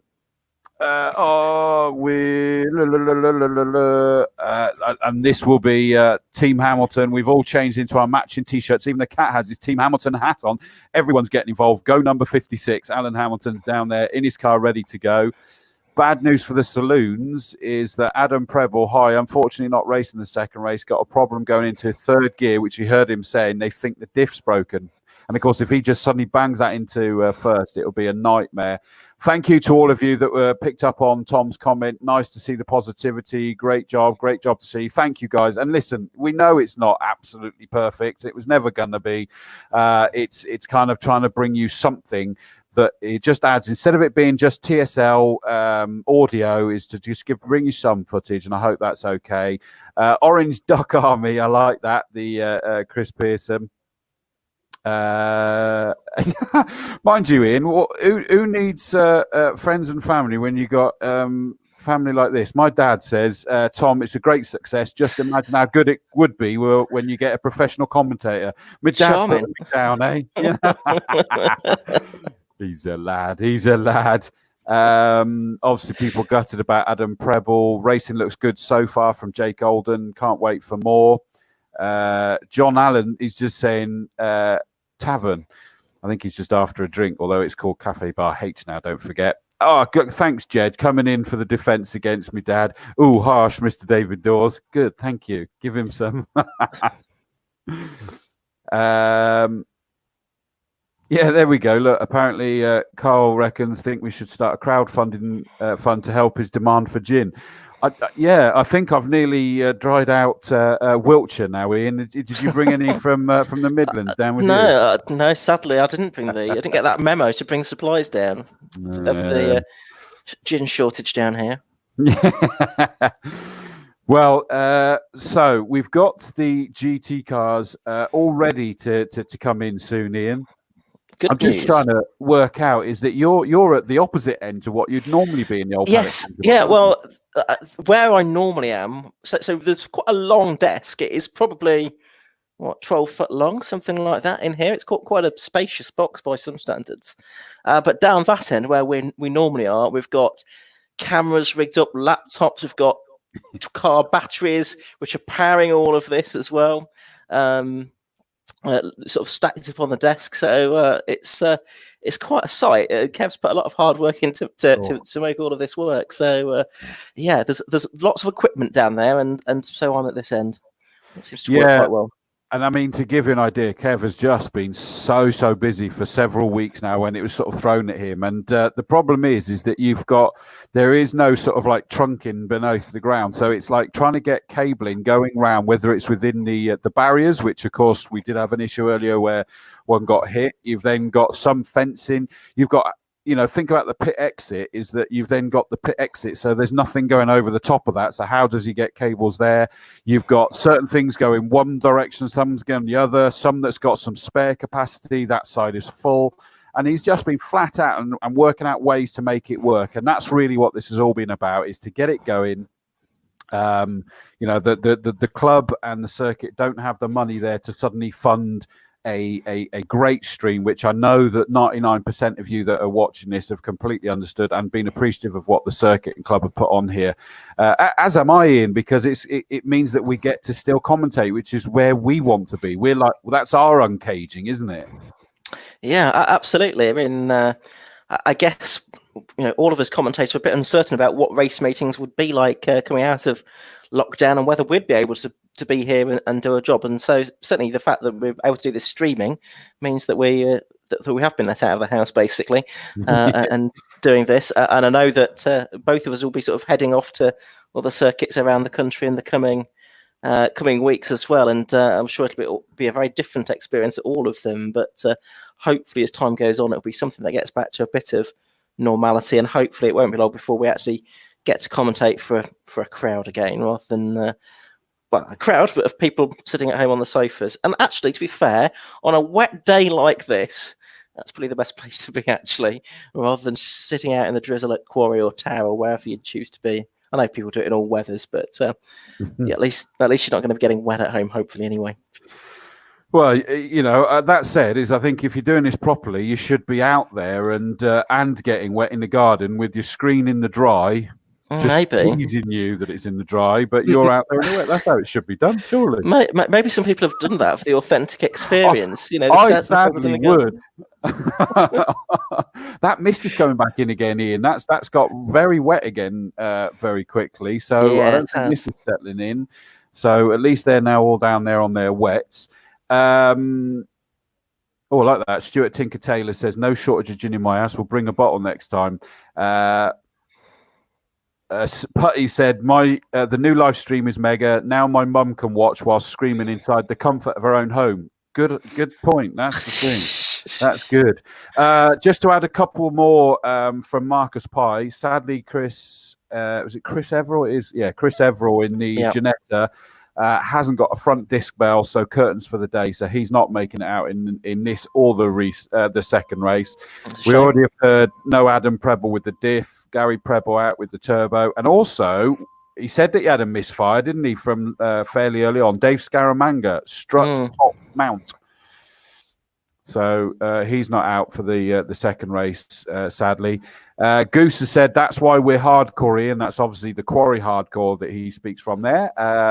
They're whatever the weather, and you certainly are, boys. That's what I like to see.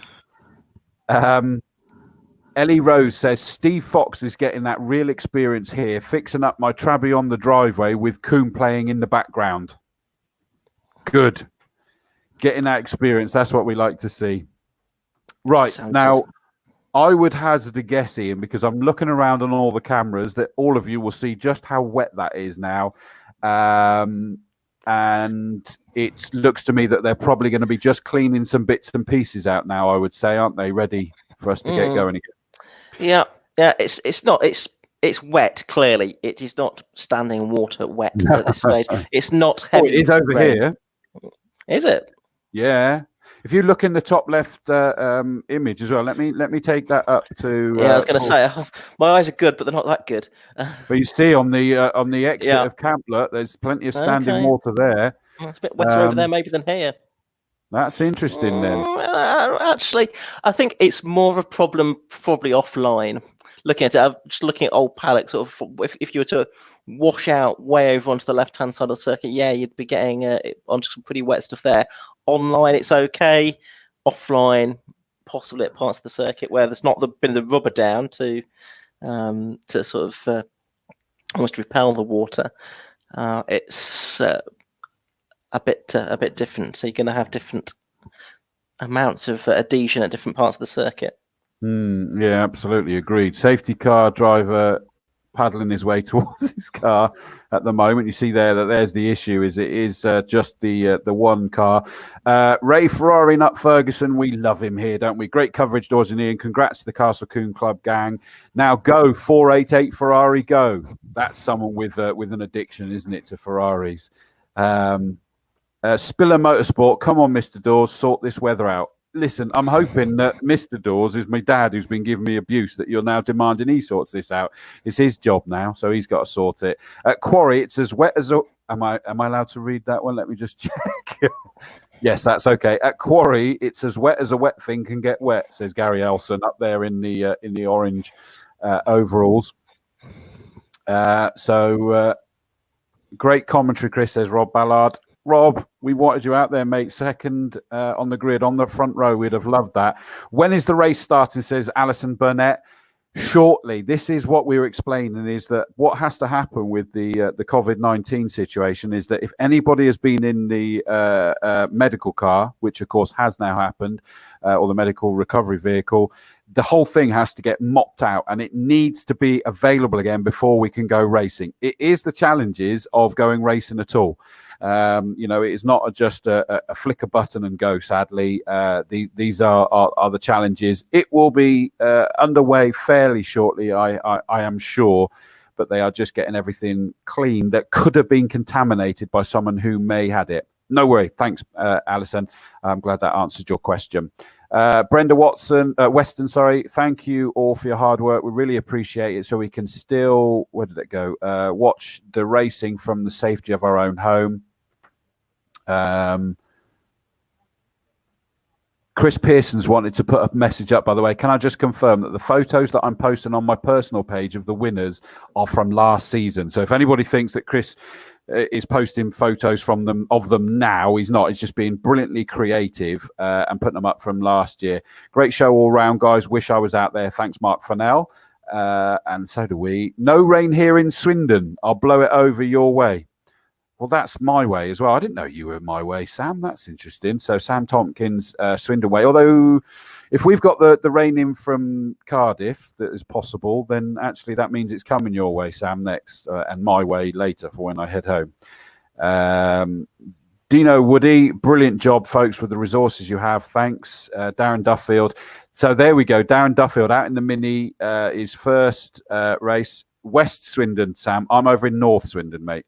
So we're not far from each other. In fact, that means I'll drive through West Swindon to get to North Swindon later. He'll blow harder than Wales. Love it. Darren Duffield, that was seriously wet for my first race. So much fun, though. He was out in the Mini that he'd been working on for the last couple of years and doing some hill climbs and the like, just to sort of get some practice in the car. And it was great to see Darren, and we look forward to many, many more races here, I hope, Darren Duffield, in our hot hatches. Now, all of the drivers for the GTs are sat hoping to get out fairly soon. You see them all sat down there ready to go. Well, all that are still yet to go. See the bright green Neil Greenland Pro Alloys number 81, and it is 81 now because he had 918 on his car earlier, but he's got it sorted. Jazz Sapra in the grey. Oh, someone's behind Jazz Sapra's car as well. Then you got Tim Woodman in the number 20 bright orange Caterham as well. Then all the Team Hamilton fans, you can see Alan Hamilton down in his car, ready to go. Last year's champion Jamie Sturgis in Leon next. Then you can just see the roof of the Noble peeking out above the Seat Leon, and then you've got Lee Frost in the red BMW just round the corner. Can you possibly just about see? You can just see Tony Bennett, the front of Tony Bennett's Caterham.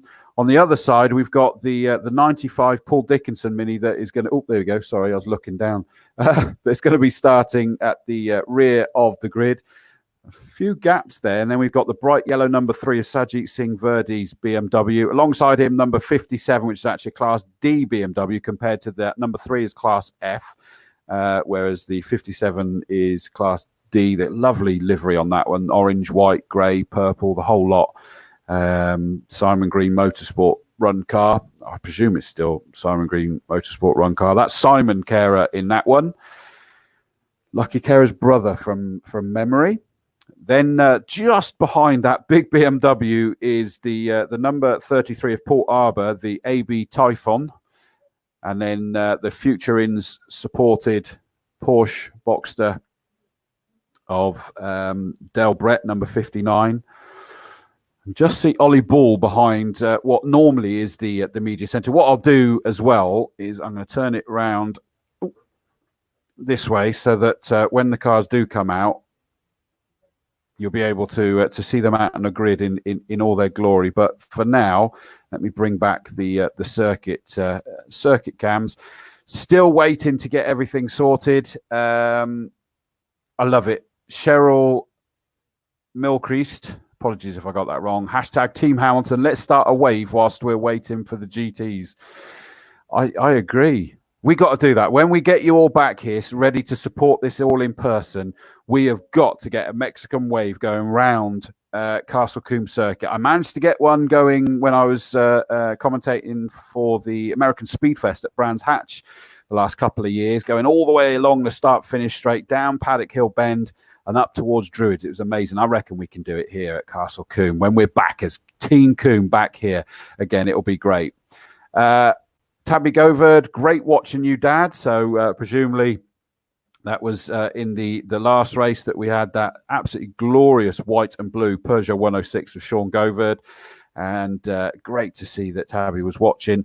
And there's some old friends from my hood. I grew up in Yate. Paula Spring, hi Paula, and hi if Stuart's watching. Hello to him as well. Doing a fantastic job, Chris, from Team Spring in Yate. Thank you very much.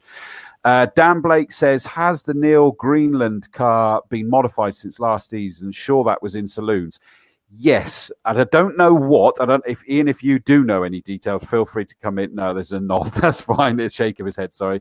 All we know is that the answer to that is most definitely yes, because he was taking part in Time Attack.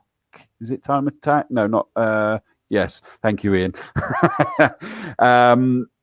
I think again with the help of Simon Thornton Norris, and they were getting that thing just unleashed, and he's decided to keep that, and then he's making his way out to the GTs this time. It's just an absolute beast, that thing, and so much more bodywork on it as well now. It looks great.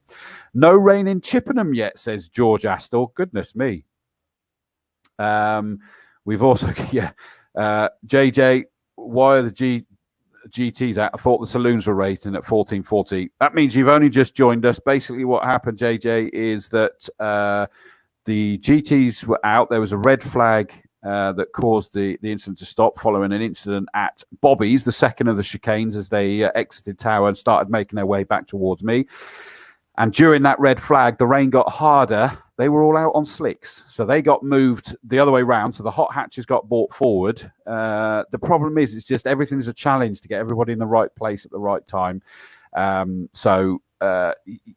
play. They're trying to get it going. The GTs are down there. They're going to get their race. Then the saloons will be after that. And we'll be back, hopefully, back into the normal order again. Jackie Fay. Coverage has been great under difficult circumstances. Thank you very much. I get to see more of the circuit than I do when I'm marshalling, and more than when we're watching. Let's not forget that. They're spectating. We're limited what we see. Bravo to everyone for all the hard work to get back racing, and good luck to the rest of the day. Hashtag Orange Army, the mighty Orange Army. Jet Doyle made the point. The weather came in after a crash, and they decided to change from slicks. That means that you paraphrase that better than me, Jed, actually. You know me, why use 2 words when I can use 100? But there we go. There we go. It's an insight for Rob Ballard. And I said it's such a shame after qualifying both races of the saloons on the front row. Mega disappointed not getting to race, Chris. But qualifying was awesome. Great to be up with the Prebbles in the wet. Roll on, next race. Agreed, mate. Agreed.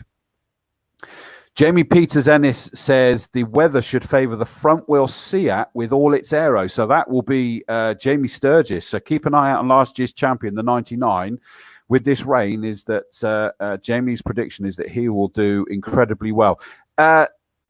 Great comment by Mike Cotton. Do we know anything about the AB Typhon? The answer from me is no, and I'm looking to see if I get a nod or a shake from Ian Salmon to know whether he knows anything about the AB Typhon. No, we don't, and I was intrigued by that on Thursday. And of course, normally I would be here and able to go around and catch up with everyone, but Ian, we can't do that now, really, can we? Bit more difficult, isn't it? No, probably a little bit on the AB Typhon. So AB, I think it's one of the cars built by AB Performance. So Andy Bates down in Suffolk, I think it is. And I think it's the Typhon. And it's a car that I think was originally built for sports specials type racing rather than anything else. So kind of racing that you see with the 750 Motor Club. But yeah, good to see that Paul has got that car out here. I think we've seen Paul out in a different car, possibly a silver, I think I want to say, here at Combe in the past. Well, there we go. I knew I could rely on you, Mr. Salmon. Thank you, mate. Haley Brock, go Alan, number 56. That's Alan Hamilton. His big hordes of fans out there watching. Adrian Smith has said new turbo and a bit of aero for Neil Greenland. Certainly, he's got a lot of aero on it. It just looks awesome. So thank you, Adrian, for that. I don't know whether that's Adrian down there watching from behind the cars and giving us some bits of information. But that is a new turbo and a bit of aero for him. No rain in Roud yet, says Stuart Tinkertailor. Oh, and the good news is in the background, I heard a whistle and the engines are starting to fire up. Lucky Carer wasn't even by his car, so he's just gone running there now. Peggy Spackman, Slip and Grip Automotive family, fully enjoying the live stream from home, getting even more excited for August 1st when the car will be back out racing. We'll still probably live stream it then too. It has a Honda S2000 engine, so that'll be the AB Typhon. It's got a Honda S2000 engine in it, says Lewis Bird. That's incredible, Ian. Yeah, that's quite a good bit of kit. Those Honda engines really quite something, aren't they? So be interesting to see how he goes. Where did he qualify? Row 9. I think we might see him go forward a little bit possibly as the race goes on. Be interesting to see what everyone does tyre-wise. If F1 has gone on to wets, or because now it's brightening up again. Dare I say it? No, you don't. Oh, well, too late. Too late. Just don't say it, for God's sake. If I'm bearing bad news now, I'm going to bear good news now, because I can see that there's vehicles moving away from Quarry Corner where there was still some work going on. I think probably to sort the barriers out, if anything. Well, the even better news is that if I bring this up, is that any second now, you're going to suddenly see coming into shot is going to be Ollie Bull. There he is. And the reason it's not Lucky Kerry yet is because he wasn't in his car ready to go, but he'll be out there. He's on his way out now. But I mean, you look at this in. If I just put this back to look at that standing water. I mean, there's loads of it there. If you can just make that out. Okay, yeah, I'll buy that. But it is, look, you can see the sky is looking brighter, isn't it? It is looking brighter. It's going to dry out, I tell you. Your Honour. It could well be. So we're getting this field, and it's great that we're going to have this camera here. We're going to be able to see it. Oh, there we go. Chris Pearson's also added. I just read that the Typhon is a kit car based from a Honda S2000, but with a bike engine. So actually, we're now getting two different things. So not an S2000 engine, but a bike engine. Well, no, I think looking at it, it's got a 2-litre engine on the entry list. So I think it's probably originally built for a bike engine and now got an S2000 engine in, I would guess. That way round. That would make sense, I would think. Because I'm fairly sure that would have been originally built for probably RGB, actually, with 750 Motor Club. But in essence, to answers Mike's question, then no, we don't. It's probably the easiest thing to say. We don't. We've kind of covered all the bases, which is good to see. Look at that amazing array of cars there in these GTs. They don't know how to line up on the grid by the looks of this back here. There's all sorts of shenanigans going on there, but they're hopefully going to make it up as the lovely Peugeot, the 49 car of Ruben Taylor. Getting into position alongside Jazz Sapper. Is he supposed to? Yeah, those two are side by side. Jazz is obviously just getting him straighter.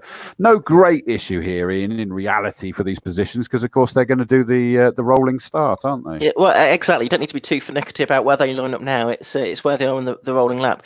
Josh Barrett, who is watching from home. Yeah, so this is starting to come together now. The Type-On is the same kind of car, and I'll have to check. It might even be the same car. I'll check as it comes past. That Stephen Ward raced last year in Sports Specials, or raced for the past couple of seasons in Sports Specials, the 750 Motor Club. So it would have had a car engine at that point. So yeah, I think that's right. But it's pretty a similar chassis to the AB Arian, which won the RGB Championship a few years ago, but modified to take a car engine. I'm guessing a little bit there, but yeah, there's certainly that is where I've seen one before in Sports Specials with 750 Motor Club, driven by Stephen Ward. Fair enough. I can't argue with that, mate. That's perfect. Lisa Taylor says she drove past this morning on the way to Manor Hotel and gave us all a wave. That was nice. Plenty of other people that are nearby have said that every now and again they get the wind in the right direction, they can hear it, and it's making them miss it even more. I can imagine it must be torture to be able to hear it. But I mean, you look at the spray coming off of the cars as they're going up Avon Rise there. I mean, it is a big amount of spray now, to be fair. Round Quarry, yep, you can see that there is certainly water coming off the circuit, not necessarily bad, but coming down Farm straight towards you, it's hanging in the area, but not massively, I guess, is it? Yeah, it'd be interesting to see when they get up to racing speed what it's like then. But yeah, it does. There's a sort of mist hanging in the air after the cars have been through. Whether when they go through at full speed, we'll see some bigger sort of rooster tail type spray. I'm not quite sure. It's well soaked, but it's not sort of absolutely monsoon with water running across the circuit or anything like that. It's going to make it challenging for them, isn't it? Because if they've put on proper wets, the whole idea of wet weather tyres is that they shift the water out from underneath the rubber, kicks it off the circuit, and then all of a sudden that means that we're left with a potentially dry circuit with wet tyres getting very rapidly destroyed. Absolutely, which we'll see. I said it was brightening up. It's going to be a question of how quickly it does brighten up and dry in the next 15, 20 minutes or so, isn't it? I reckon that Type-On, by the way, I've got a feeling that is the ex-Stephen Ward car that he raced in Sports Specials, looking at the colour scheme and the number on it as well. I'm pretty sure he ran 33 as well, so it may be they've just not even changed the number on that car. Can't argue with it there, mate, and that's how you know you can say it, because I ain't got a Scooby-Doo. 75% of everything I say is made up, though. Just confidently. You've got to sound like you know what you're talking about, at least. Exactly. Right, so in the distance there, hopefully you can see it. Sorry, this is a slightly moving camera. That's because I'm holding it with my hand so that we can see it.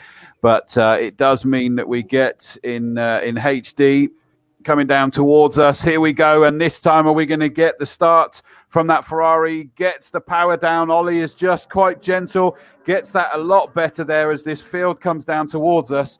Over in the distance there, I don't think you're going to see it very well. So I'm going to have to now flick you back to the multi-cameras. But it is up into the distance. It is the red Ferrari of Lucky Kira that's got the power down a little bit more controlled this time, and he's kept Ollie Ball behind him, but not by a lot, Ian. No, not by very much. So it's Lucky Kira leading, Oliver Ball in second place, gap back then to the Tony Bennett Caterham in third place, then I think it's Lee Frost BMW in fourth place. So I think this is basically what it was on the first lap a little bit earlier on. Then you've got the Noble fifth of Kevin Jones, and then sixth is the reigning champion Jamie Sturgis in the Seat Land Cupra. Seventh is Alan Hamilton. Eighth is the 49 car. That's Ruben Taylor. And he's gone through in the Peugeot Tour 6cc. But the leader is Lucky Kira by a reasonable margin at the moment ahead of Oliver Ball. Yeah, I mean, it's going to be interesting to see is that you would sort of say that surely he's going to be able to stretch his legs at the front there. The conditions don't tell us too much. The newness of that car to Lucky Kira, although he's been out as many times as he possibly can since they were able to start testing, it just is a beautiful car across the line. They don't sound full chat just yet, understandably, as they come past us here, but such a beautiful array of cars. Big rooster tails off of these cars as they go under us on the start-finish straight. You can see them water that they are moving around. A couple of the BMWs dropped down through this order. In fact, they're tiptoeing around at the rear at the moment, getting used to the conditions, Ian. Yeah, as the leader comes back down towards me, towards the S's then. That's Lucky Cara in the Ferrari. Second place, still Oliver Bull, leading his class, of course, in Class A in the Vauxhall Tigre. I'm just going to have to refresh my timing screen to make sure that it's giving me the latest information. Third is still Tony Bennett. That's my timing screen's now gone offline, so we'll try and sort that out in a moment. Third place, Tony Bennett. Fourth place is Lee Frost. Fifth is Kevin Jones. And there's a gap back to Sturgis. Alan Hamilton, seventh. And eighth place is the Ruben Taylor car. And then you've got one of the BMWs, and then you've got Neil Greenland next up in his Mitsubishi Colt. The interesting fight here really is third and fourth, isn't it? That big red BMW of Lee Frost is really hounding the little but mighty powerful Caterham number 24 of Tony Bennett as the leader. Lucky Cara just skipped off the curbing. They're having to stay off the paint. Clearly, as Lee Frost gets onto the paint, you can see it coming, and he just kept himself off the power completely, which has lost him masses of time now as they make their way up Avon Rise. You can see that BMW is back into the clutches of the chasing Noble now. So that's the indication of what they're having to do here, Ian, is stay off the painted surfaces. Yeah, those will be very, very slippery in these conditions. So, yeah, you've really got to stick to the racing line. It's going to make overtaking relatively difficult as well. Turn his way, Lucky Cara through Old Paddock. The Flirtations car, number 41, Oliver Bull still there in second. Tony Bennett third. Lee Frost fourth. Kevin Jones fifth. And a good scrap still going on for seventh as Ruben Taylor gets a little bit of a slide on through the S's as he chases after the Westfield of number 56, Alan Hamilton, ex-Formula Ford 1600 racer here at Castle Combe, of course. Did some radical racing as well, I think, for a time in the GTs, if my memory serves. Leader's back with you, though. Yeah, and I'm just trying to see what the gap's going to be doing now. 2.2 it was last time, but it was a new fastest lap of the race by Ollie Ball last time. This time it's a new fastest lap of the race for Lucky Cara, and it's gone out by another second. So great job there. Tony Bennett still in third place in number 24 Caterham. Lee Frost, who, of course, with the just running a bit wide coming out of camp last time and not able to put the power on because of the painted surface, fell into the clutches of the Noble, but Jones has now fallen away from Lee Frost, and I think we're going to see Frost trying to close back in on the Caterham. Okay, good scrap going past me now as well. That's the Paul Arbor Typhon and the number 3 BMW of Jagjit Singh Verdi towards the back of the field, about to be lapped, in fact, by race leader Lucky Cara as they head down towards Tower Corner. No change among the top 3. Lee Frost chasing after Tony Bennett valiantly, but third, fourth, and fifth pretty much equidistant as they went past me this time. And Jamie Sturgis a bit further back in sixth place. Ruben Taylor's dropped back now in eighth position from Alan Hamilton in the blue Westfield. So here they're sort of picking their way through these back markers. Oh, goodness me. Ollie Bull just went one way for Paul Arbor. Paul Arbor, understandably, sort of drifted across the track. And so Ollie, fortunately, had the foresight to just slow it down and pick his way back through. And all of a sudden, these back markers have meant that battle for third is close together. There goes Lee Frost as Bennett runs wide, and he had nowhere to go. Through into third place goes the red BMW of Lee Frost. Tony Bennett, that must have been terrifying because basically that car was so small and low compared to everything around him. And Lee Frost just took absolute advantage of it, through into third place, down to fourth for Tony Bennett. Yeah, I mean, interesting. They're all leading their class, aren't they? The first 4, all different classes, which goes to show that these conditions are a bit of a leveler, really, in terms of different cars, whether the specials or the modified cars, are able to compete on a pretty even footing. Now, Lee Frost, having got past Tony Bennett, is really pulling away from him quite significantly now. He's about to lap the number 57 Simon Cara BMW, the grey and white and orange car, and he does so down into Tower Corner now. So, question is, can third place man Lee Frost catch Bull now? Possibly he could do. Well, certainly lap time wise last time, but if Ollie Ball's at his quickest, who is so close now to Lucky Kira, relatively speaking, compared to earlier, across the line now, and suddenly Ollie Ball can smell that blood. He's putting a new personal best, 1:16.863. So I'd say no, because Lee Frost was a 1:18 that time. Now that they've got through the traffic and that Ollie Ball is smelling that possibility. Plus, as you called it earlier, Ian, it is definitely brighter in the sky, isn't it? And I wonder whether we're going to start seeing a difference in how these cars are dealing with these conditions soon. Yeah, I think the conditions are going to evolve as the race goes on, and it will be fascinating to see whether that changes the perspective and of how this race pans out in the next few minutes. I reckon Kara here is being caught by Ollie Ball then as they come through. Obviously, on that lap, it was a couple of tenths quicker, was Ollie Ball, but I reckon he's taken some more time out of the race leader during the course of this lap. And the third place car, which is Lee Frost, he's about 1.5 seconds slower than Bull, so he's not really catching the top two. Well, they're not far away from getting some more back markers soon, as you got the number 23 car there of Sonny Gill with Del Brett just behind him in the Porsche. They're going to catch them very, very soon. Here comes Lucky Kara through across the line, and that's now he suddenly banged in a 1:15. So, although in fairness, Ollie Ball went a new personal best at 1:15, but 3/4 of a second slower than Lucky Kara. So they're both starting to get themselves settled into this. Lee Frost up into that third place. He's now lapping quicker than Tony Bennett, but how much of that is down to the fact, as you called it, they're leading their classes, aren't they? And in fact, Jones is a Class C, which is the same as Lucky Kira. So Bennett doesn't need to worry. No, doesn't really need to, because points are scored within the classes rather than based on overall finishing positions within the Castle Combe GT Championship, sponsored by Rice Insurance. And Jones is right with Bennett now as they come through. Bright headlamps, low positioned headlamps shining behind Tony Bennett, and the Noble certainly carrying a lot more speed out of Old Paddock than the Caterham. Now towards Tower they go, and I don't think there's going to be a change there. No. A good scrap to watch out for is up at Quarry Corner now, and that has changed round because Neil Greenland has got ahead of Ruben Taylor already on this lap 7 of the race. It was Taylor ahead over the line in the Peugeot, but now it's the Mitsubishi that's up ahead. And again, that's not for class position because they're in 2 different classes, Ruben Taylor and Neil Greenland. Well, it's kind of settled down somewhat at the front. Is that it was threatening, wasn't it? I think Lucky's probably making his way towards you with 3.5 second lead now. Yeah, he's on his way down the farm straight towards the Esses, and it's at least half the length of the farm straight, perhaps a little bit more that he's got at the moment. It was 3.5 seconds at the beginning of the lap, as you say. Past me this time.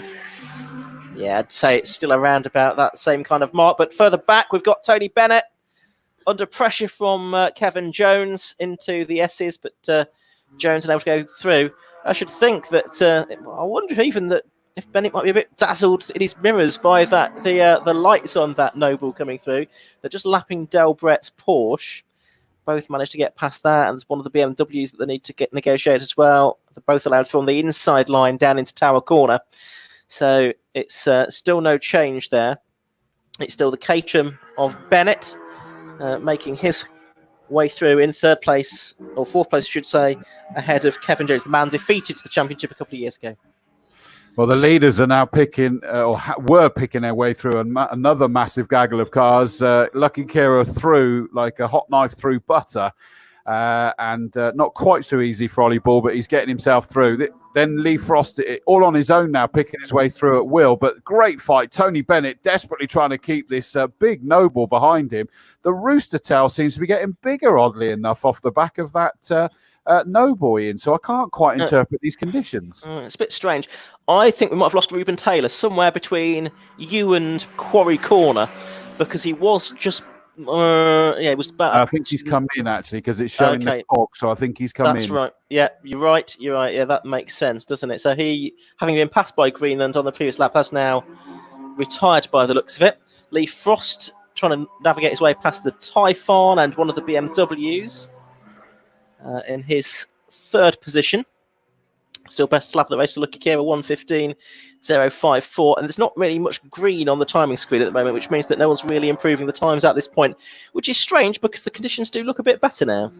Well, but then it does sort of bring into the question that I was saying it looked like more rooster tail coming off the back of the Noble in particular. So it would suggest that it isn't necessarily improving yet. It's just strange. odd. Yeah, it is. Lee Frost is making his way camp in that third position, and it's this great fight between the fourth and fifth place cars. On the screens, you'll be able to pick them out quite clearly because two very different shaped cars. The small Caterham of Tony Bennett trying desperately to keep the Noble of Kevin Jones behind him.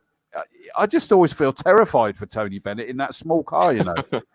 Yes, some big beasts around him, isn't there, as well?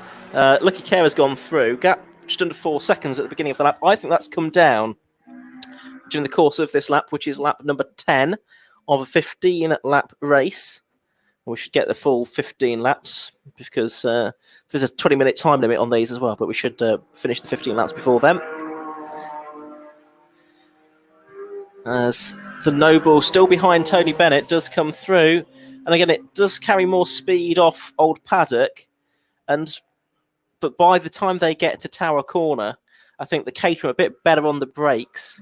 And the Noble can't find a way through. So still no change there for fourth and fifth position between those cars.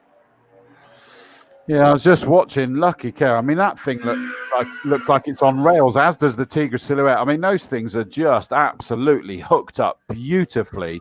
In fairness, though, looking at Lee Frost coming through now, I mean, it always just looks a little bit of a struggle on the exit of the corners because that's a big car, that BMW M3, but he is throwing that thing around like nobody's business. As if no one's told him that it's even raining. Up Avon Rise he goes in towards Quarry, and still this fight is raging. They're just about to get past Woodman, but I think they're going to do it okay, and they'll still come to you fighting it out.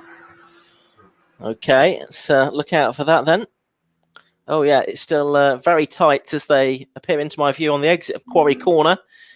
Lee Frost up ahead of them in the red BMW in the E36 M3. But then you've got the Caterham, and then you've got the Noble, and then you've got the Caterham that they've just lapped, Tim Woodman's car, number 20. But again, similar situation as to on previous laps here. The Noble quick out of Old Paddock, but the Caterham stronger into Tower. I think that's the story of this. They've got strength at different parts of the circuit, and they're pretty evenly matched over the whole lap. Yeah, I'd agree with that, and you can almost see it happening before your eyes. So the other thing that's incredible is Lucky Kira's gone new fastest lap again, 1:14.317, but it's only a 1:14.466 for Ollie Ball. So if those two are a bit closer together, we'd be seeing an incredible fight because they are trading blows so close to each other. It's brilliant. Lee Frost through in that third position, number 98, the red BMW, all on his own at the moment. Tony Bennett wishes he was on his own because he's got that Noble just behind him of Kevin Jones, 112. In sixth place will be last year's champion Jamie Sturgis, just trying to get past Jazz Sapper in towards camp, but he's not really got anyone putting pressure on him because Alan Hamilton's back in sort of fighting on his own as well at the moment. Yeah, as you were saying that, it was almost side by side for fourth there up at Quarry Corner between Bennett, I should say, and Kevin Jones, but the order remains the same between those two. And last time through, yeah, their lap times were the same within a tenth of a second, albeit Bennett did his personal best, a 1:17.625. Down towards Tower Corner they go. And the next car behind them is Jamie Sturgis, who's pretty much on his own, really, winning second place in Class D to Lee Frost on this occasion. Leaders should be back with you. Where have they gone? Presumably they've long gone, actually. Maybe they have. Yeah, here we go. They were with Quarry. Yeah, because here's Lee Frost now. It's only because I saw his BMW and I'm like, don't do that. And it is still Tony Bennett and then the Noble of Kevin Jones in that order. But it keeps threatening a bit more than that, doesn't it? Yeah, and they've got traffic to deal with. They've got traffic to deal with the leaders. Well, Lucky Kira's already done that. He's dealt with the traffic. And now the last of the back markers that needs to be negotiated is negotiated by Oliver Ball. That's Jagjit Singh Verdi M3. So the two leaders are sort of unfettered by the back markers on track. I turn to my right, and we have had that change. for 4th place, in that Bennett has lost out now to Kevin Jones. So that must have been up at Quarry Corner. The Noble, number 112, has got through ahead of number 24, Tony Bennett now. So no change as far as the classes are concerned, because Jones is 2nd place within Class C behind Lucky Carer. Doesn't really change anything as far as the points are concerned, but clearly Kevin's been trying to get that place away from Bennett for a good few laps now. Well, the leaders are on their penultimate lap. Up Avon Rise they go. Still Lucky Carer, and they've dropped down into the 19s and 20s now. And I'm wondering, actually, Ian, that's gone all misty murky again, hasn't it? So I think that the conditions have forced them to slow down, which could also signify why that Noble was able to make the move and pull away from Bennett. Because, of course, Bennett's sat there with no downforce at all, is he? No, not at all. Yeah, there's definitely this sort of drizzle moving across the circuit again now. And as the leaders go through, Carer and Bob, as they're on their penultimate lap, yeah, the gap's gone down to about 3 seconds now, so it has come down. And then Lee Frost is being caught by Kevin Jones. Now, Lee Frost has got several back markers ahead of him, and I think he might have been caught off guard a little bit here, because all of a sudden, Kevin Jones is right with him now. This is for the final position on the outright podium. They're nose to tail as they head down towards Tower Corner, the red BMW and the blue Noble turning their way through the right-hander at Tower, and it's still the red car ahead for the moment as they head back down towards you. Yeah, still you can see the lights ablaze of that Noble, and it was sort of threatening to make a move through the Bobbies. They go, and they're heading back down towards me, and a great run there by the Noble. And you can see again that in these conditions is the aero is really coming to its own here, tucked up behind the underneath pretty much the BMW of Lee Frost. But Kevin, looking up the inside now, he's heading towards. I've just realised I shouldn't have it still on the zoomed-up camera, because heading up Avon Rise, he's done it. He's managed to sneak it through at Folly. A cracking job there. So what does that do? That puts him up into 3rd place overall, still 2nd in Class C, though. Yeah, and he's not going to catch Lucky Carer, who's already gone past me. That battle you're describing up at the right-hander at Quarry. And certainly it should be 3rd place now for Kevin Jones. He's got about 4 car lengths over Lee Frost now. He's got the Neil Greenland Mitsubishi. He's got the Delbert Porsche to lap as well before the end of this race. But that shouldn't cause him too many problems as the leader, Lucky Carer, heads back towards you. He does. Here he comes. He's about to come across the line. As you see, the lights ablaze across, takes the checkered flag. A great victory in the Ferrari. First win in that car for him. I suspect the first of many. Ollie Ball, great improvements on that car, and probably still a lot more to come. Comes home in 2nd place, which also gives him a Class A victory. Alan Hamilton's already crossed the line there in 7th place. That's 2nd in Class B for him. Now we look towards the distance. Here comes the Noble of Kevin Jones, number 112, turns right at Camp, and he's going to take 3rd on the road, which gives it... Oh, no, he spun. He's crossed the line, and he's taken the barriers with him. Thankfully, it is rectocell barriers, so he should be largely okay. But he did actually lose it coming out of Camp there, but crossed the line. Did he? No, it's showing him as not crossed the line, but he certainly has. I think the timing's not actually showing it. You can just see the other side of the pit wall is the car with the rectocell basically on his car, which should mean that he hasn't got too much in the way of damage there. Yeah, I imagine that it just didn't trigger the transponder because it was busy colliding with the wall at the time. The other side of it, I mean, certainly by my reckoning, is that he was still 3rd. It's not showing him as even crossed the line yet, so pass. We'll see how that one works out. Lee Frost is... I'm going to have to read the times as they are on the screen, aren't I, sadly? So we're going to say that Lee Frost is shown as 3rd. Either way, it would be a win in Class D. That doesn't change, which is a bit easier. Tony Bennett wins Class B. He comes home 4th or 5th, delete as applicable. Then it's Jamie Sturgis comes home in what I think would be 6th position. That would give him 2nd in Class D. Then it's showing Kevin Jones in 6th place, not having taken the checker flag, but he certainly did. That car will be out. It's just such a shame on that last, and he didn't need to do anything. It was all comfortable, and he came across and just made contact with the rectocell barriers, sadly. And Nick Ramsden there going down to check out the rector cell barriers and get it moved back to the correct place. Alan Hamilton, Team Hamilton in 7th position. That's 2nd in Class B. Neil Greenland in 8th place in number 81. That gives him a 3rd place trophy in Class D. 9th is number 20, Tim Woodman. That's 3rd in Class B as well. 10th, number 40, Jazz Sapra. Dale Brett in 11th in number 59 in his Porsche Boxster. In 12th place and winning Class F is the number 23 car of Sonny Gill. 13th, number 57, Simon Kehrer, in the number 57 car. 14th is number 33, Paul Arbour in that AB Typhon, finishing 4th in Class B in the end there. 15th is number 3, Singh Verdi, 2nd in Class F. And then the final finisher is the 95 car of Dickinson. And, of course, that was Paul Dickinson in his Mini. It has now shown as up into 3rd place goes Kevin Jones. Yes, it has all corrected now. Kevin Jones in 3rd, Lee Frost 4th, Tony Bennett 5th, Jamie Sturgis 6th, and then the rest we already knew they were as they were. But a bit of circuit furniture repairs. The driver's out looking at his car. I'm hopeful that he won't have too much in the way of damage there, and we'll see that Noble back out again. But such an unfortunate moment, just ran wide onto the grass. And the problem is, once you go, that's your lot. Right, I can see waiting to come in. I'm going to bring Clive Woodward in now, and hopefully he's heard that we're going to bring him in. It looks like he's got Lucky Kehrer. Yep, thanks very much, Chris. Yeah, I'm here with Lucky Kehrer in the Rice Insurance GT Championship race. Great win by Lucky.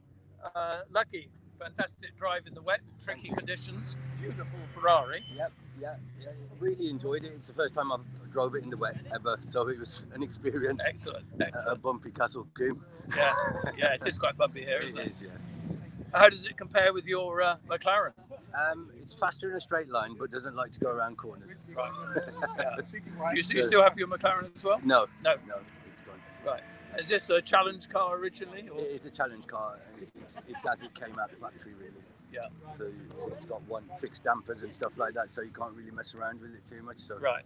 It is what it is. You drive it out. Yeah. Really. It looks absolutely beautiful, doesn't Thank it? you. Thank you. Beautiful car. Great to be back out. Okay. Yeah.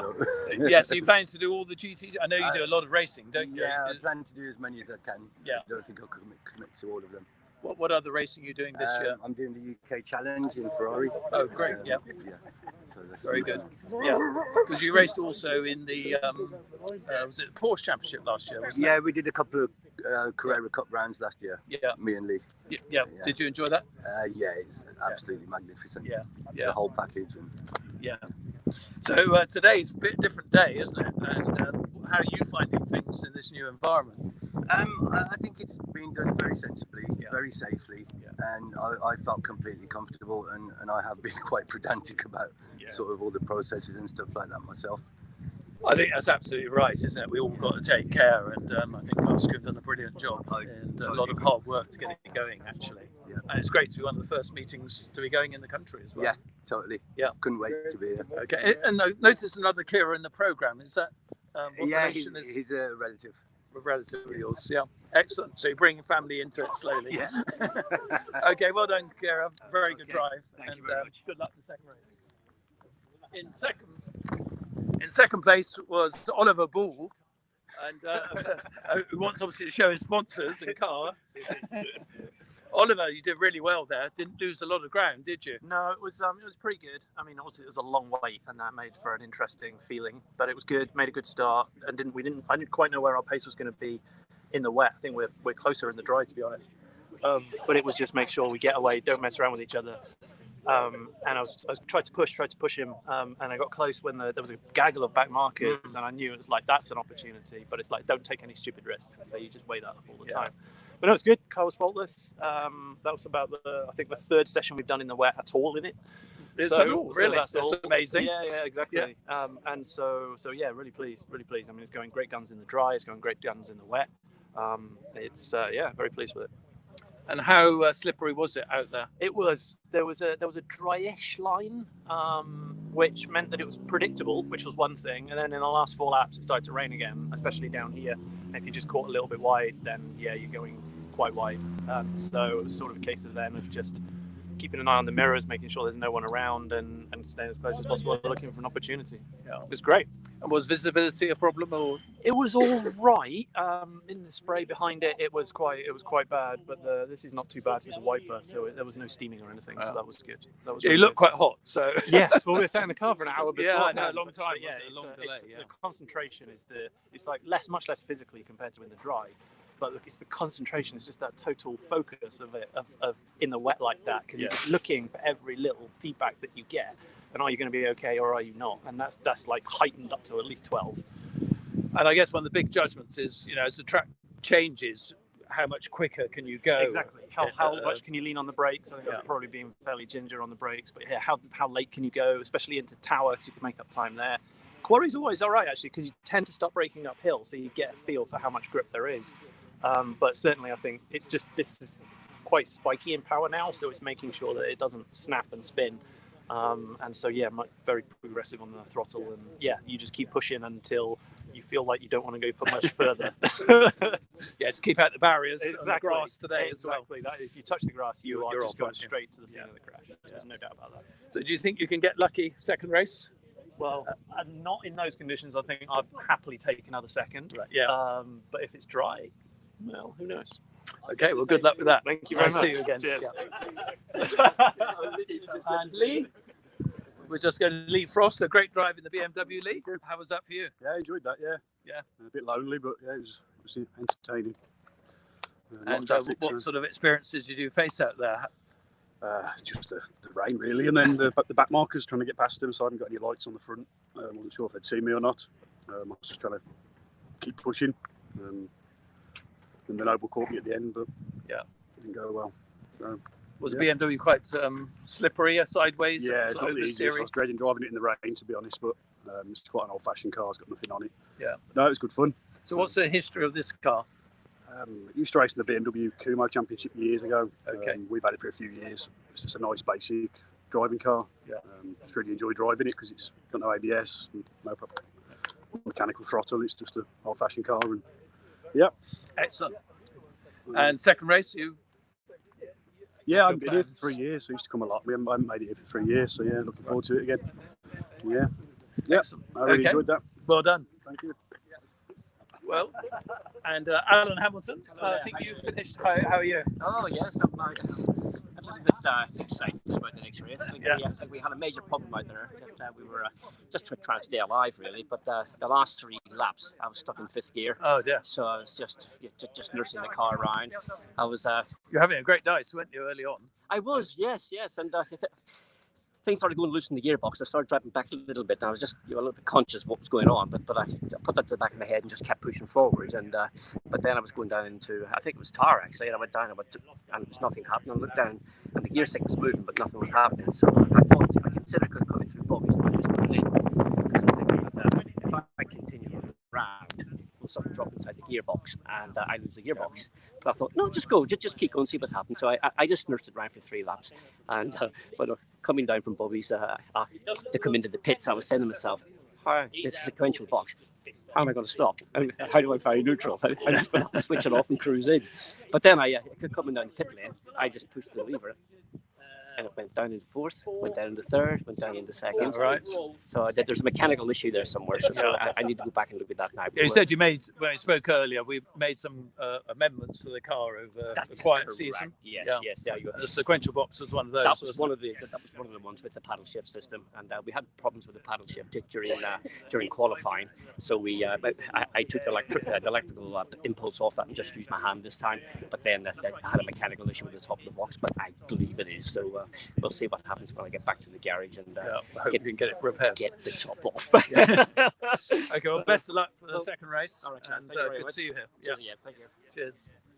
Well, that was the GT race, and an entertaining race, some beautiful cars, and look forward to the second round later this afternoon.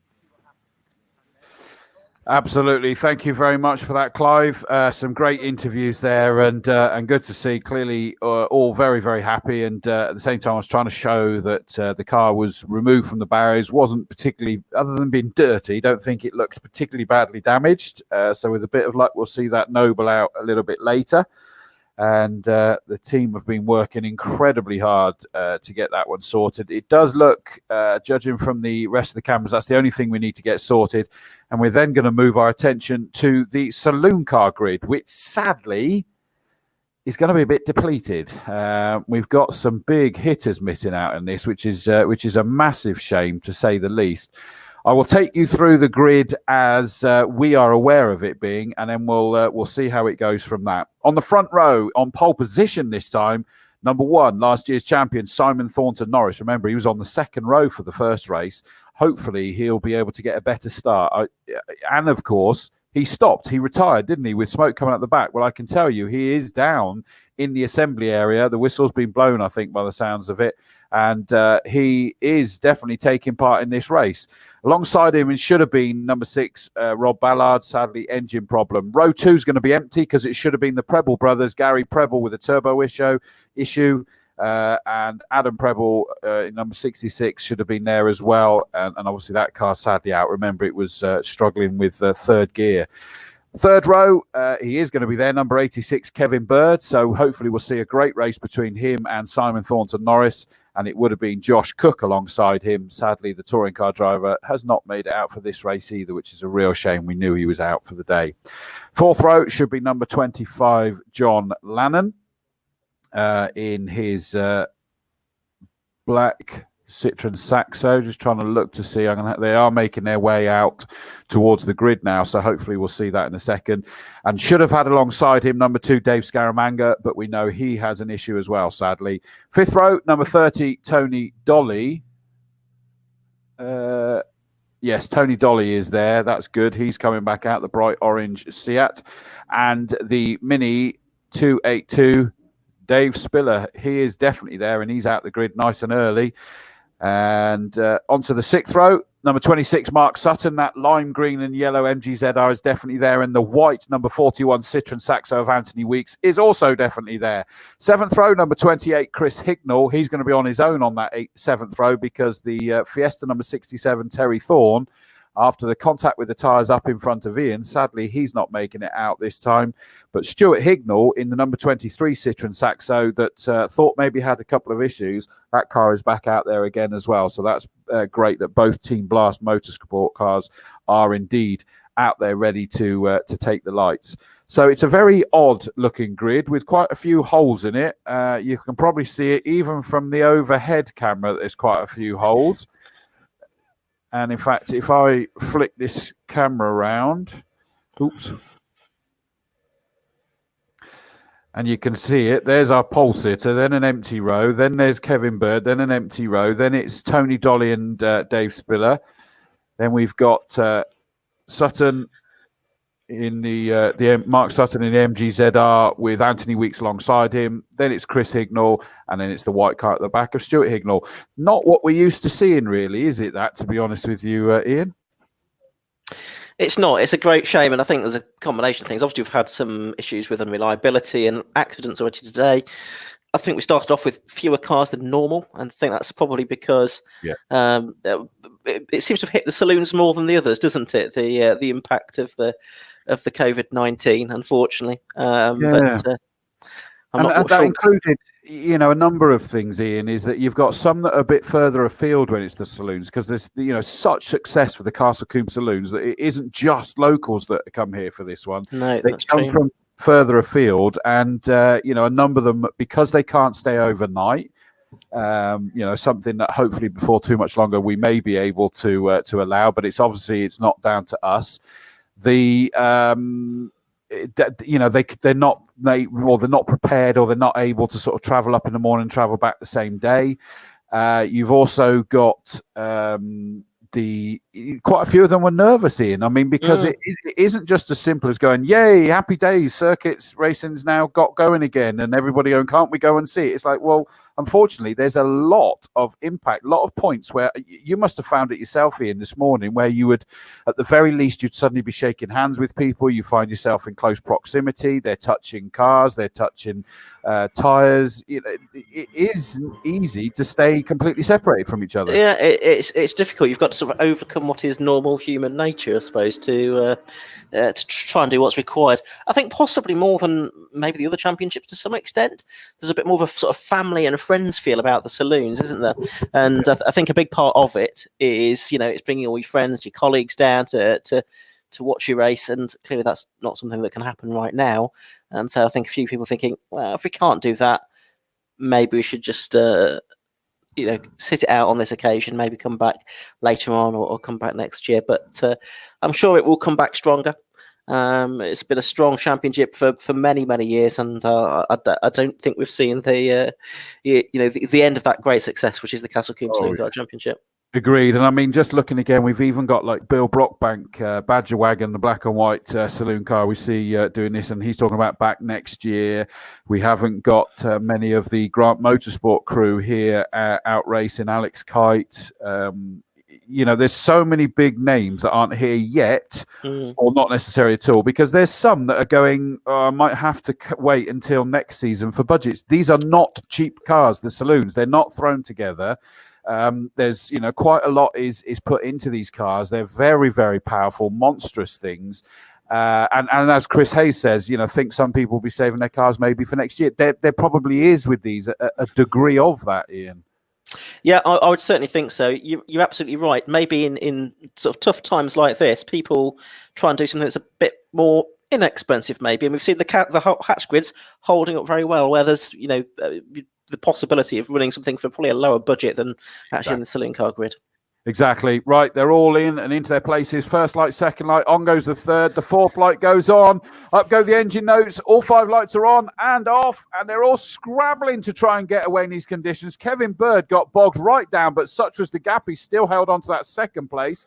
Still comfortably in the lead at the moment is Simon Thornton Norris. His wasn't great at all, so the smaller cars from the back had a cracking start there, and it looks to me as though Stuart Hignall's gone pounding up a few places. Tumbling to the back at the moment is Mark Sutton, but he's still there as they go into this plume. And Tony Dolly, the orange car's gone spinning round up there, but it looks like everybody's going to miss him because he's on the infield. Okay, yep, he's going to rejoin now. So it is Simon Thornton Norris, the retirement from race number 1, that leads the way then. From Kevin Bird in second place, it's Dave Spiller in third place in the Mini. Fourth looks to be the Anthony Weeks Citroen Saxo. In fifth place, it is the number 23 car. Oh, but the Saxo of Weeks has got a terrible misfire. So all of a sudden, that came on as he came out of Old Paddock Corner, and he's slowed, and I don't think he'll even get back to the paddock at the rate he's going. So that means that I think it's the Stuart Hignall that's gone ahead of him now. Yeah, the other white Saxo goes through.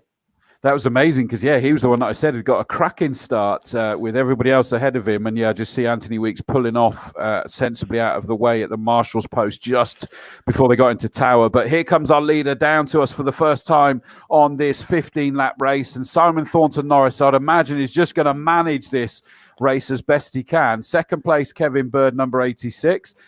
And Spiller's doing a good job in that Mini. In fact, you know what? These conditions could be cracking for him. Could be. Let's see what he can do then as this race unfolds. Leaders approaching Quarry Corner. Here they are, Simon Thornton Norris. Just to say, Ian, Tony Dolly, it looks like he's actually got some damage on the side of his car. So I wonder whether he was trapped into that spin up at Quarry last time round. Okay, I'll perhaps have a look at that. Which side was that on? Was that on the outside, your side of the car? My side, yes. Yeah, so it should be on my side as well, therefore. Correct. So I'll have a look at that as they come through.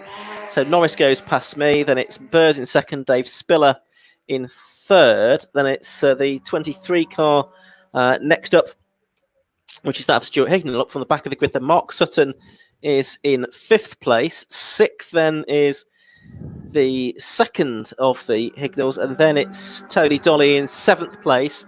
And there's some damage. It's sort of all down the side, but mostly the left hand, the passenger side. Well, if it was a right hooker, rear quarter seems to be where the most damage is. So there may have been a bit of a touch. Well, I saw it in the door. I saw it in the door. Well, the door and the rear quarter, I think. Really. Okay, that's interesting. I missed the rear quarter. Leader goes through again, just scrabbling to get traction as he's going along the start-finish straight. And Nissan just shakes its tail as it comes out of Camp Corner. Spiller here in third, dropped away now. I thought that the conditions might be good for him. We've had a great recovery drive from Mark Sutton, number 26. He's now right on the back of the white Saxo of Stuart Hignall. Stuart Hignall is going to come through, still sat in fourth place at the moment, leading Class C, but this is a Class C battle because Mark Sutton is second in Class C, so he does want to make this move, not just for overall positions, but for class honours as well. Yeah, that's very true. First three pretty well spread out between Old Paddock and Quarry then at the moment. It's Thornton, Norris, Bird and Spiller. But then we watch the battle up at Quarry, and yeah, there's three cars. Oh, and Bird has spun. Bird has spun coming out of the S's. And I think he might lose. Yes, he does lose second place to Spiller's Mini, at least for the time being. But yes, the battle for fourth then has changed because through on the inside at the S's has gone Mark Sutton, number 26. He's got ahead of Stuart Hignall now. They've both been caught by Tony Dolly, who, of course, in a much quicker Class A car, he should be able to get past both of these that you would think. And then the final car running is the 28 Peugeot 106 of Chris Hignall. So here comes our leader very tentatively round Camp Corner there. He clearly knows that these conditions are torrid for them, and he just tiptoed his way into, through and out of Camp Corner. It didn't last long, that switch for second and third, Ian, because Kevin Bird's back up into second already. So I didn't think it would take long. No, I expected longer than that, though, I'll be honest. But he's got himself back up there, and he's going to try and pull away from him and try to keep that position this time. But still, Dave Spiller, and he knows that he doesn't need to push too hard. Well, no, that is for position. Sorry, I forgot that Spiller car is a Class A car, actually, isn't it? Yeah, yeah, it is.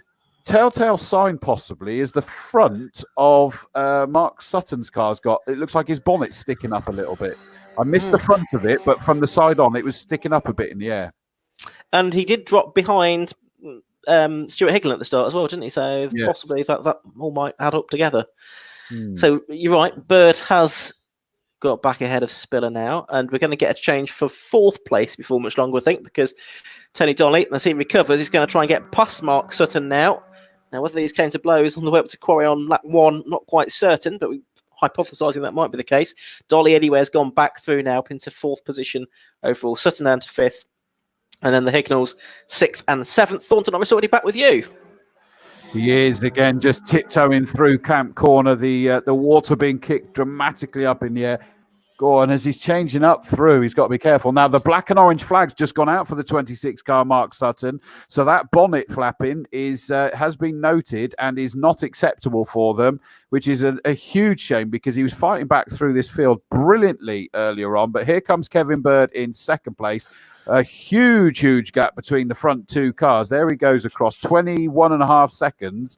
Is so nearly a song there, but not the half bit. But there goes Dave Spiller in third. Tony Dolly up into fourth. And in fact, Mark Sutton's already creeping back towards the pit. So I think he already knew that there was a problem there, Ian. Okay, so that's a shame. So that promotes the Hignalls up to fifth and sixth. Thornton Norris with green wheels on his Mitsubishi Colt.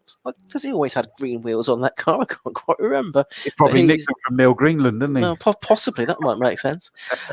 Anyway, he leads. And Kevin Bird second. Headlamps shining brightly on the Nissan with one wiper operational, keeping the spray out of Kevin Bird's view. And then third place car, 282, Dave Spiller, the Mini coming through. Tony Dolly fourth. And the Hignalls fifth and sixth at the moment. So fairly well spread out as we are on lap 5 of this race. We are so un-saloon car championship like this race. It's really quite surreal, isn't it? It is. Thomas Parker, in answer to your question, what happened to the Prebles? They both had issues.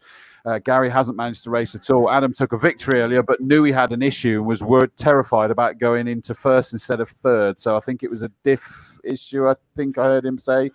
But the leader, Simon Thornton Norris, who had the problem in the first race, so he's not had this his own way as a result of it. He had a DNF in race 1, but he's leading this comfortably as Kevin Bird's only just halfway up Avon Rise now, Ian. Yeah, the gap has gone out again by another second and a half, hasn't it, to 23 seconds over Kevin Bird. So Thornton Norris, I mean, he's not needing to particularly push hard here. His best lap is a 1:24.5. his last lap a 1:26.9. So I think he's driving well within the car, but frankly, he's doing all he needs to do to, hopefully from his point of view, bring the car home to win the race.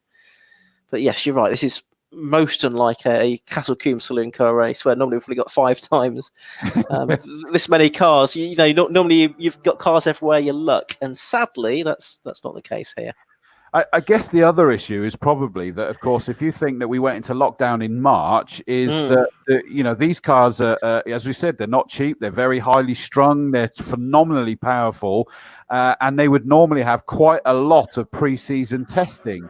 Well, they won't have really been having any until very, very recently. What has it been? Has it even been a month's worth of testing? Yeah, well, less than that. Yeah, I would think. So that won't have helped. No, exactly. So they've not been able to have the prep that they would like. The other thing that occurred to me is obviously the number of people at the circuit are limited. So the number of helpers that drivers can have and people to run their car is limited. So normally, if you might have half a dozen people helping out, that might mean that you can get your car out after a problem in a race. But if you've only got a smaller number, one person with you, then some of the jobs that you might normally get done, you just can't do because there's a lack of manpower to make that happen. Agreed. However, what then throws that out the window is when you then look at the GT's grid, which I'd say is even more how technically WYSIWYG those cars are. So I don't know. It's a very weird one. Both the Hignalls are just making their way in towards camp now. Chris Hignall has closed in on Stuart Hignall now. In fact, that was a new personal best from him last time round. He's going to cross the line now. He can see his brother. He's just done another personal best. Chris Hignall in that 28 Peugeot is flying. He's down in the 34s. His brother just went round in the 37 last time round. So I think he spots an opportunity for a bit of sibling rivalry there. That'll be good. Looks like it. Yeah. Now, the thing I'm wondering is whether Tony Dolly can catch Dave Spiller. The last time through, he did a personal best, and he was about 2.5 seconds faster than Spiller. He is 8.5 seconds behind him. So give it 3 or 4 laps, and I reckon we might have a challenge on for 3rd place here between Dave Spiller in the Mini and Tony Dolly in the Seat. Both of them are in Class A machinery. Okay, so that'll be interesting. There goes Kevin Bird. He's crossing the line there at half race distance as it stands at the moment. Here's Dave Spiller and there's Tony Dolly. Okay, so everybody who's watching, if you could look at your top left into towards camp, there's the Mini of Dave Spiller onto the start-finish straight. There's the orange Seat of Tony Dolly just joining now. Now look at the middle top and you see going through Folly. There's the Mini. And then he's second now. There's Tony Dolly making his way up Avon Rise. As Ian's pointed out, that is the key race. And again, let's have a look. He's lapped sort of another couple of 2.5 seconds quicker, hasn't he? Yeah, 5.4 seconds is now the gap. So it was 8.5. So it's coming down all the time. As I said, another couple of laps, and I think they'll be together. Spiller and Dolly both did best laps on the last lap. Spiller 1:31.0. Dolly a 1:27.9 basically. So if Dolly catches him, he should be able to get past and pull away, really. Actually, Dolly is lapping faster than Kevin Bird as well, but he's much further behind him, about another 13 seconds behind Kevin Bird. It's interesting, really, that Dave's chose to race this in the saloons because when the Jensens brought their Mini into this, they didn't like it because they're in that class by default, but they don't actually have the power to compete with the rest of the Class A cars. Well, that's true. That's true. The Hignalls are together now, absolutely together. As they come past me, so it is still the 23 car, the white car of Stuart that is ahead of 28, which is Chris. And last time through, Chris lapped a couple of seconds or so faster than Stuart. And I'm looking now on screen at this fight now between the Mini of Spiller and Tony Dolly trying desperately to close in on him. There we see them going round Folly up Avon Rise, still absolutely joined together and closing very rapidly. And incidentally, by the way, I'm going to then flick to Bobbies. This is what you're talking about. The Hignalls completely together with the leader, about to lap them. This could get interesting then, Ian. Yeah, so that's probably going to happen perhaps on the way from camp up to Quarry, I would suggest, isn't it? Meanwhile, that battle for 3rd and 4th heading towards me. Spiller against Dolly, and the gap was 5.4. It's now 2.0 between them. as they turn their way through.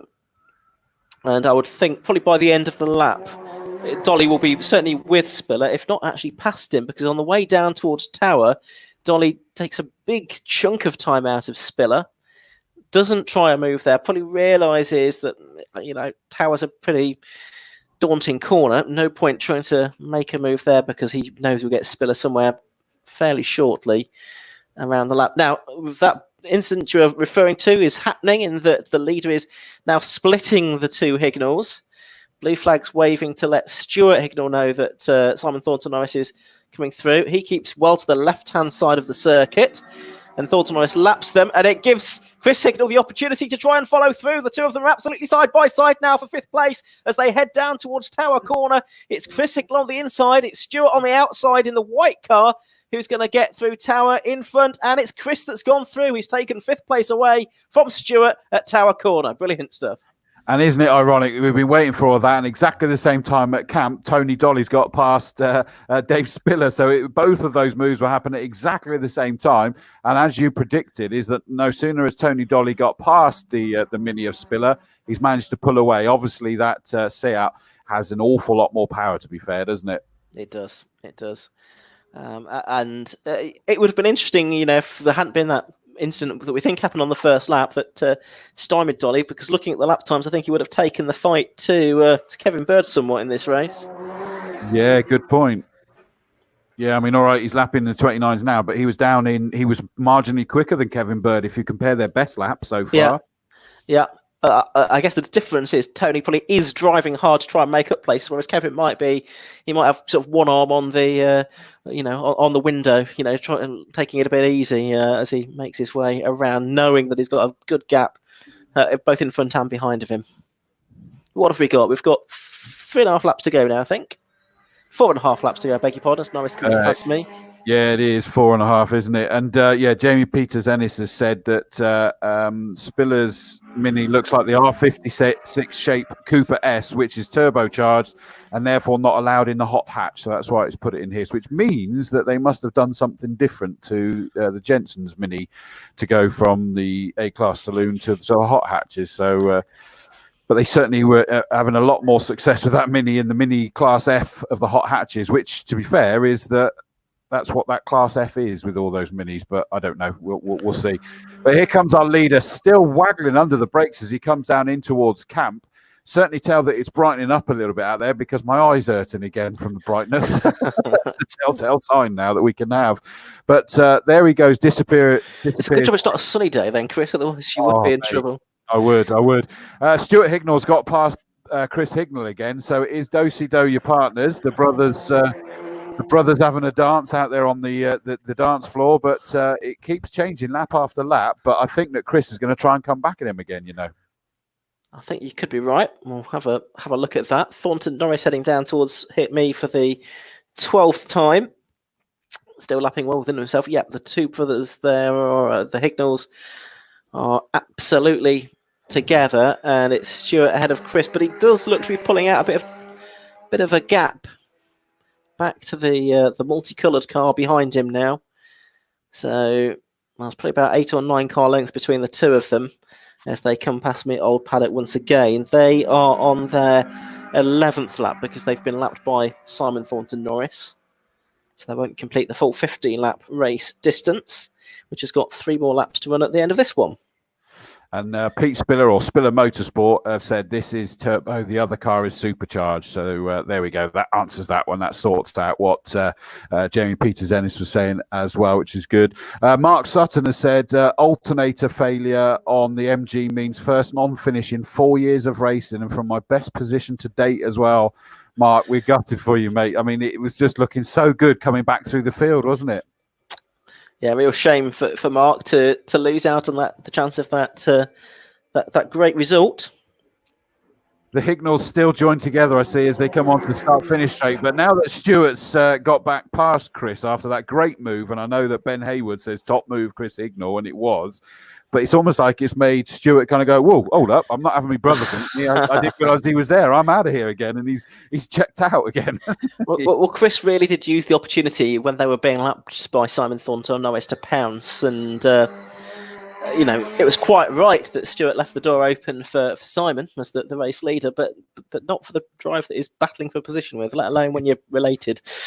Yes, quite. So here comes Tony Dolly now. Yeah, he's got miles is the gap, sadly, isn't it? By the time he's got himself up there's nothing that he's able to do any further. But I would say he's not really pulling away from Dave Spiller anymore now that he's made that move. He did it in the early stages, but no more than that.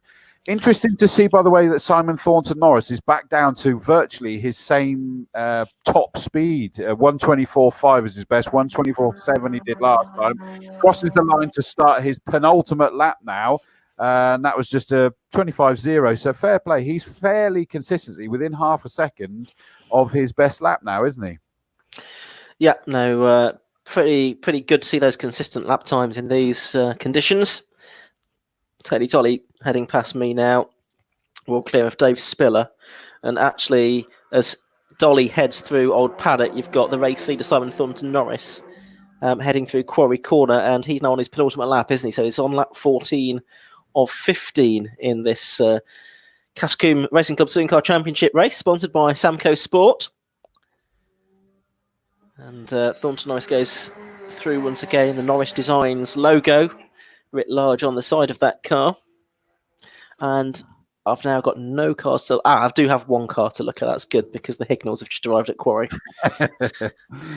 Having their great brotherly tussle. Yeah. It's cracking, isn't it? It really is. I was looking as well, seeing Kevin Bird, that long wheelbase car that the 200 Nissan is, can't be... Oh, that's the not nice noises, by the way, coming from Tony Dolly. Listen when Tony Dolly comes past next time. That didn't sound good. I was about to say, the long wheelbase compared to, say, like Simon Thornton Norris's short wheelbase, I think I know which one I'd prefer to be in these conditions. Yeah, I think I'm with you on that. Right, so Tony Dolly, he's up at Quarry now. And incidentally, Simon's just started his final lap now. But yeah, Tony Dolly, that sounds like, I don't know whether it's a misfire then. Okay, well, he's at the Esses now, a long way clear of Spiller still. I think he should just about finish on the lead lap, Tony Dolly, but it's not a completely foregone conclusion. If he does have a problem, right, let's listen. Oh, yeah.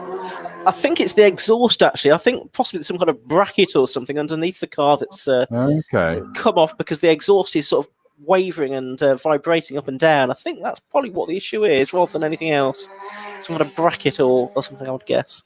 Well, he certainly lost a couple of seconds, 2.5 seconds off of his best lap time last time, so he was slower. Right. Anyway, Thornton Norris is heading through Tower Corner for the final time, so it's going to be a DNF and a win for him today, by the looks of it. Yeah, one way. It's the reverse of after the Lord Mayor's show, isn't it? It's kind of the opposite direction for that saying. But here comes Tony Dolly now. He is still going, and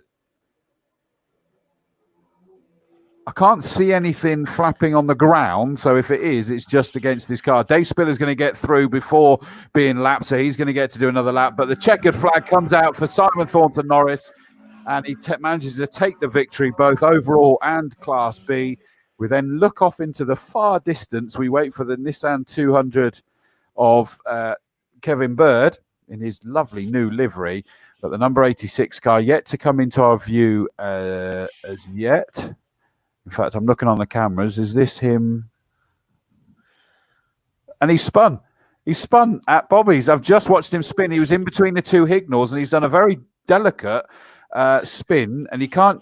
Last time I know he spun on oil from Thornton Norris, but even he turned and said, well, that's the excuse I'm using anyway. He can't there. He just delicately, as he came in through the right-hand part of Bobbies there, not going to cause him an issue. Through goes Stuart Hignall. He's hands in the air, delighted that he's beaten his brother. That gives him a win in Class C. Chris Hignall comes home in 6th place and wins Class D. Here comes Kevin Bird now, and he's still going to finish in 2nd position. And he gets that. I don't think he enjoyed those conditions in the slightest there, but he still managed to finish 2nd, which gives him a Class A victory, let's not forget. So that's a key one. Here comes Tony Dolly. He's going to finish 3rd on the road and 2nd in Class A, even with whatever kind of noise. Dave Spiller's dropped away on that last lap, actually, so I'm not sure what happened there. But there goes Tony Dolly, really not sounding good at all. But he comes home in third place, second in Class A. Here comes Dave Spiller. Great first job out in this car. And the 282 car, fourth on the road, third in Class A. So that's another trophy for young Master Spiller. And great to see them back out racing. Fifth, Stuart Hignall. Sixth, Chris Hignall. Mark Sutton, sadly, what did he say? It was an alternator failure, I think. And Anthony Weeks. We don't know what happened to him, but that was on the... it was on the first lap, wasn't it? Not the warm-up lap. It was the first lap pulled off down at Tower, or towards Tower. A huge shame. And that was, surprise, surprise, that was the saloons. And what great praise, in fairness, to turn this on its head, that we are there going, this is so unsaloon-like, that it is totally different. Tina Hignall, great result, Stuart. So the family cheering still goes on. And Nigel Forrest, good to see you're on board, mate, from up there. Woohoo Racing, and that's kind of like the feeling we all have, isn't it? Great to see as well that Adam Preble may not be out there, but he's watching. Well done, guys. Well done all. Well done, Dave Spiller, on a third in Class A from Chris Hayes as well. So still plenty of support, and I'm going to bring up the stream from down at the assembly area because our race victor is down with Clive. It's cutting out. But... Down to you, mate. Yeah, you're going. Hi there. That was the saloon car race.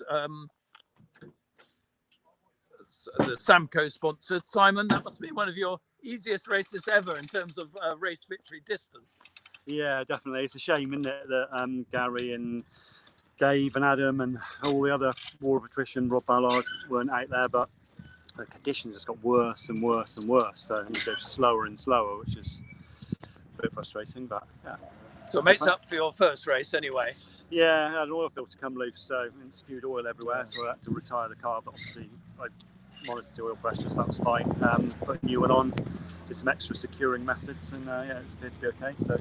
Tell us how you make this little beastie go so fast. It's quite incredible, isn't it? You look at it and you think this won't go very well, but it's absolutely phenomenal. Yeah, well, it's just really light. The overall weight of the car is only 900 kilos approximately. It's over 400 horsepower. Good long wheelbase. Yeah, it just works. It's a really good little car. So. What's it like to drive? Does it seem phenomenally fast? It's quite a small car. Yeah, well, we just put some more power in it over the winter, and I hadn't run it at full boost, but it was really fast now. It was just quite fast before, so but it's very back endy, so you've got to be a bit careful with that.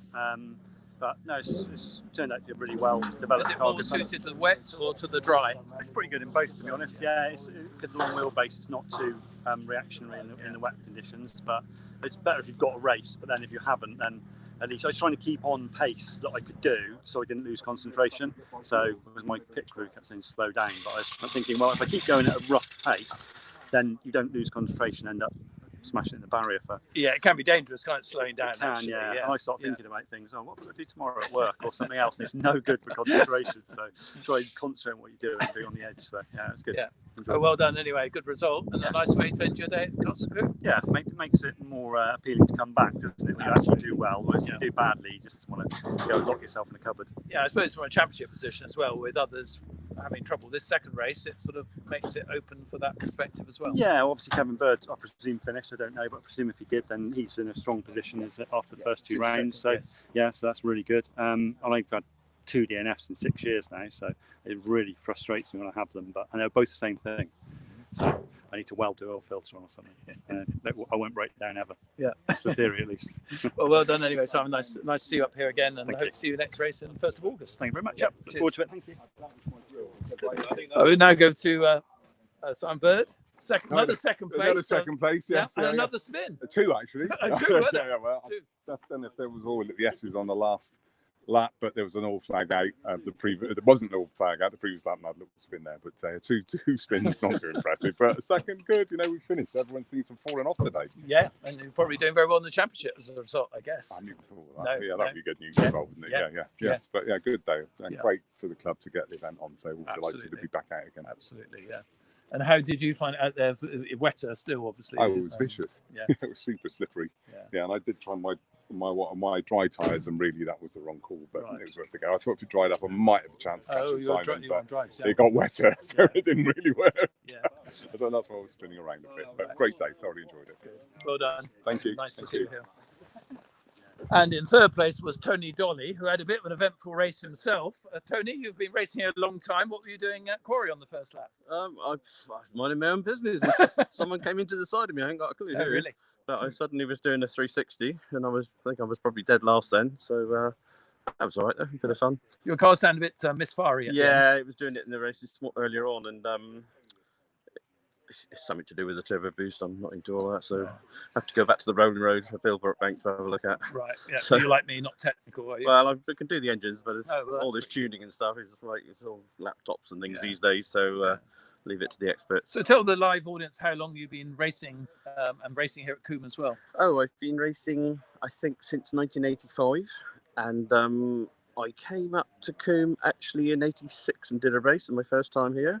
I'd spectated it previous to that, and I think I did a modified saloon race here in '94, and the circuit thought, hey, this is a good race.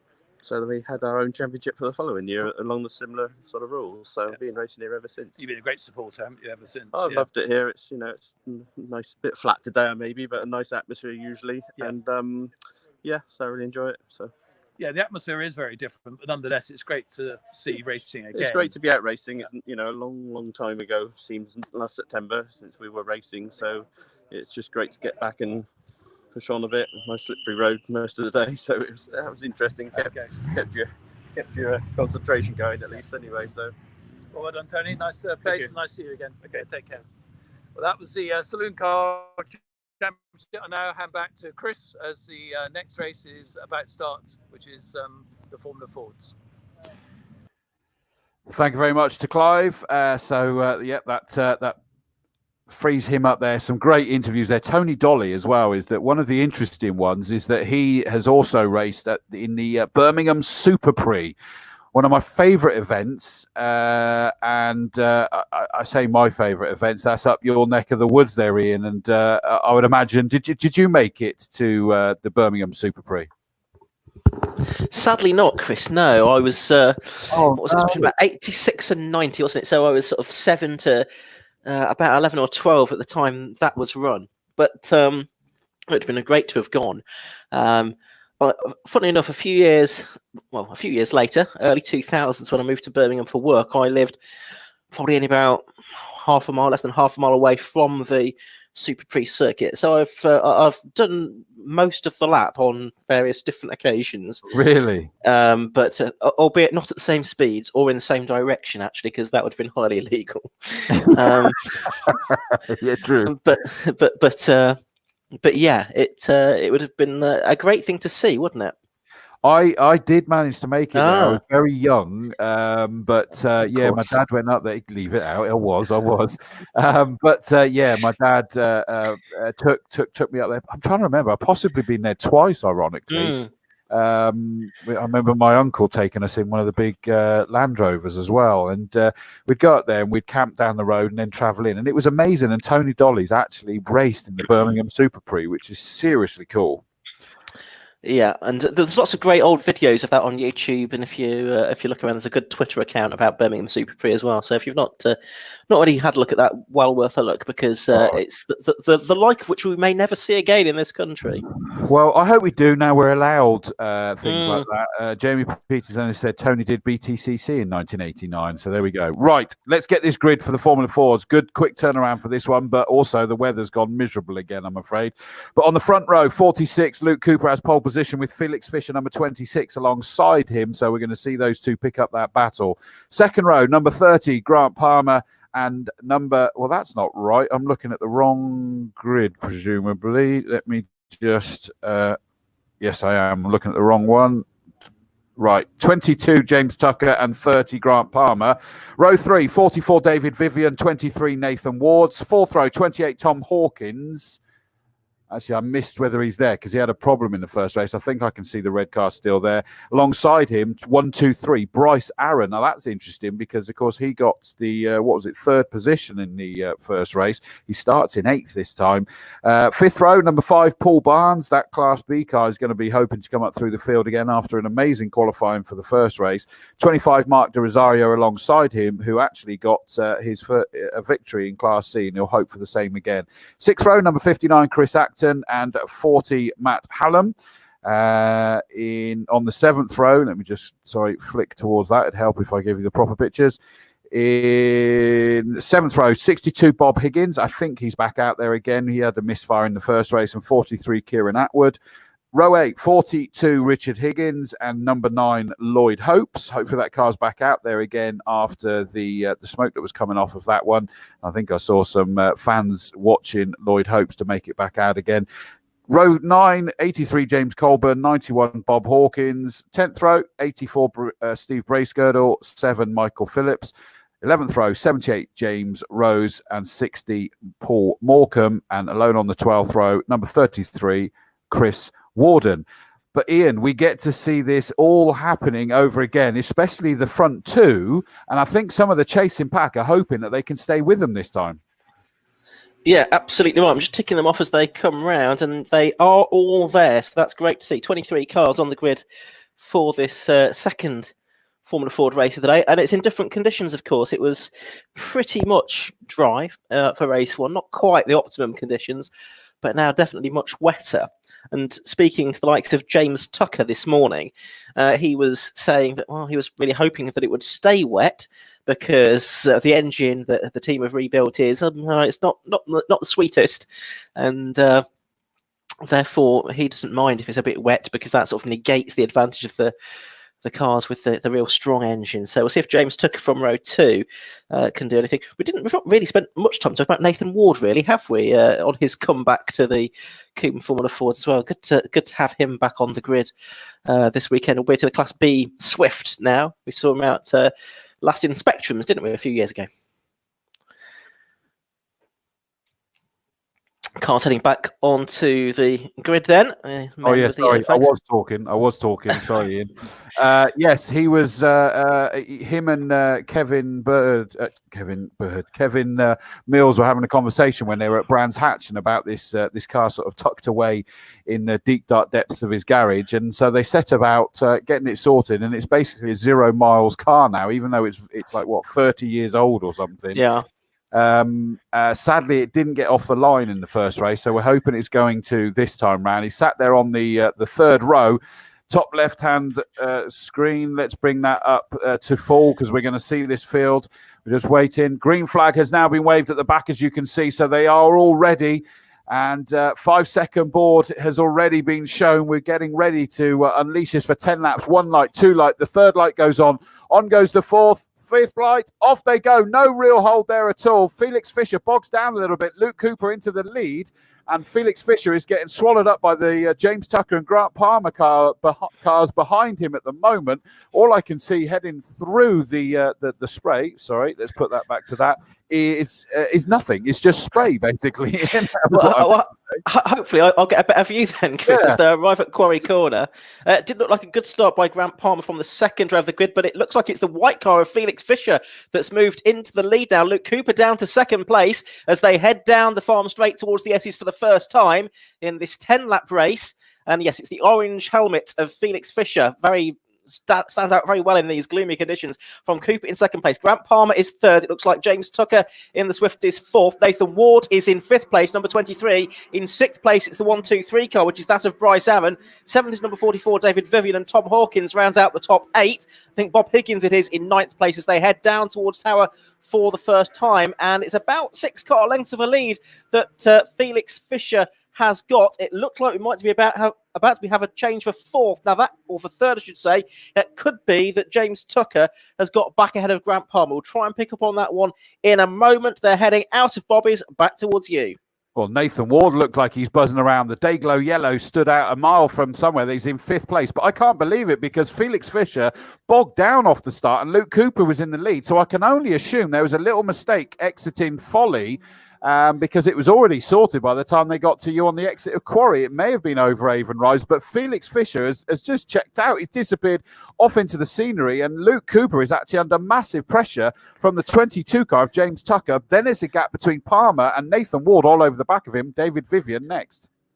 Okay, now it'll be interesting to understand what tyres James Tucker is on. He was on the same tyres as the Class A cars earlier on, and that's why Paul Barnes was able to sort of qualify so far up the grid, because he had the sort of classic tyres on that go better in these wet conditions. So James Tucker going very well in third place overall. First race in 10 years in a Formula Ford 1600. In fact, only had one race in a Kent engine car before. That was at the Walter Hayes Trophy 10 years ago.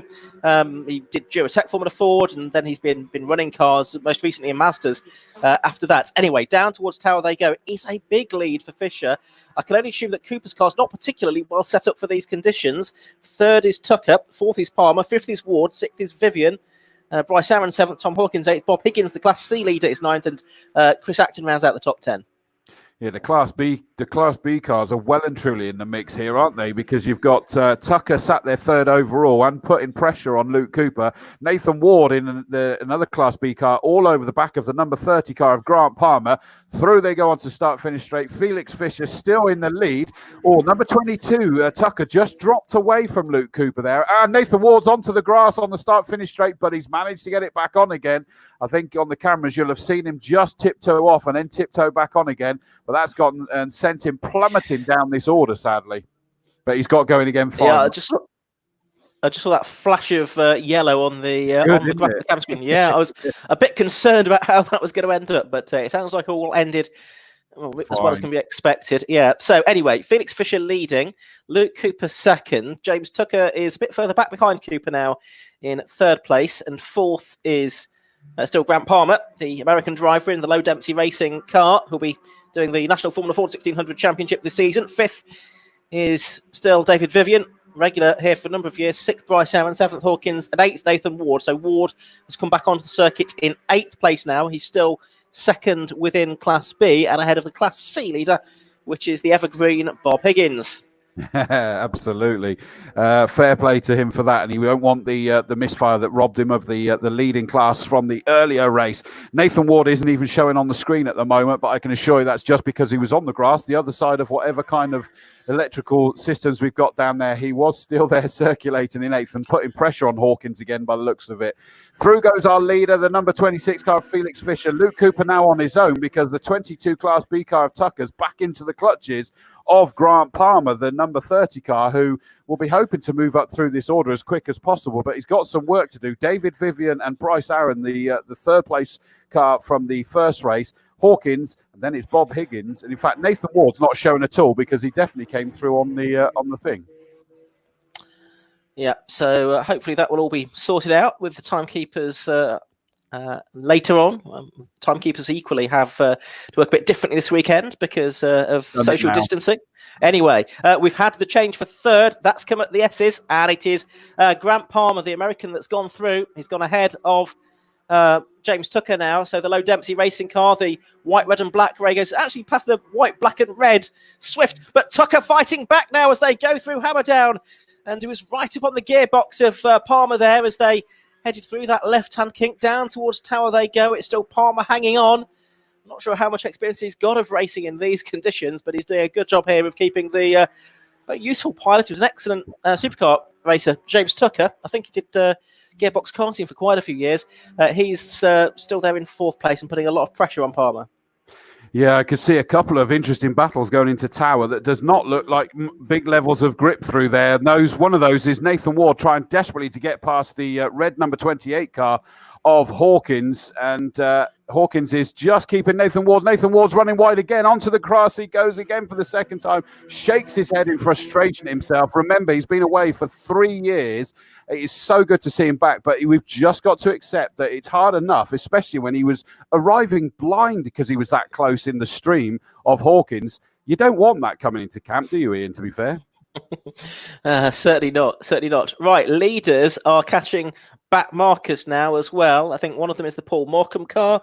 The other one is the Chris Warden car, and it's Felix Fisher that will be first to try and lap them. What is he? He's 4.5 seconds ahead of Luke Cooper, so he's got a bit of time to play with. Cooper, number 46, in second place. Number 30, Grant Palmer, third. The Tucker Motorsport car of James Tucker, fourth. David Vivian, fifth. Bryce Allen in sixth, under a bit of pressure here now from Tom Hawkins. Eighth place is number 23, which is Nathan Ward, who's not really reclaimed any of that ground that he lost after that moment on the start line a few laps ago. I was just getting as well. How cool is this? Marcus Pye's message saying that he raced his F3 Argo at the 86 Birmingham Super Prix on slicks as a rear wet rim leaked en route to the assembly area. That is so cool. I love this. I love that fact. Right, leader's gone through across the start, finish straight. Here comes, Luke Cooper had a big twitch there, and we've got all sorts going on in the group behind. That's because they're getting past the back marker. And number 22, Tucker, just could not hang around because David Vivian's with him. It's not for class, but these are racing drivers, and they want to get involved, don't they? So, JT, it's good to see even Louis James Wall, who I know from the supercarts as well. They're all cheering on JT, aren't they?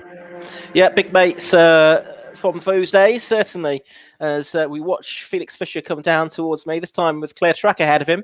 He's got, I don't know, probably a quarter of a mile or so before he's got to lap anybody else. So he's got another lap or two before we get onto that. Now, what's going on for third? Is Grant Palmer catching Luke Cooper? The answer to that question is yes. On the previous lap, Grant Palmer was about a second faster than Luke Cooper, and there's 1.5 seconds between them. Well, there was at the start of the lap. I think that might be a little bit less than that now, Chris. So with still 4 laps to go at the end of this one, I wonder if we'll have a change for second place. It could be, and I've turned messenger for some of the drivers as they're asking me questions and all sorts.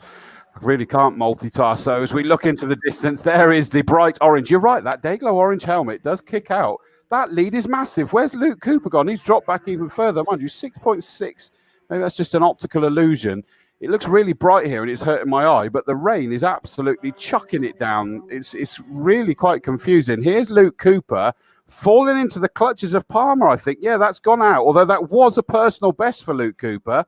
But a new fastest lap of the race for our leader, Felix Fisher. That's just showing off in these conditions, isn't it? Well, as you say, it's chucking it down, but he's going ever faster, isn't he? Well, in fact, all of them are. So, in some ways, the conditions are in fact easing a bit. Bob Higgins has had the spun here at camp, but he's kept it out of the barriers just about. For those of you who are watching the top left, you'll see him suddenly appear back onto the circuit any second now, and he's all okay to carry on. But that could be the lead of Class C gone. Good battle between Steve Bracegirdle and Michael Phillips going past me. But for second and third, they're right together now. Luke Cooper and Grant Palmer. And certainly Palmer's car is handling much better than Cooper's. Cooper's is very sideways through the S's, but Palmer's looks more as if it's on rails, really. So he's continuing to bring the gap down to Luke Cooper. Palmer was 9th in race one. Cooper won it, of course, in very different conditions. Can Grant Palmer make it a 9th and a 2nd during the course of this weekend with Felix Fisher? Well, of course, he was 2nd and 1st, so it's going to be pretty tight at the top of the championship after this, whatever happens. Certainly is. Mark De Rosario's just gone through, and he's obviously had a moment somewhere as well. So that's good news for Bob Higgins because he still manages to hold on to the Class C lead, I think, even after that. Leader overall goes through 7 laps completed. They're on to their 8th lap. There's Luke Cooper still holding on to that second. I've thought a couple of times, that as he was arriving into camp, he was looking a bit wild. So I wonder if there may have been some contact in early melee that's just unsettled something on that car and put him further down the order than I was expecting and looking less in control. Yes, there's something either on the setup, as you say, maybe there's a touch or something, possibly up towards Quarry, that's just damaged something on the car and means that he's not quite having the happy race that he was hoping for.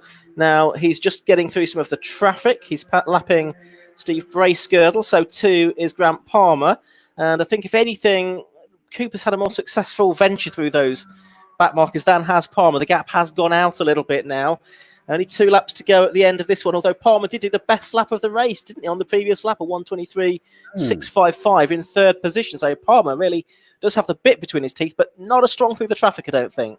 But notice, in fairness, Luke Cooper did a 23 as well. So yeah, he did. Very close. Yeah, that's quicker than Felix is going. So in fairness, he's kind of he's finding it now. The brightness is sort of burning through these clouds now. And everybody's hoping that could be the end of the rain for now. But here comes Felix Fisher, just picking his way through this traffic again, deliberately staying clear of the curbing because that is incredibly slippy, as we've seen with a couple of the drivers. Luke Cooper in control, because this time it's the number 30 Grant Palmer that just got a little bit wayward going through camp, which could put him, if he's not careful, into the clutches of David Vivian, who's sat there in 4th place. But it is still quite a gap with only 2 laps left to go. Yeah, so coming towards the end of the race. And I can see that the number 43 car is coming past me now. That is Kieran Atwood in the Sawley Motorsport car. He's running in 15th position. But Felix Fisher arrives through the S's now. And we've had the change for... No, we've not had the change for second. I beg your pardon. It's one of the back markers that's now immediately ahead of Luke Cooper. So it's still Luke Cooper second. And he's just lapping the number 78 car of James Rose. And then it's the 30 car of Grant Palmer. And I'm not sure Palmer's got the legs to catch him now. But as you say, the one to watch is Vivian, isn't it? Because on that last lap, he took 6/10 out of Palmer. So he's closing in. Yeah, and I think most of that Palmer lost was in coming through camp here, because he just had to wrestle it back again. And once you know that you've gone in too hot, there's not a lot you can do. You've just got to try and find a way to keep it on the tarmac rather than even touching the curbs. If you touch it, just do not touch the throttle pedal, that's for sure. Through comes the leader to start his final lap of this Wiltshire circuit. Felix Fisher, all under his control this time. There goes Luke Cooper under no pressure now, because there goes Palmer. I think that he's going to be okay. You know, Vivian's not close enough to put pressure on. 2 seconds away, it's not enough. Oh, and JT Tucker's just gone across the line, being passed by 2 cars there, because Hawkins got past him and Bryce Aaron already had done. And I wasn't sure whether his car was sounding a bit poorly. It was a much slower lap, wasn't it, from Tucker, 127 compared to the 124s and 5s that he has been doing. So possibly a problem striking James Tucker late in the race. Felix Fisher coming towards me for the 10th and final time down here at Old Paddock then. And he has to lap the number 91 car, which is Bob Hawkins in the Swift. Cooper looking pretty settled now, but 3rd and 4th they are together. It's Grant Palmer and David Vivian. Vivian was quick on the last lap, did a personal best, and he's right with Palmer now. Lots of spray being kicked up as they go down towards Tower Corner. It's Vivian on the inside line, and he goes through. Does he? I think he might have done into 3rd place. I think there's a back marker involved in that as well. Let's have a look at the camera, Chris, as they head towards Bobbies. Yeah, looking now, although it's difficult to tell, yes, it looks to me as though he has done it, hasn't he? Wow, I thought it was going to be a little bit too much for him, but that moves him up into 4th place as it stands. And interestingly, I wanted to keep an eye on Nathan Ward. Checkered flag goes out to our winner. Felix Fisher takes the winner. Dominant victory. Here comes Luke Cooper, nearly sails wide, takes 2nd place. There's David Vivian in 3rd, ahead of the number 30 car of Grant Palmer. So a great job from David Vivian to get up onto the podium. And there goes the number 1, 2, 3 of Bryce Aaron, Hawkins, then the 22 car of Tucker, and Nathan Ward comes across 8th on the road, which means he is still 2nd in Class B. I wondered whether he was going to close in on him at the end. We now look for the number 42 car of Richard Higgins. There he comes across in a different car to him, the Furman. And there's Chris Acton, number 59. He comes home in 10th place. And...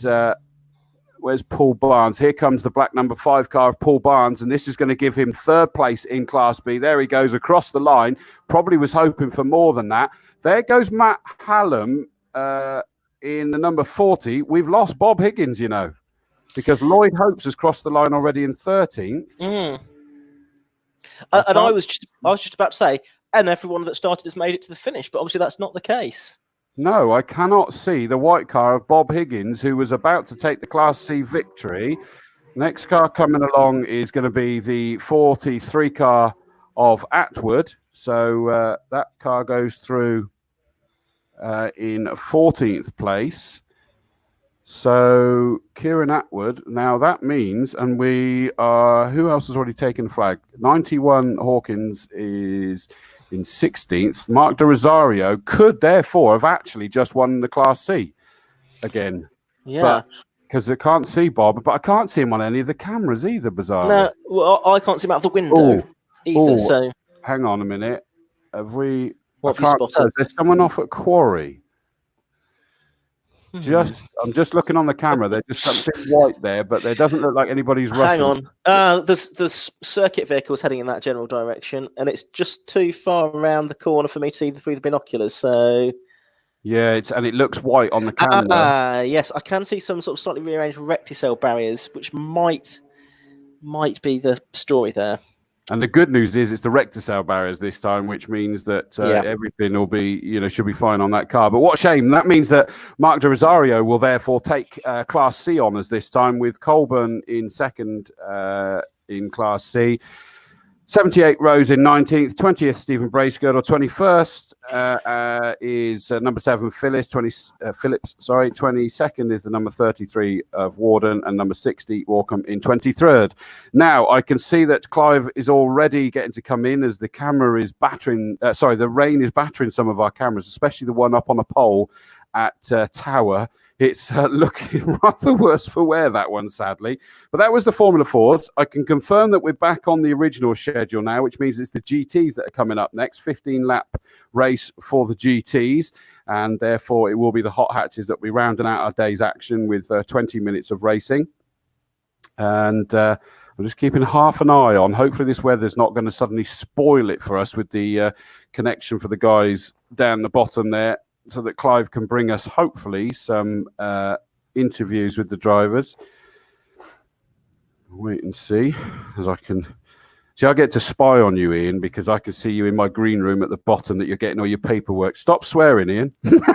He didn't. He's getting I thought it was paperwork, but it was a bit of fruit, wasn't it, to be fair? So I'm going to bring you back in now. Yeah, so now... there we go. I went for the healthy option once I knew that you were spying on me, Chris. I was going to go for something less healthy. Yeah, it was like a whopping great big cream eclair, wasn't it, originally? Right, I'm going to go now to Clive, bring Clive in and take, once he's in, take him up to full screen. You're very lucky in the commentary boxes up there, nice and warm. We're suffering here in the cold of Castle Combe and wet. But another interesting race there, horrible conditions, and a great race win this time by Felix Fischer. Rolls reverse from the first race. Very well done, Felix. Thank you. Must have enjoyed that. Yeah, thoroughly. Yeah, really. It's I've not driven the car in the wet before today, and it's been brilliant. Yeah, I won't lie. It's been a good thing to drive.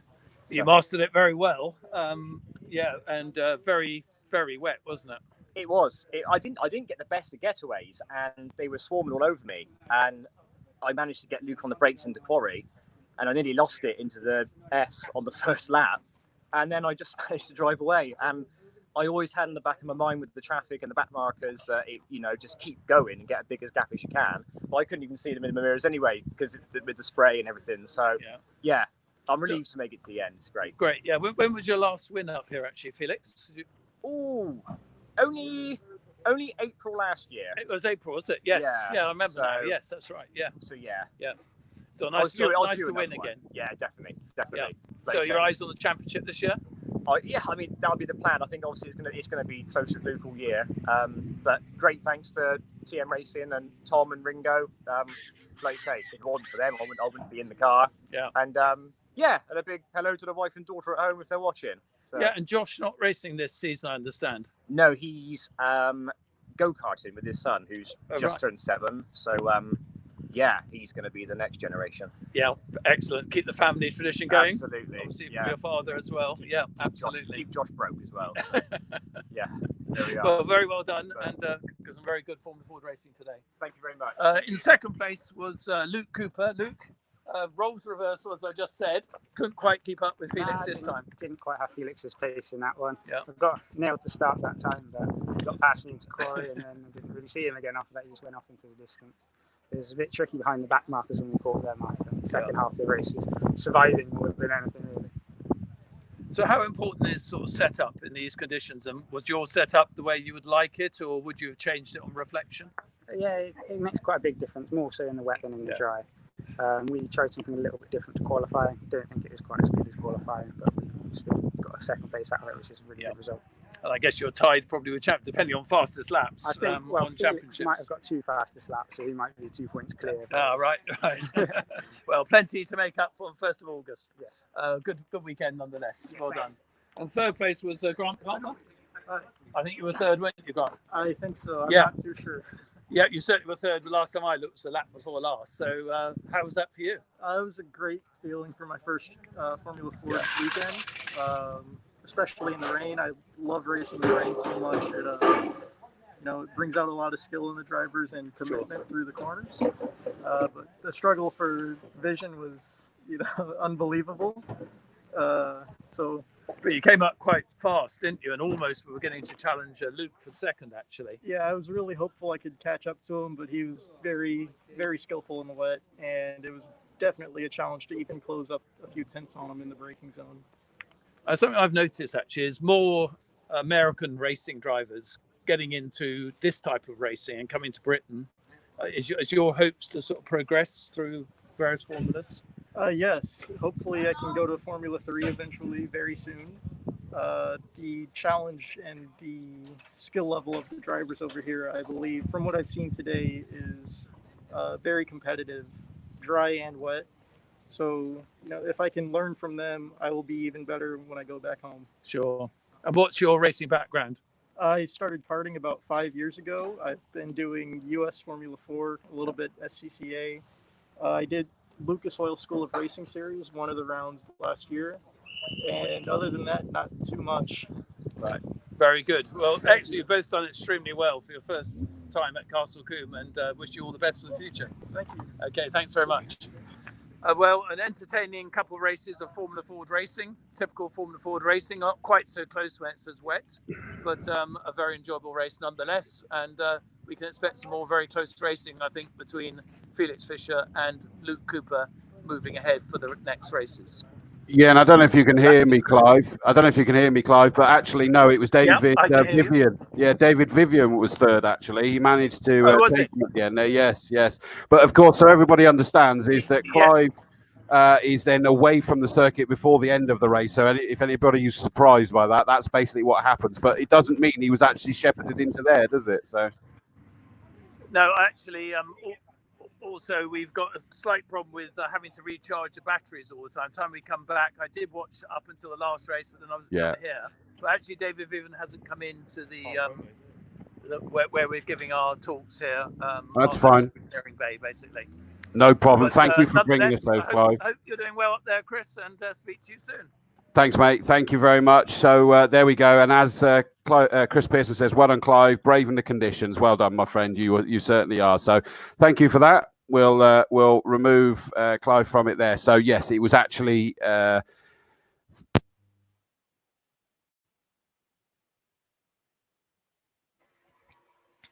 we've lost you there, Chris. I don't know if you can. Oh, and I keep catching the button. Did you hear any of what I was saying? No, not really. No, it's fine. I was saying thank you to Clive for bringing us. Chris Pearson says, well done, Clive, braving the conditions, and absolutely he is. But yeah, he will have had to have moved away from the circuit before it would have happened, and it means that he'll have missed the fact that there was a big change in the order on that last lap with a great move from David Vivian, wasn't it, to take third position? Well, I mean, he was 2 seconds behind at the start of the lap as well, so he'd obviously found a good deal of time before they got to Quarry, I would think. So whether that was other cars coming into it, back markers or whatever. But yeah, to make that move in tower on the last lap in these conditions, I think that shows a good deal of commitment and bravery from David Vivian. To be fair, that's what we've come to expect, isn't it, over the years? It is, right. We seem to have a number of cars missing from this, sadly, and I'm not entirely sure why. This is a real shame. Lucky Carer's not out there, so Oliver Ball is alone in the 41 car on the front row. I hope this isn't where they've kind of gone. They thought that they were keeping the order as it was earlier after their delay. But Tony Bennett, number 24, in third place, should have had Keith Butcher in the Audi R8, number 36, alongside him, but we know there was a problem there. Then it should have been 98 Lee Frost, the BMW. Sadly, he's not made it out this time. Neither has Kevin Jones in the Noble 112 alongside him, but we saw him have the moment as he crossed the line to take the checkered flag on the grass and in the barriers. Then it's number 99, Jamie Sturgis, with 56, Alan Hamilton alongside him. He's definitely there. Chris Everall, number 69. We knew that there's a problem with that Ginetta. It didn't make it out for the restart, and it still hasn't made it out now. Tim Woodman, therefore, in number 20 on his own in that bright orange Caterham. Good to see that, let me put that way again.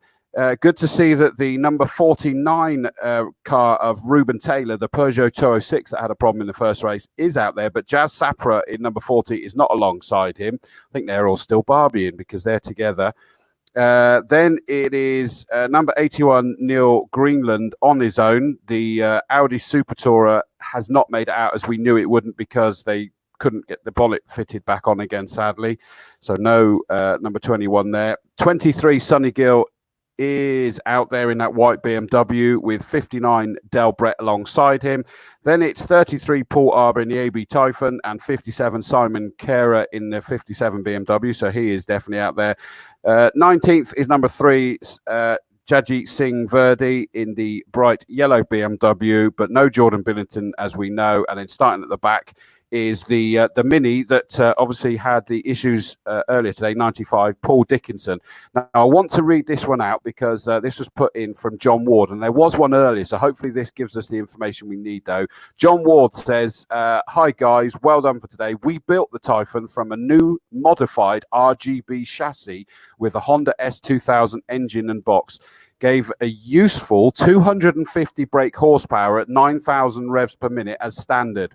Ran in sports specials with some podiums. Sold recently to Paul Arbour. First time out in the car. Good luck. Regards, John and Steve Arger Wood. So there you go. That gives us the information we needed, Ian. That was brings that to light. Yeah, and I think that's more or less what I thought it was. I think it is, which I thought I'd give you, make you feel pleased that you got it right there. Well, that's detective work, isn't it? That's been put to the test there. James Keeping, another one that hopefully we'll see out at some point this year. He's messaged me saying it's still raining in Bristol, so not convinced we're going to see it clear up before the end of these 2 races. And you've got to say, I can't disagree with that, Ian. It looks pretty sort of set in now, doesn't it, really? Sort of pretty consistent overhead.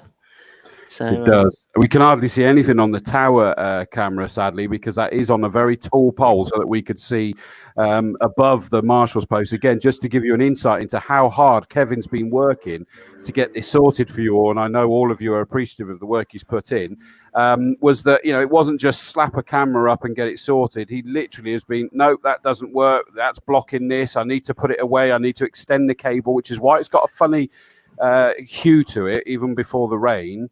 But if he moved it any further back, then that's going to be in the way. If he had it not on this pole, then the marshal's post would lose us the apex of the corner. So thank you again, Kevin, for your amazing work. And it's got us through amazingly. I'm another one, Ian, that's kind of there going, oh, I'd love to have this every race, because we can see more of the circuit as well. Yeah, it's helpful, isn't it? It's answered a few little queries and questions as to what's happened to various drivers and cars during the course of the day. So, it's been really helpful. So, many thanks to Kevin for all of the hard work that he's put in. Indeed. Sorry, and I realised I wasn't showing you the right bit. So there we go. Andy Ross says, well done, Mark de Rosario, first in Class C again. Yep, absolutely. I thought that was what it was going to show him. But here we go with this field moving down towards us. Remember, top left-hand corner, very quickly into the middle top cameras. That's what you want to see as they're about to come down towards us. They're under the control of Ollie Bull. He's the pole sitter. He's the only one on that front row, so he's going to be able to go when he's ready. Tony Bennett in the Caterham. He's going to look to go flying as well as they come across the start-finish line for this 15-lap race. And it is Ollie Bull. Alan Hamilton's into 3rd place ahead of Jamie Sturgis as it stands at the moment. It's just a big ball of spray through Folly. It's difficult for me to tell, but it's definitely the flotations-backed Tigra silhouette of Ollie Bull that's got the lead as it stands at the moment. Round he goes. Tony Bennett in 2nd. And I think Hamilton's held on to 3rd, Yeah, he has indeed. That's the way of it as they head down Farm Straight for the first time in this 15-lap race. And the 1.8-mile Castle Combe Circuit. So Bull from Bennett, from Hamilton. Then it's Jamie Sturgis, the reigning champion, in 4th place. 5th place looks to be the Ruben Taylor car, the 206cc. He's in 5th, therefore. 6th is Tim Woodman. 7th is the Neil Greenland Mitsubishi. 8th is Del Brett in the Porsche. 9th is 57, which is Simon Kera. And then 10th is number 3, which is Jagjeet Singh Verdi, just ahead of the 33 car of Paul Arbour on his 2nd race then in that car. Exactly, which is mighty impressive, isn't it? It's, you know, getting used to that. Here comes our leaders. Tony Bennett's not falling away from Ollie Bull, you know. This is a great fight between these two. They've pulled away from everybody else. Alan Hamilton's still in third place, so the Team Hamilton fans watching this will be absolutely delighted to see the light blue number 56 still holding off last year's champion Jamie Sturgis. Then it's a cracking job with the 49 car of Ruben Taylor in that Peugeot 206. And it looks like we're going to get a challenge there, and it looked like it was done there. Neil Greenland getting past the Woodman number 20, the orange Caterham. So up a position there. Okay, leaders at the S's for the second time then. And you're right, Tony Bennett not allowing Oliver Bull to get away. Third is Alan Hamilton, and Jamie Sturgis in that Seat, much bigger car, of course, has the headlamps shining brightly as he tries to chase down and pass Alan Hamilton for third place on the road, number 56. Then it's Ruben Taylor in fifth place, and sixth is Neil Greenland. But watching the battle for third as it turns its way towards Tower Corner now for the second time in this race, and it's still the Westfield ahead of the Seat. So that's the way of it, with Oliver Bull still leading as they head back towards you.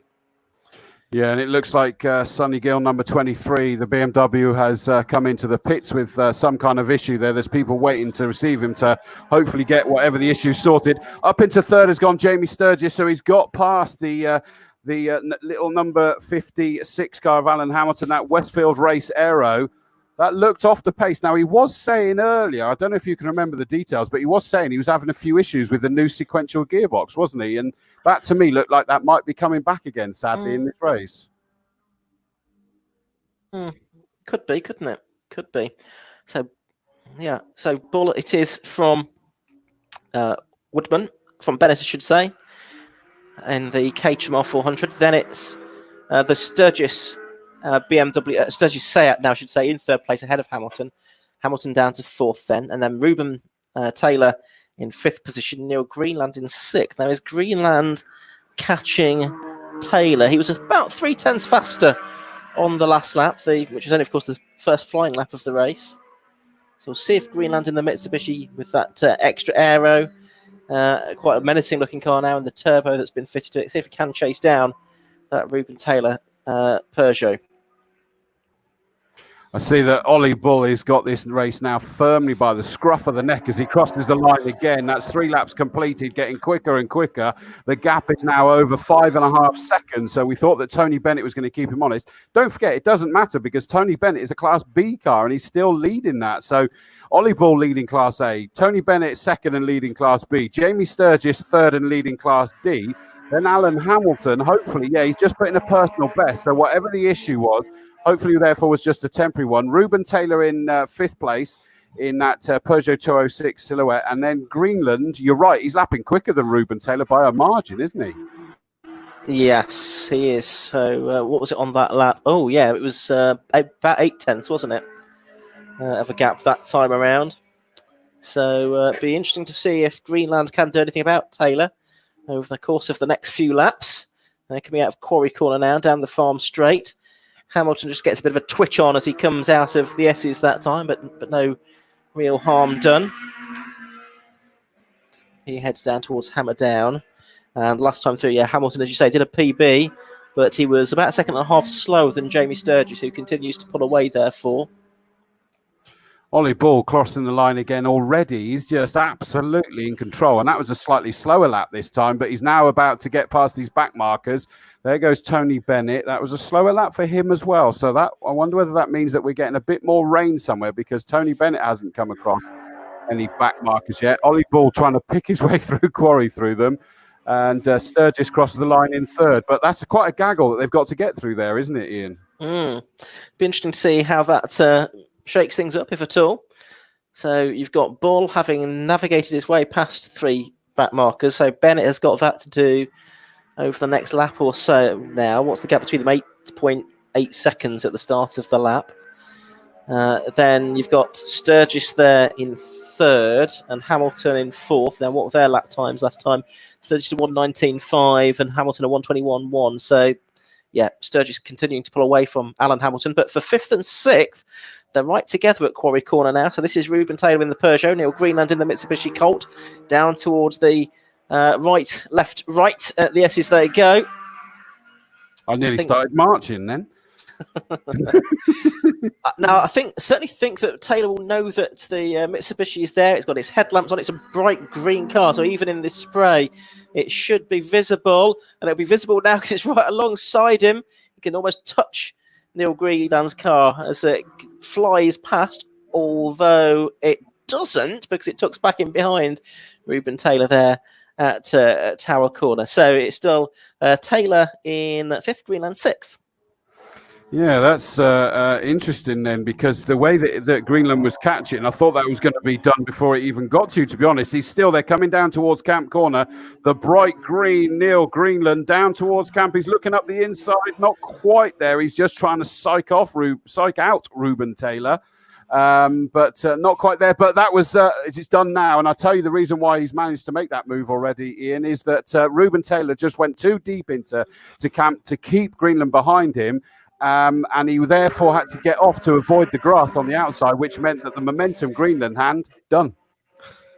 Meanwhile, Sturgis in 3rd place has just had a good deal of effort to get past that Paul Arbor AB Typhon at the Esses, but he's done that now and he's still there in 3rd place.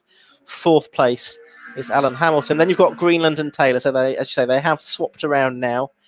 And Greenland probably will be able to pull away. Now, how are his lap times compared to Hamilton? They're slower, so probably that's about as far forward as Greenland can reasonably expect to go in this race.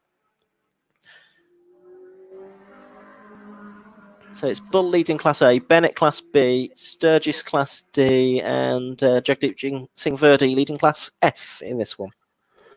Yeah, and at the moment, it's Sturgis has pulled comfortably away in that 3rd, hasn't he? He's not under any pressure from Alan Hamilton now. Alan's still trying to pick his way through the back markers, and I think they're conscious coming through these back markers in. You can see how aware they are that they might not be easily seen because of the amount of spray that's coming off. So they're not diving, are they? They're kind of making sure they know they're there before they even make the move. Which is very wise. I mean, it's only lap 7 of the 50 in that race. So it's still a long time to go. So there's no particular urgency, I don't think, to try and get clear the back markers. There'll be plenty of opportunities to do that and make sure you've got a good advantage over your rival, the person chasing you. I mean, at the moment, have we got any particularly tight scraps? I don't think we have at the moment. No one's sort of less than a second apart looking at the screen. So they're generally a bit more spread out now. Yeah, certainly Neil Greenland's pulled away from Ruben Taylor. Sorry. No, and I was about to say that was the only fight we had at that point, wasn't it? It was the Greenland and Ruben Taylor. But once just Ruben got pushed into that tiny little mistake that Greenland's now just pounced on it. In fairness, he is lapping considerably quicker than Alan Hamilton, but it's like 8.5 seconds gap for him to make up. So it's going to be a big ask. Alan Hamilton's just making his way down towards Camp now, and I'm looking into the distance to see the bright green of Neil Greenland. There he is. So literally, if you imagine from the apex of Camp back to just where they come into our view on the exit of Bobbies, that's the gap that we've got at the moment as Greenland's picking his way through some of these back markers, but he's done it without compromising himself to Ruben Taylor. So that could become a fight, Ian, potentially. You know, yeah, absolutely, absolutely correct. What have we had? Well, not last time actually, because he was 2 seconds slower, wasn't he? The back marker. Let's keep an eye on that. Well, let's see what happens. Things could change. We're still only on lap. Well, just lap 9 has been started down by Ollie Ball, hasn't it? So he's still got 7 laps to go, including the one he's just started, and so will everyone else. And I noticed, by the way, Ollie Ball just did a new fastest lap of the race, 1:14.704. Yeah, that's good going, isn't it? What did we see in the earlier race as the best lap? It was a 1:14.317 for Lucky Carer, so approaching the fastest lap from that earlier race. Well, Jamie Sturgis isn't hanging around. He's just dived up the inside of a back marker, that back marker being the number 57 BMW of Simon Carer. And so that was contrary to what I was saying earlier, where they're being a lot more circumspect. Jamie Sturgis wasn't. He's like, I'm getting this done. Now, Alan Hamilton, I can tell that gap's just increased a little bit because of where I had the 2 measuring points last time.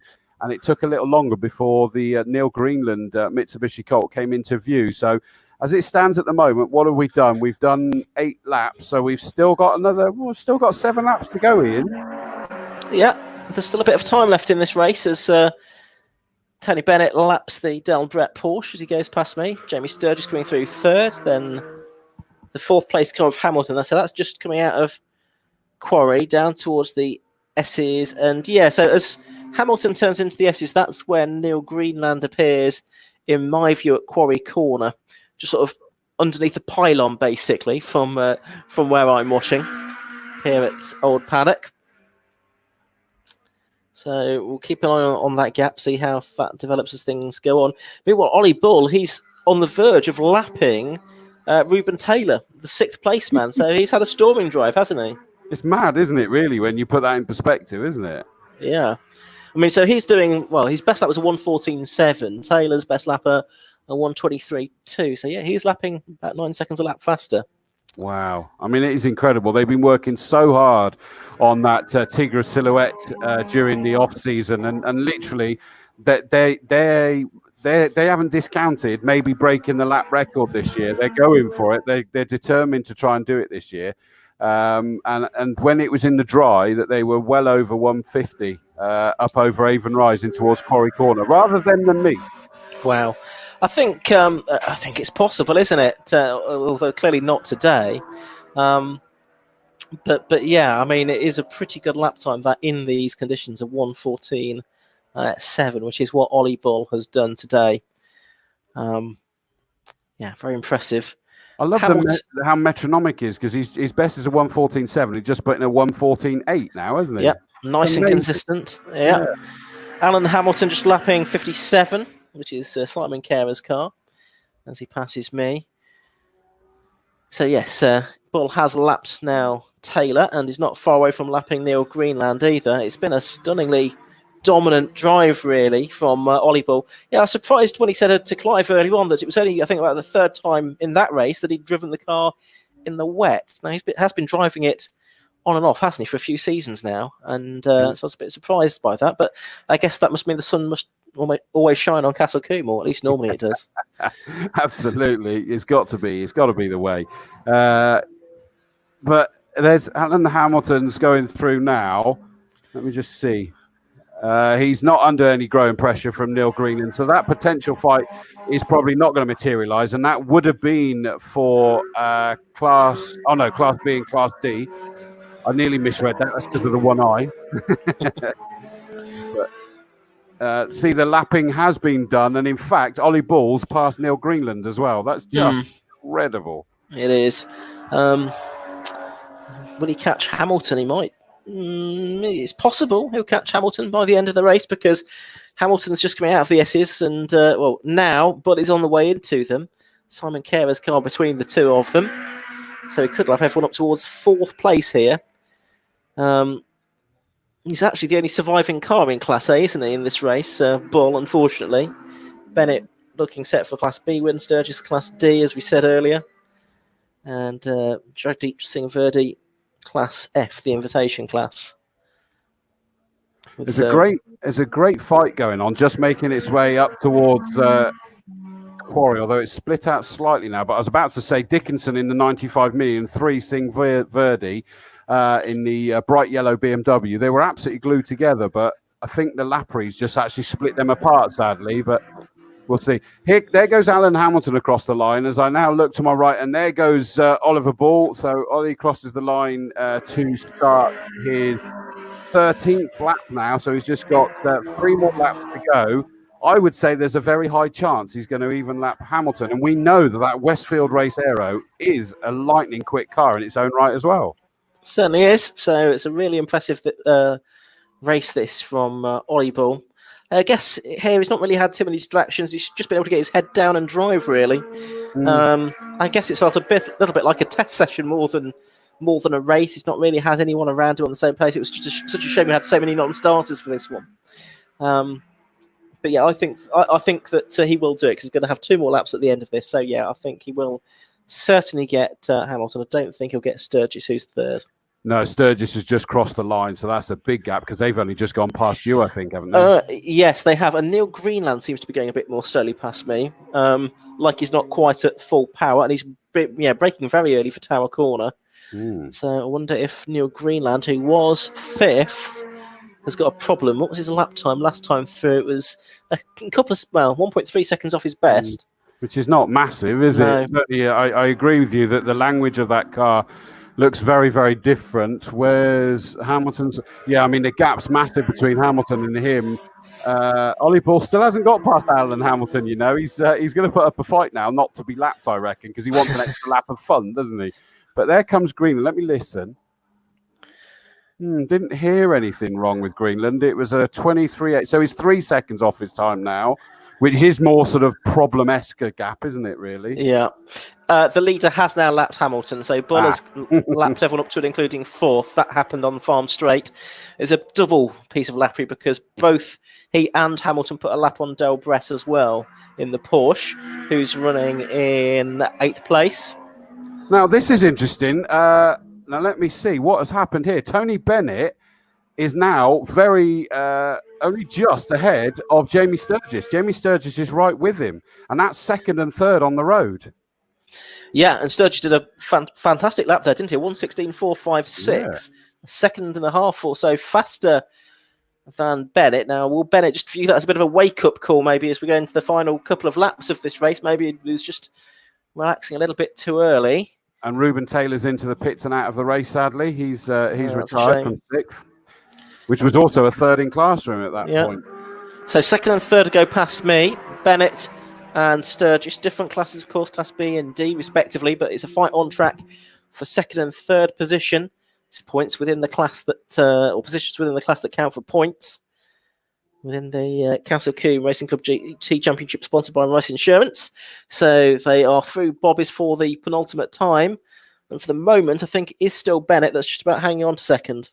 Now that's interesting. I mean, it's true. I think you were, largely alluding to there is that, Bennett could turn around and go, "Oh, look, there's no point. There's no need. I'm still going to get my class victory." And he really should know that, you would say. But we're on to their last lap now. But racing drivers, they got big old pride, haven't they?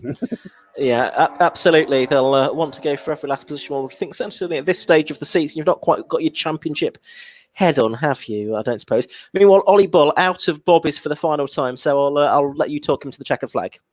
Yep, here he comes down towards us now with nothing in front or behind him through camp for the final time.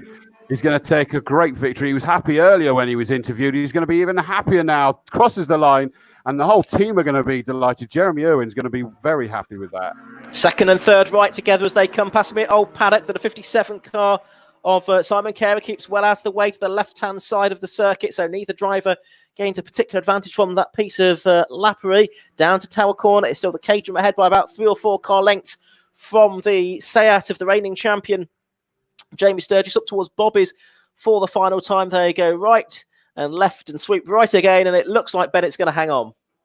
Yeah, certainly coming into our view, it is still the Caterham, and surely now he's going to make that count down towards camp. They come up in that top left-hand camera. You'll see that the smaller car's still got the nod, and he comes through to take 2nd place, punches the air. Jamie Sturgis goes past now, but a little bit too late, and then suddenly throws the anchors at the back and is alongside Bennett, and they're obviously congratulating each other. They enjoyed that one, Ian, I think is fair to say, even though it made no difference for class honours. So Ollie Bull takes the win and the Class A victory. 2nd is the number 24 car of Tony Bennett, which gives him Class B honours. 3rd, 99, Jamie Sturgis. That's last year's champion, and he secures Class D honours again in this particular race. 4th place, Team Hamilton will be pleased to see it. Number 56, Alan Hamilton, which gives him 2nd in Class B. 5th is number 81, Neil Greenland. Even if he had an issue, which he was 6 seconds off the pace at the end there, he still managed to come home 5th, which gives him 2nd in Class D. 6th place, number 20, is Tim Woodman in the bright orange Caterham 7. He comes home 3rd in Class B. 7th is Del Brett. That gives him 3rd in Class D in the 59 car. 8th is the 57 car of Simon Carey. And Ninth is still shown at the moment, Ruben Taylor, but he came into the pits and DNF'd in that Peugeot 206, sadly. So that's 2 DNFs. So some work to do on that car, but hopefully they will because it's quick and looks good. 10th is 95, which is the Mini that started at the back of Paul Dickinson. Great work to get that back out again. 11th, number 3, which is Jajit Singh Verdi in the bright yellow BMW. In 12th place, obviously still getting to grips with it, car number 33, which is Paul Arbour in his AB Typhon that you heard us talking about quite a lot, and he was the last finisher. So a great race from the GTs, and I can see that Clive is already down there with the rumble of the cars going past us. Looks like he's largely trying to find out who's going to stop, which at the moment, Clive, it looks like nobody's stopping for you. You probably can't hear us yet. We can see him trying to watch, and nobody's... can you hear us, Clive? Yes, I'm here. I was just saying it looks like none of them are stopping. Second race, the Rice Insurance. Oliver Ball's just stepped out. He's running across the road. Well done, Oliver. Thank you very much. You didn't have the Ferrari to get it's so slightly depleted field. Yeah. You race who you race against. A win is a win. That's what you got to do. It was good. It was good. I mean, I could see that there was, whether something happened behind me, I don't know. But first 2 or 3 laps, it was like it was going up by a second a lap, and then all of a sudden it was like 15, 20, 25, and it's like okay.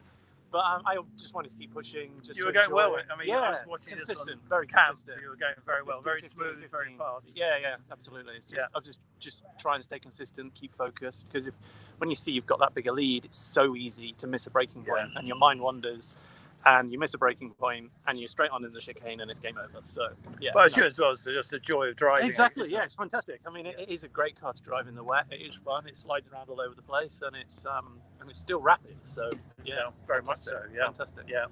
So thanks very much. No, great to see you and well done. Good weekend. Thank you. Yes, yeah, absolutely. We'll see if we can get Tony Bennett. I think we'll walk down. Tony, in very rapid Westfield. Always goes very well here at Castle Combe. It's animated conversation. It's coming under a fair bit of pressure at the end. Hi, Tony. Very good results. Yeah, second place. Thanks very much. Your car sounds fantastic. Does it? Yeah, I'm deaf as a post, so I don't really hear it, especially with the earplugs. So you'd be deaf otherwise. I think. So how was it for you? Coming under a bit of pressure at the end there. Oh yeah. No, I knew I was first in class. It's all about the points. I just didn't want to bin it, so I was trying to do as little as I could, but he would push me, so I had to do the maximum to stay in second. Bloody good driver. Yeah, you caught me up so much, didn't you? Yeah. So it's like the first race. Is the wetter it got and the longer it went, the car just seemed to go a little bit better, and it was. It's one of those things. I knew I was first in class. Yeah. But it's the racing driver in you. There's a car in front. You want it. And to be honest, that's what we all would like to see, whether on live stream or when we get spectators back. So yeah. So that was good, Jem. You've grown a beard since lockdown? I just got lazy, I guess. That's about as much of it that grows. But no, it's the car's had a lot of work during lockdown, and it was locked down at a garage, so they were able to do loads and loads to it while we were doing nothing here at the circuit. And it's come back looking good and working well, so I'm really pleased. And today, when you look at what's happened today with the Lamborghini and the Noble and what have you, it's just nice to go back home with a car that is the same shape as you turned up with.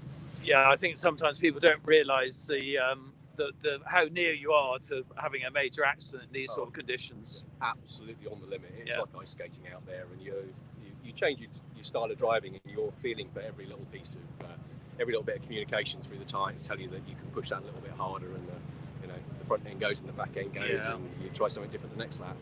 I think it's interesting when you're spectating, and having raced myself in the past, sometimes you watch a race and you think they're not going terribly fast, but actually because you've done it yourself, in these conditions particularly, how challenging it is to drive. But the lap times, and we're in the sort of 15s and 16s, we're not a million miles away from a dry lap, and yet it's awful out there. It's absolutely awful, and we're all kind of guessing today what the right tyres were. So we were hopping between slicks and wets, and we got a couple of different types of wets, and nothing was ever going to be exactly the right tyre for the day. But as I say, So you're looking to be champion again this year? It's always an opportunity, but it's just take it one race at a time, like I did last year, and we'll see how it comes out. Well, very well done. Thank you Nice to very see you much. up here again. Yeah. Cheers then. Take care. Right, Chris, it's back to you for the final race of the day, second hot hatch, and we look forward to that and be back here shortly.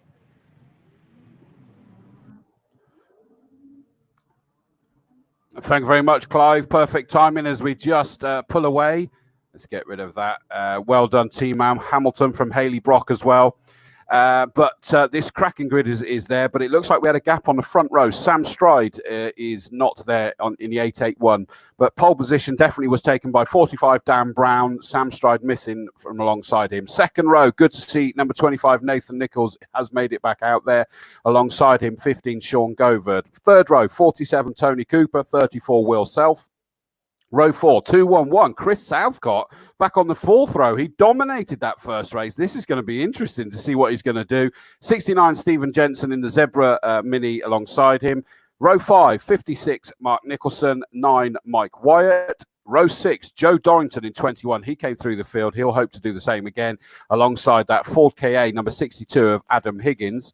Seventh row is 39 James Blake, 12 Lee Waterman. Row 8, 119 Darren Duffield, 117 Lewis Clark. Ninth row, 153 Martin Hathaway, 74 Michael Bland. 10th row, 55 Graham Cox, 68 Nick Mizzen. Row 11, 4 Adam Perrott, 84 Steve Bracegirdle. 12th row, 79 James Cantfer, 23 Matthew Barrington. On the 13th row is 71 Simon Hughes, 113 Sean Deacon, and on the 14th and final row, 265 Gary Franks and 78 Simon Fisher. So yes, Ian, sadly no Sam Stride on the front there then.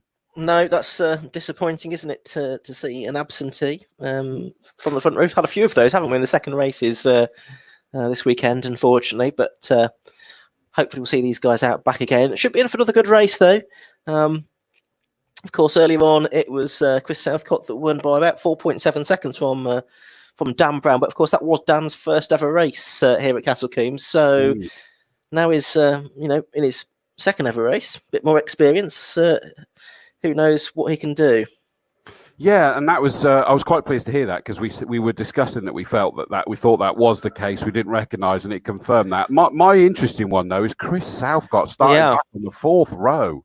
That'll be interesting to see him come through potentially. Yeah, but he needs to be patient off of this start, I think. Otherwise, it could get unstuck quite quickly. Do you think he might not be patient off the start? Yes. I do have that feeling where I was almost pleading with him. Could you tell in my voice? I was almost pleading with him, but he's not. He's got no patience. He'll be straight through as quickly as he can. Incidentally, by the way, no Mark Nicholson either. The 56 car is missing. Yeah, that was the one that was heavily mullered by Quarry, wasn't it? I thought it was. So Mike White, number 9, is on his own. There's Joe Dorrington. He came good in the second half of that last race, so he could come through the field. Adam Higgins was fighting really well in that Ford KA. The two MGZRs together then of James Blake and Lee Waterman, 39 and 12. We then got the other Mini of Darren Duffield, still learning his first race out there in the wet. Last time he gets to do it again, but Lewis Clark in that Fiesta was looking good last time as well. First light, second light, third light, fourth light, fifth light is on. Up go the engine notes, no real hold there, and off they go, and none of them able to get any great grip there. But it looks like the second row has probably done the best. Nathan Nichols and Sean Govard trying desperately, but no. Dan Brown, second phase, boom, he's gone. He's out of there. He's heading up Avon Rise. He's found the traction. He's found the speed, but he had to just pedal like an out-of-control duck for a good while there just to try and get going. And he managed it, and he's got that lead, but that wasn't guaranteed at the start. No, it wasn't. So as they turn their way out of Quarry Corner and down the farm straight, a lot of headlights coming towards me now, as it is a bit gloomy. Sean Govard there in third place, so he sort of effectively held station, but that car just sort of stand out. Very nicely prepared car, but it is the Honda leading of number 45, Dan Brown, from 25, Nathan Nichols in second. Third is 15, Sean Govard, and then it's Chris Southcott. So the very patient Chris Southcott still there in fourth place in 2-1-1. Still got plenty of time. It's a 20-minute race to try and try and make his way through up into the lead. But Dan Brown has made a decent little break here, and then it's 3 cars for second as they head through Bobbies for the first time. Yeah, and it's great to see these cars that are doing so well. Second back, Nathan Nichols obviously had his problems earlier. He's doing well. Sean Govard in that newly sorted car, but he's about to be passed by Southcott. I'm going to assume that is coming in towards camp. It certainly looks like it will be. Not hanging about, and he's making sure he's getting up there as quick as possible. Yes, it was Southcott, but Sean Govard's coming back at him in that white and blue Peugeot run by Will de Claudio's West Racing. You know that's going to be a cracking car if it's run by Will de Claudio, for goodness sake. Up Avon Rise in towards Quarry, but no, Chris Southcott has got that one secured, so he's up into 3rd place now. Yep, so let's keep an eye on that. Make that second, I think. Yes, he's gone through on the inside, more or less on the apex of Quarry Corner there. So Southcott now second, but he has got 2.3 seconds to make up on the race leader, and I'm sure he's capable of doing that, given his pace in race 1. But yeah, he's got a little bit of work to do. It's going to take him a couple of laps or so, I would think, at least, to be able to do that. So it's Brown leading, Southcott second, Nichols third, Govard 4th, Adam Higgins is 5th in the Ford KA, 6th is Will Self, 7th is Stephen Jensen, the first of the minis, and 8th is the 39 car, which is James Blake. 9th is Tony Cooper. He's a bit further back in this race. I think he might have a problem. He's just being passed by the number 9 Honda Civic of Mike Wyatt. Interesting. Yes, remember, Chris Southcott fought his way up to second, but he's Class A. He's past the B and C class cars at the moment, so he is where we'd expect him to be, but he had to do it. Now, interestingly, the big change there is that Sean Govard's got past Nathan Nichols, and somebody stopped in front of you by the looks of it. Yeah, and it looks like Martin Hathaway. Okay, so Hathaway in the minis pulled off, sadly. But yeah, Sean Govard has got past Nathan Nichols. They're both separate classes as well, actually. They're leading their classes. So again, remembering that, Nathan Nichols is leading Class B, Sean Govard leading Class C. And Nathan Nichols still getting used to this car this year. And I know that he hasn't even been testing because I've been racing or commentating on sim racing instead. Well, that's obviously... not done him any harm by the looks of it. So yellow flags covering the S's at the moment, while Martin Hathaway gets to the safe side of the Armco barriers. So no chance there for, if anyone to overtake, of course, or indeed close the gap, really, because they should be slowing down under the yellow flags, of course. But nevertheless, it looks like the gap is coming down between Dan Brown and Chris Southcott. It was 2.9 seconds at the beginning of the lap. It's much less than that now. I'd say it's less than 2 seconds, maybe about 1.5 seconds, something like that. So Chris Southcott has taken a chunk of time out of Dan Brown there. Then you've got Govard, Nichols, Higgins, Self, Jensen, Blake, White, and Tony Cooper still circulating, rounding out the top 10. I was about to say, I've told you a million times, Ian, stop exaggerating, but you're not, are you? He has got close. He's definitely He a lot certainly close. has. Yeah, down in towards camp here, you can see he's able to just have the confidence to break that much later, and that's got to be as much experience leading to confidence, hasn't it? To be able to break that much later. It's down to 2.0. New fastest lap of the race goes to 2:11. Chris Southcott. He is absolutely flying. Do you know what? I reckon he's loving this, and he'll consider sort of not qualifying up as high next time, because we're getting to see him fight and reel him in, and he's going to be buzzing at the end of this race. Yeah, of course, he did sort of about half of the qualifying session, didn't he, before heading back to the paddock? So that's why he didn't For an really ice cream. Yeah, so why didn't get a second banker lap in for the grid for the second race, because it's second fastest qualifying time set the grid for race 2 this weekend, and he's continuing to close. It's down to probably a little bit over a second now, I would say, between Brown in his second race and Southcott with a bit more experience here at Castle Combe and elsewhere, and in a variety of cars as well. Govard third, Nichols fourth, 5th is Adam Higgins, 6th is still Will Self in the 205. Good battles going on all the way up and down the field by the looks of it. Leaders heading their way through Bobbies, and yeah, I reckon Chris Southcott continuing to reel in the race leader. Yeah, I just saw it on the cameras. They disappeared out of the camera shot at Bobbies, and down in towards camp. It's considerably lower than it was before. And what are we going to see of the experience of Dan Brown? Because, he's now, he's being caught, but how is he going to defend? And the reality as well, Ian, that we can't, forget is that Chris Southcott doesn't know how Dan Brown's going to react when he's trying to make the moves. And you end up having to sort of create some kind of an awareness of what the driver you're battling with is going to do. He's right with him as he goes through Quarry, so he could do it coming down towards you now. Yep, and he's flashing his headlights now at the race leader. That's a bit cheeky. You might do that to back markers, but he's flashing them like he's an angry driver on the motorway, and it's done the trick, because he's scared the black and red car of the erstwhile race leader, Dan Brown, out of the way. So it's now 2-1-1. Chris Southcott that leads, but I don't think Dan Brown likes that. He's closing back in on the run down towards Tower Corner. Braking a little bit earlier, though, so he's not going to make a move there at Tower, but he's not going to give this up easily, I don't think. So Southcott now leading, but Brown, I think, wants to fight back. They're into Bobbies for the 5th time in this race, so it's a 20-minute race, so they're coming up to about 1/3 race distance. Now, if he's got any sense, Dan Brown, what he wants to do is ignore the actual fighting thing, is he just wants to latch onto the back of Chris Southcott. This is how he's going to pick up any kind of tips. Now, please don't take that the wrong way, Dan Brown and his supporters. And I have no doubt, and he's already shown that he's one heck of a racing driver, but there's nothing that can replace experience, especially as we've seen the confidence of how late you can brake in these wet conditions. Coming into camp in particular, that we've seen it, and I heard you mention it as well. If he can now just watch what Southcott's doing, he's going to pick this one up. And but I had to laugh at the cheekiness there of Southcott flashing his lights for him to get out of the way. That's not right. That's unfair. Yeah, it's certainly a calculated, an aggressive move. Now, they've got a couple of back-market minis to contend with over the course of the next few corners. That's the 265 car of Gary Franks and the 78 car of Simon Fisher. And they'll get them at or around Tower Corner, I would think.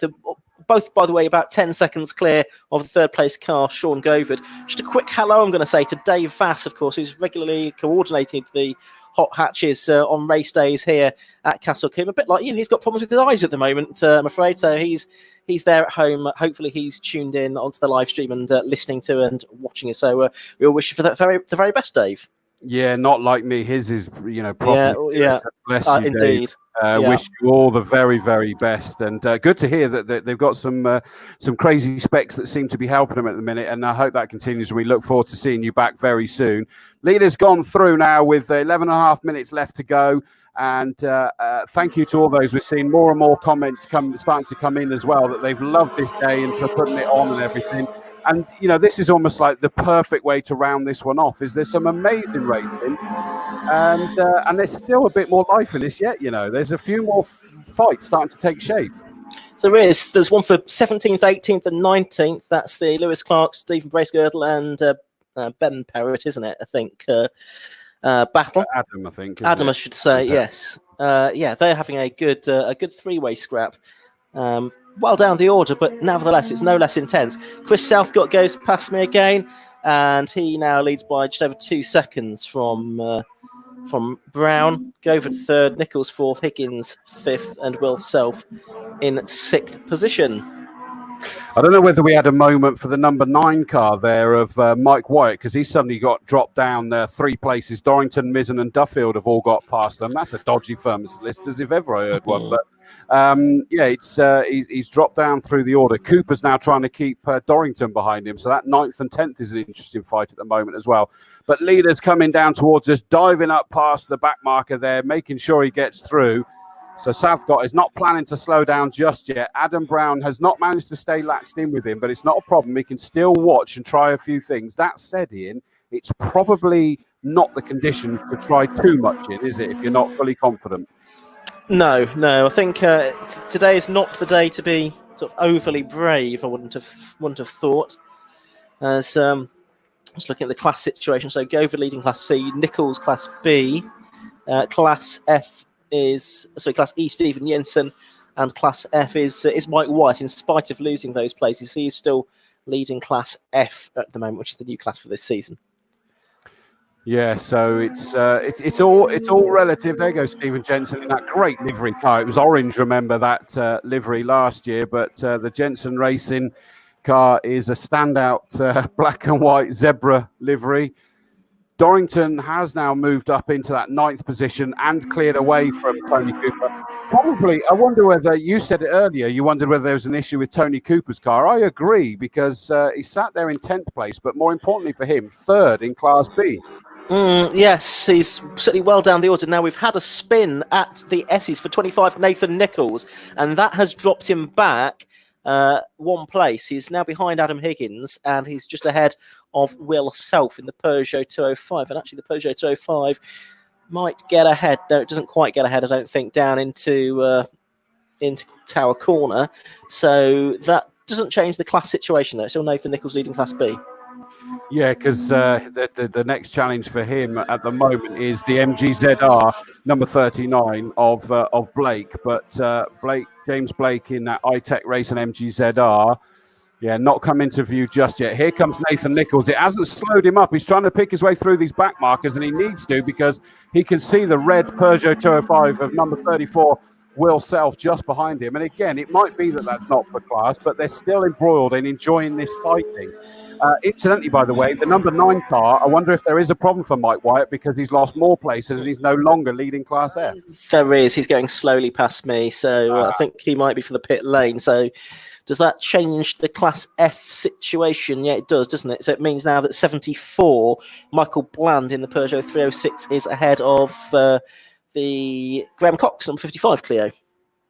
Yeah, and there's quite a gap between those guys. So that is the order of those two as it stands quite comfortably as at the moment. Leaders coming down towards camp. We've still got 7.5 minutes left to go, so we reach half race distance. Oh, no, it was a 20-minute race, wasn't it? Sorry, not 15. So no, we're well past that. But there goes our leader, the 7th place starting Chris Southcott into the lead comfortably. What's his gap up to now? 3.364, so he's got it under control now.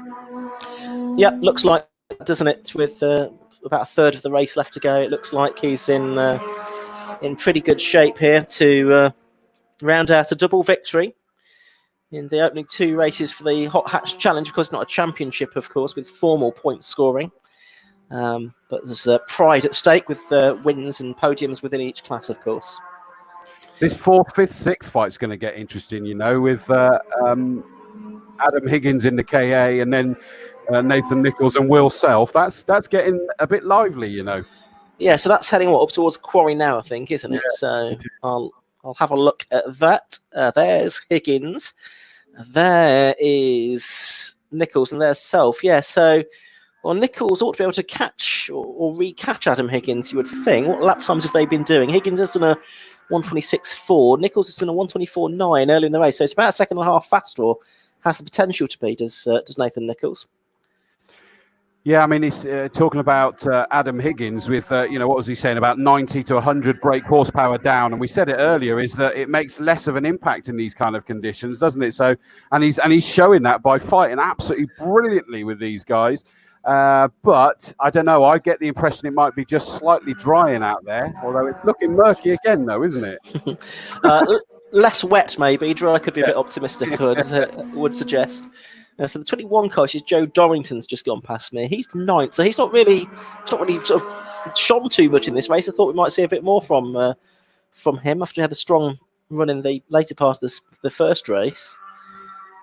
But it wasn't to be. We've got the race leader just coming past me now, lapping I think that's the Graham Cox blue Clio.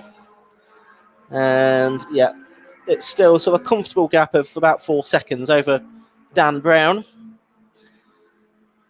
Down towards the right-hander at Tower they go. Looking into the distance, yeah. Oh, here comes Higgins now. And what's happened to the gap between Higgins and Nichols? It's come down a half a second, hasn't it, on the last lap? But it's not going to happen fast enough, I don't think. No, and I think in reality, it's that Nichols is probably going to be under more pressure from Self behind him or before that, isn't it? I mean, it could be an interesting 3-way fight there before the end of this race. But our leader comes across the line again with just over 4.5 minutes left to go. Chris South got 2-1-1. There goes Dan Brown in the 45 Honda Civic in 2nd place. 4.2's the lead now as they pick their way through this traffic.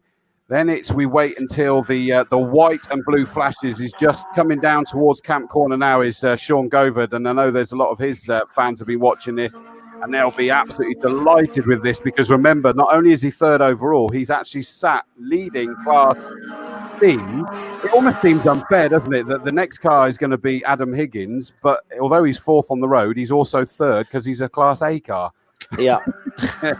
It's not fair, is it? It's not really.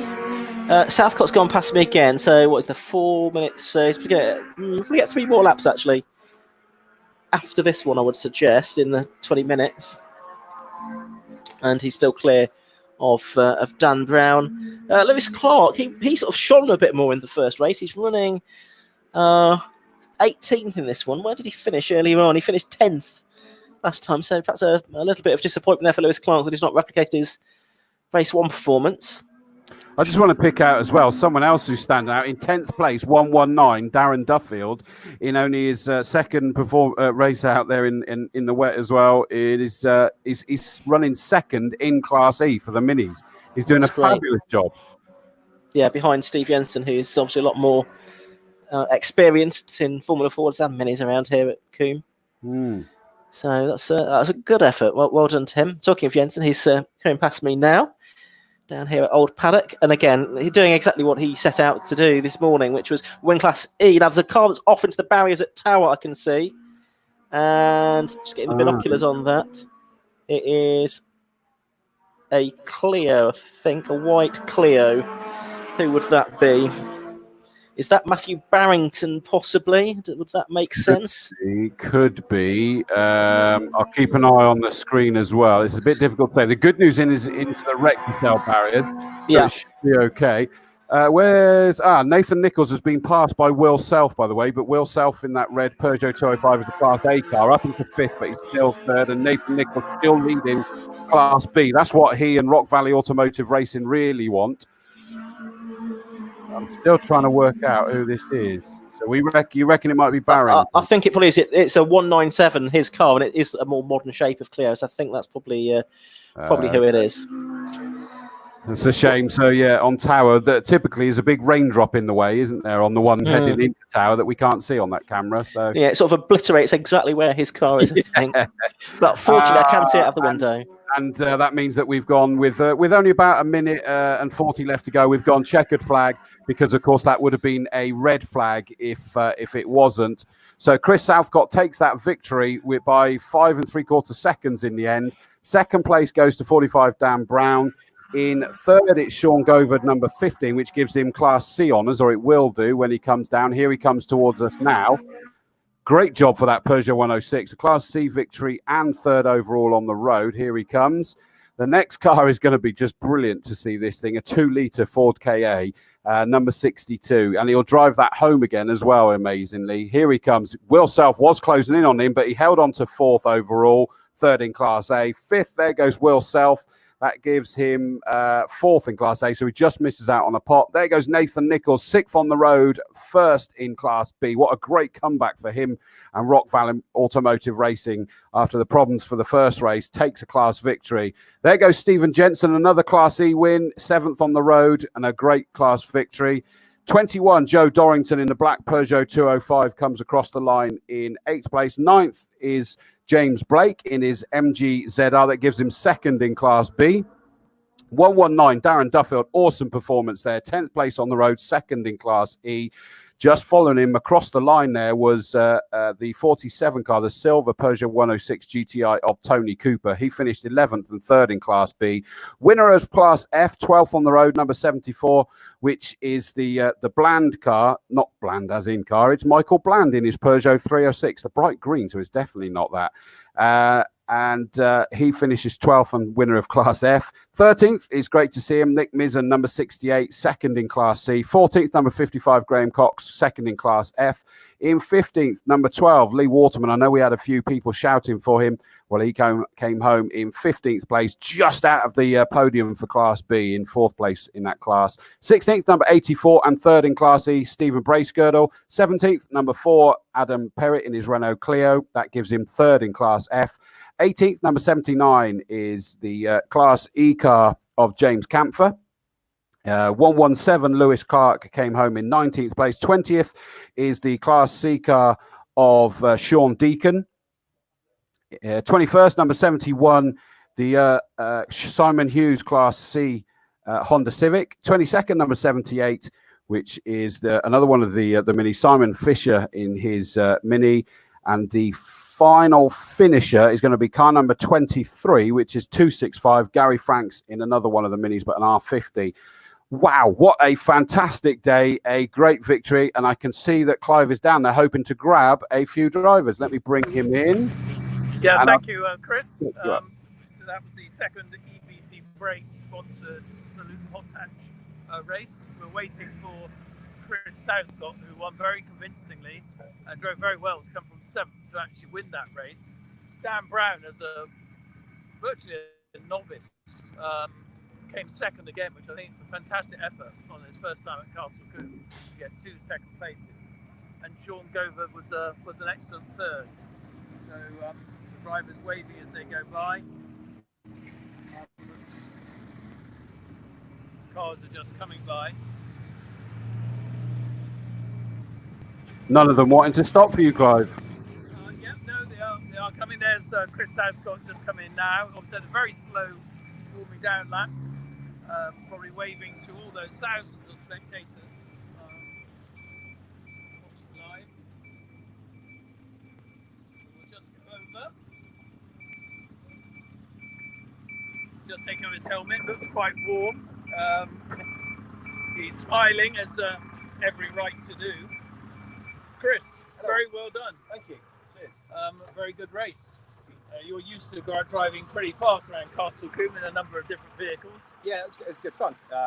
It was interesting actually. I ran wet tyres then, full wets, as opposed to the intermediates or our dry tyre, which is quite a good intermediate. Yeah. I think I preferred the other tyres. It was understeering quite a bit, but good fun. Yeah. It was quite nice starting coming from 7th. through? Obviously, you started 7th, so it must Yeah, be very made it more fun. rewarding. Yeah, it was as well. good. Yeah, I worked my way through and had a good race with the chap in the Civic and enjoyed it. Yeah, it's good. Yeah. Yeah, he's driven very well. He's a sort of He has, novice, actually. Yeah, very well. I didn't think I was going to catch it at one point, and then managed to chip away and get there. Yeah. Yeah. Actually, What about his flashing lights? Many years ago, I owned a 1.9 GT, only a road car, but it was a fabulous little car. They're great little cars. Great I've little got a road car.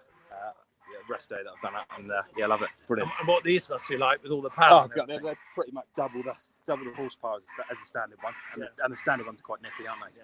So great fun to drive. Yes. Yeah. Well, very well done. Thank you very much. Sorry, Cheers. I missed you. You didn't stop the first time. Unfortunately, we had a bit of muck up, but so No 2 worries. good wins today. Yes. Yeah. Good day. Pole 2 wins. Yeah. Excellent. Thank you. Very well done. Cheers. Second place, Dan Brown again. Second time. Well done, Dan. That's a pretty impressive rookie performance here at Combe. Thank you. I sent it the best I could. I think I might have to invest in some proper wet tyres for next time so I can compete with things like that. Yeah. But no, I'm very happy with that. And what was it like leading the race for all that time? Were you looking in your mirrors? Were you thinking about it? I would like to have looked at my mirror, but it fell off while I was queuing up. So I only had exterior mirrors, so I could only see. The mirrors on the side are a bit rubbish, so I could only see him every now and again, closing. So I was just pushing as hard as I could to try and get a gap, but unfortunately with those tyres, I think it was inevitable. Yeah, well, very well done. We look forward to seeing you again, hopefully the 1st of August. Yeah, I hope it's a dry day. Well done. Thank you. And 3rd place, Sean Govacher. All right. Well done. Thank you Nice very much. result for you. Yeah, it was hard work. Yeah, thoroughly enjoyed it though. And you're run by Will de Clouder, is that That's right, yeah. Well, he's got plenty of experience, hasn't he? Yeah, I've been listening to him a little bit now and again. I don't say too much, but yeah, no, I enjoyed it. Yeah. Really good. Is this your first podium? I think it is, yeah. I think it's my first podium. Yeah. Brilliant. Yeah, You must be really chuffed. Really chuffed, and the car was faultless as well. So I must say, well done, Will. Yeah. To get me where I am. Well done, you. So, yeah, thoroughly enjoyed it.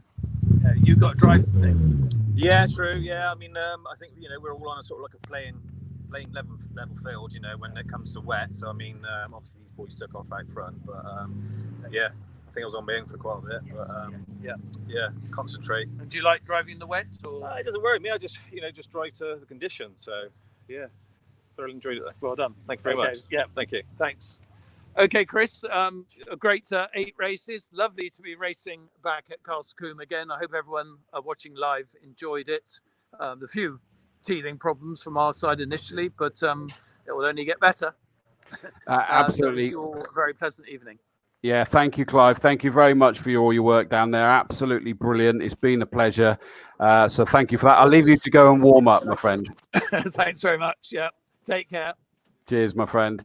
So let's pop those two out of there. And thank you also to Tom Davis, who was showing everything around there. Let's bring in, I don't need that on full. Let's pop this back round again because we got the smiling Salmon as well. And it's, I mean, wow, what a day. Thank you so much to everybody. The comments are coming in from you all. Well done. Thank you to everyone at the circuit and everyone that has had a hand in making today happen. It's fair to say, as one of the first motorsport events of 2020 in the UK, Team Combe has paved the way to a fantastic season ahead that will be talked about for generations to come. You know, I hope you mean that. You know, we said all along is it wasn't going to be absolutely perfect what we were able to provide technically. We needed to bring you something was our attitude. We could have just left it the audio, Ian, couldn't we? And it had gone out on TSL and everything, which we did work hard to get it even on TSL. But we wanted to do more. And I've got to say, I've loved it being able to see what's going on those little blind spots. No, it certainly has helped from that point of view to sort of pick up things that we otherwise wouldn't have spotted. So that's definitely been very worthwhile doing, and I hope that everyone has enjoyed it at home or wherever they're watching. I think I've managed to add another country to the list. One of an old school friend actually was watching from his balcony in Bavaria, where it's cloudless skies and 25 degrees. We can add Germany to the list as well. So that's all good. But yeah, I can't say it's not been a strange day, but I think actually once the racing got underway, it felt surprisingly normal, didn't it? After sort of all of the sort of slightly strange of the quiet paddock and the social distancing and the no spectators, almost once the racing got going, certainly I didn't notice that quite as much. And you know, it was good to get all the interaction from people at home, whereas normally we'd have it from the spectator banks. You've gone quiet, Chris. I flicked it on the table again. Sorry, mate. Enough of a norm for us to get back to what we were missing because we've missed it. I think maybe it'd be different if we'd started the season and then stopped and then had this. But the fact that we've had nothing, you know, it's been a pleasure to have it back. The Racing Club have done amazing to get this on. The team behind the scenes, that just in race control beside me, starting to pack things up now. Steve Weston in particular, Richard Beard or Beardy, he's done some amazing job. The Orange Army out here that have been here. I mean, to have the whole fact that one of the concerns we had in our mind, Ian, when everything was getting set up at the beginning was that going, okay, are we going to actually have enough marshals? Because, you know, they could be socially distancing, they could be locked down, they might, you know, not be well, they might not feel safe enough to come and do it. We actually had more marshals than we can handle. And poor Richard Beard actually had to tell someone, I'm sorry, but you're not able to come this time. We'll have you on and he's got a waiting list that if they've done this one, they might not be here for the next one. How amazing. It's a great position to be in. I'm sure Richard would have hated having to turn anyone away because, you know, the volunteers are the lifeblood of the sport. But yes, with the limitations that MSUK quite rightly put on it, and I know Richard worked hard to sort of try and get them to up the number that we could have as well, which, you know, but they've got marshals spread, you know, around the circuit, absolutely plenty of them. So I don't want anyone to think that there wasn't enough. It was just the right number, and I don't think that that caused us any problems today. So hopefully in the future we'll be able to welcome more of the marshals back here. Interestingly, you know, what I'm hearing from around the country actually is that although that is a fear, that we might not have enough marshals, especially let's whisper it a little bit quietly, some of them are a little bit more senior in years, aren't they? That maybe not everyone would want to come out, but I think across the country, I think the numbers are holding up reasonably well from what I can understand, which is good to hear. No, absolutely. So thank you to the Orange Army. Thank you to the recovery crews, the maintenance crews, the medical crews, all of them, as you've seen when we've had to have delays, that have not just been able to get on and do their job. They've got to do it safely. They've got to do it from a suitable distance. They've then got to do a massive cleanup operation after every single little thing, just on the possibility. Now, imagine this, that you go and touch the handle of someone's car to open it to get them out. You are unaware that you're a carrier, and they reckon there's a high number of us that are actually asymptomatic carrying of this COVID-19, sadly. You'll have been the same as me and got in, and we had to clean all of this here. I've got to pack down. I've got to clean. I brought in a lot of my equipment that I've got to clean down and clean everything ready, let alone myself. Now do that after every single race because you are exposing yourself to multiple people. the work that everybody's put in to make it happen, to keep it going, has been beyond belief, to be honest with you. Yeah, it really, really has. And, you know, the chances are that any one individual probably is going to be perfectly fine and free of the virus, but it's just that risk that cannot be taken. I think it's something like 1 in 2,500 people in the country have got it at the moment, which is, you know, you'd be unlucky to bump into someone in the street who's got it on that basis, especially as they should be isolating. But because of the people who are asymptomatic, you just don't know, and you've got to treat everyone as if they're contagious, basically, and that does mean procedures have to change quite a lot. And from what I've seen, that's worked pretty well this weekend. And in fact, turn that around, is they say the advice is not just treat everyone as though they've got it, is you're actually supposed to treat yourself as though you've got it, therefore be keeping yourself away and just respecting everything you're touching or don't touch if you can help it. So it's just been such hard work. Kevin has been our hero today. Apologies, there was a few technical glitches. The new laptop worked wonders over there, Ian. You know, we had to learn live. I know we ran testing, but that was when we didn't have all these other people in trying to use Wi-Fi and 4G and everything else in the circuit. And so we were learning live on the job. Kevin has been flat out, and he looked a shadow of himself when I saw him a moment ago, because I think it's been a very difficult day, and he's got to pack it all down yet, bless him. He's been an absolute hero to us. Thank you to all the people that have made comments. My dad even made a lovely comment, not only sort of saying thanks to us, but saying that Castle Combe Racing Club should be driver of the day because of the work they put in. I thought that was a nice way of summing it up. You know, hopefully you enjoyed it for what it was. We never said it was going to be Motors TV reproduction, for goodness sake. It was just so you could see something rather than just having the audio and a timing screen. It's been a pleasure from my perspective. Tough at times, Ian, but it's been an honour to be part of it. No, absolutely right. And, you know, we all hope very much that, you know, the next meeting or the meeting after, we can get back to something a little bit closer to the normal. I don't think it will be normal, will it? But we've got our fingers crossed that that will be happening. We'll be able to welcome spectators back here, of course, which is a big thing for Combe, because out of all the circuits around the country, it is, as you know, Chris, the one that gets the biggest and the best crowds for club racing events. So yeah, that'll be that's a major thing to get spectators back. Really hope that can happen. I'm not here at the next meeting, but I'm due to be here at the end of August, so fingers crossed by then it will be certainly on the road to recovery, and you know, motorsport will be getting back to how we normally like to enjoy it.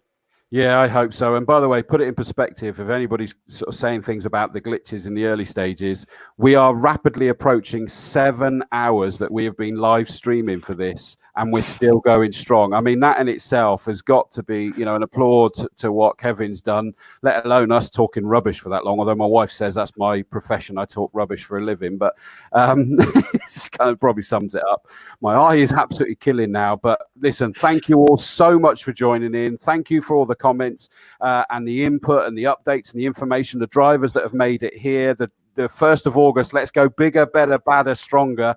We have no idea. Watch this space, and please realise that any limitations that are put in are not Castle Combe forcing any limitations. Castle Combe are doing as much as they are allowed to, and they want that to be even more. So we'll watch this space. Let's see what happens. Thank you so much for joining us. Ian, final words from you? Yeah, no, it's been different, but it has been fun. It's been good to see some racing again. You've got the thumbs up from Tom behind you as well. Yeah, I've enjoyed it. Look forward to coming back again in August and continuing my journey around the circuits of the UK during the course of this season. But this has certainly been a very, very good start to the UK racing season. No, absolutely. Well, thank you very much to Ian Salmon. Thank you to Tom Davis in the background. He's been a beautiful cameraman all day. My partner in crime. We'll let you know when we're going to do the next Combe TV. Thank you to you, Chris. More importantly, big thank you. Everyone wants to say big thank you. Thanks, mate. Thank you. Tom and I will be back on Combe TV. Remember, dilly dilly to the mighty Orange Army. We'll be back. Let Combe TV be gin.